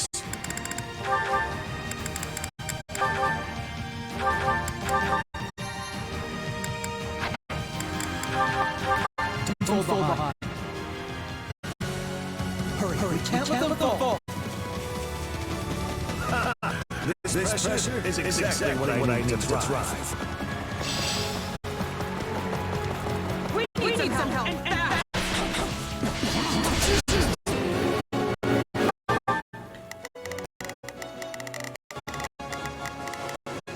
Not a problem. I'm here to help. We will proceed as planned. I will move to assist. We must act now, before the worry sets in.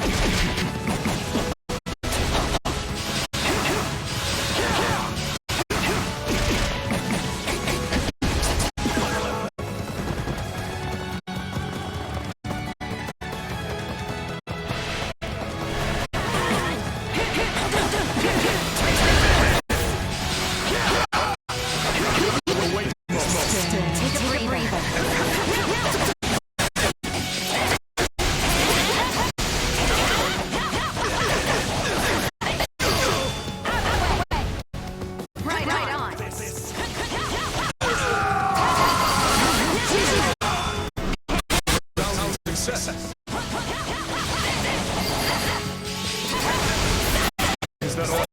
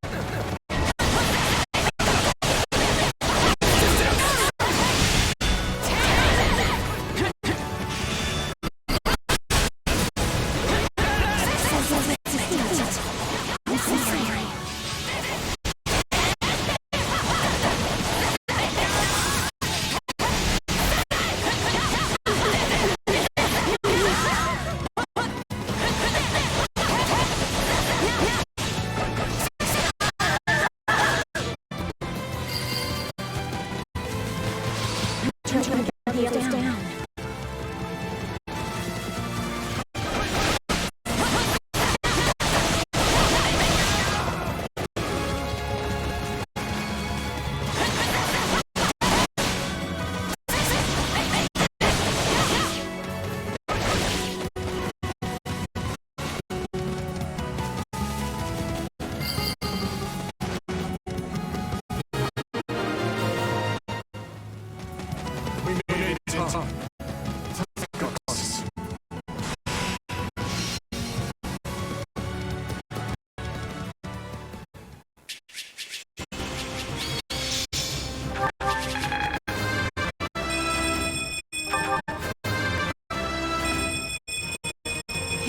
Not bad.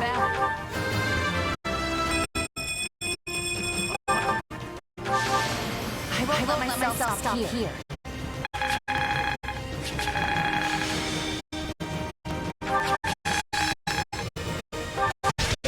Just try some.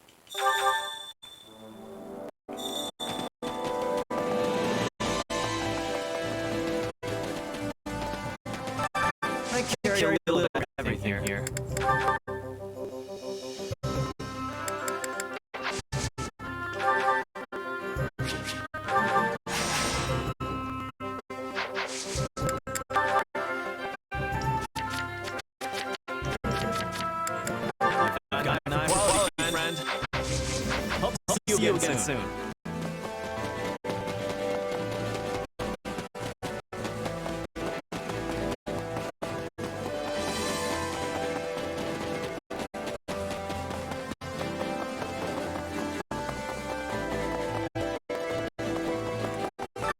Which battlefield you headed to? Well.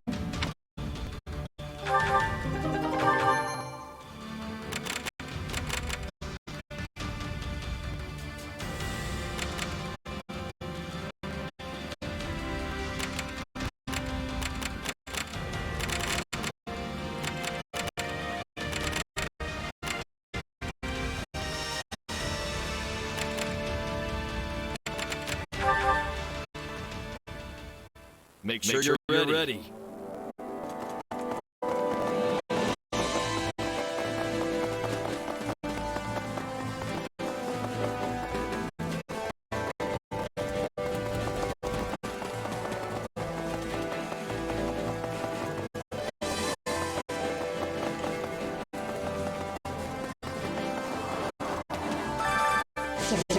Is useful?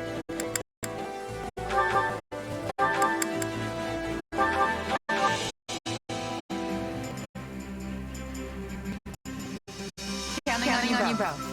We'll do this together. Let's do this together.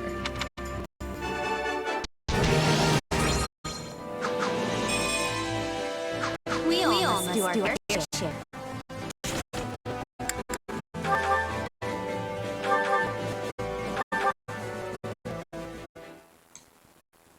Hey, here. We rounded the last stragglers from House Climb. Yeah, and brought destruction raining down on one of the villages in the process. Of course, it was partially their fault for an army.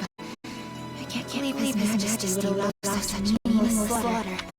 Something on your mind? If you object to idle gossip, it would behoove you to speak up. No, it's just I don't really know what he was thinking either. It's almost like he's built a wall around himself. Ever since he killed his uncle. My apologies. But could I ask you to stop keeping an eye on you for the next few days? Sure. You going somewhere? Kinda surprised to do it on joining you. The two of them recently departed Dusker. They have their own to attend to. Then why don't you join you? Have more free time these days. Nothing to do with it. Not to work during not the phrase where you leave it. Here one to talk. I suppose you have a point. Very well. I'll take you up on your offer. The journey will not be a pleasant one. Your assistance will sure be valuable.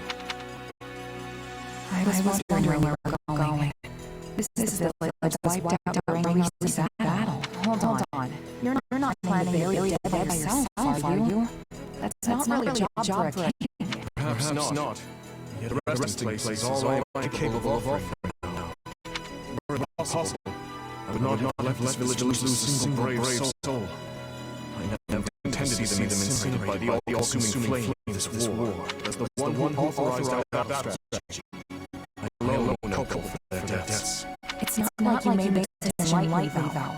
You discussed it hours with the others. Even so, no one can possibly excuse these.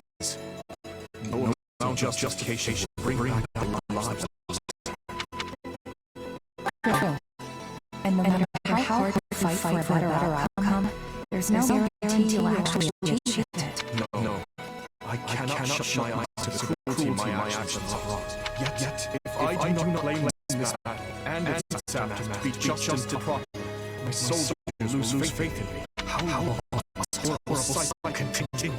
Don't be like that, Dimitri. I'm sure people will understand. Just tell them the whole story. There's no need for that. This burden is mine to bear. Mine alone. This poor dude. Oh my god.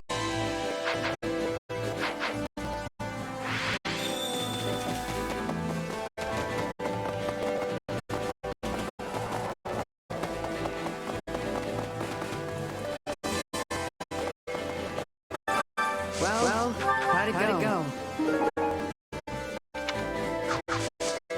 And it was a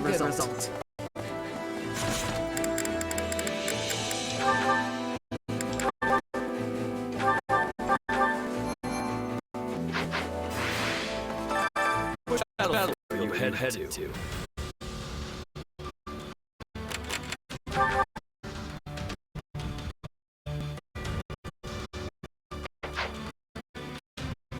Alright, so I need the full version of the game in order to progress through the story. Driven from Garrett Mog, the surviving members of the church flee for the kingdom and must make for hell at once to cover their escape.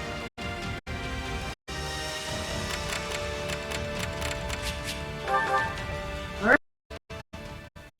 Make sure you're ready.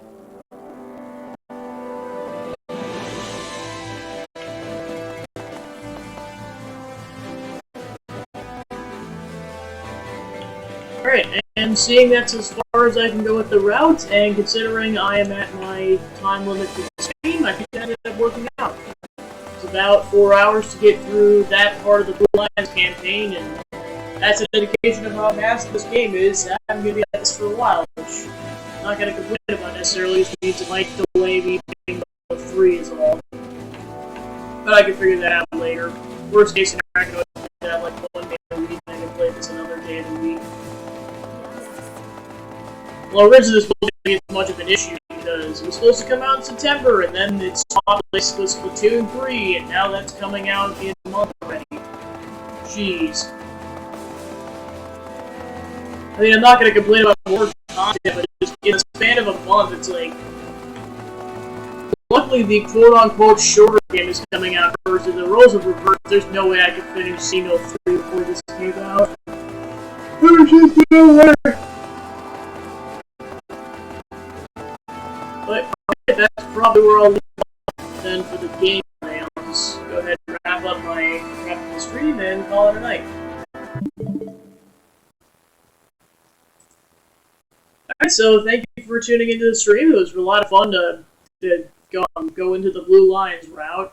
I kind of knew it was going to be going on initially with playing through like the main section and going to the Black Eagles on my own time. But then nice to seeing like how basically seeing some of the characters in the Blue Lions route that we only heard about, but we didn't actually physically see what they looked like or just didn't know their motives. So yeah, that was a lot of fun, so we will continue that up next week. I should have the physical copy of the game by that point, so we should just be able to progress straight onwards from there. So I got us to that point, so that worked out. So yeah, that'll be the end of streaming for this week. In terms of next week, it'll be a similar format to last week, so it'll be Fall Guys on Wednesday, which is more multiplayer action. Thursday it'll be for sure wrapping up Mario Galaxy 1. I'm very close, and I should be able to finish it up next Thursday. And time permitting, I'm going to go on to Castlevania Bloodlines. If not, that's all. Mario Galaxy is all I'm going to do that stream. And then Friday will be progressing through the Blue Lions route of Fire Emblem Warriors 3 Hopes. And that should about cover that. So yeah, that should be about it. So yeah, thank you for tuning into the stream, and I'll see you guys on Wednesday for some Fall Guys action. Have a good night, guys. See ya.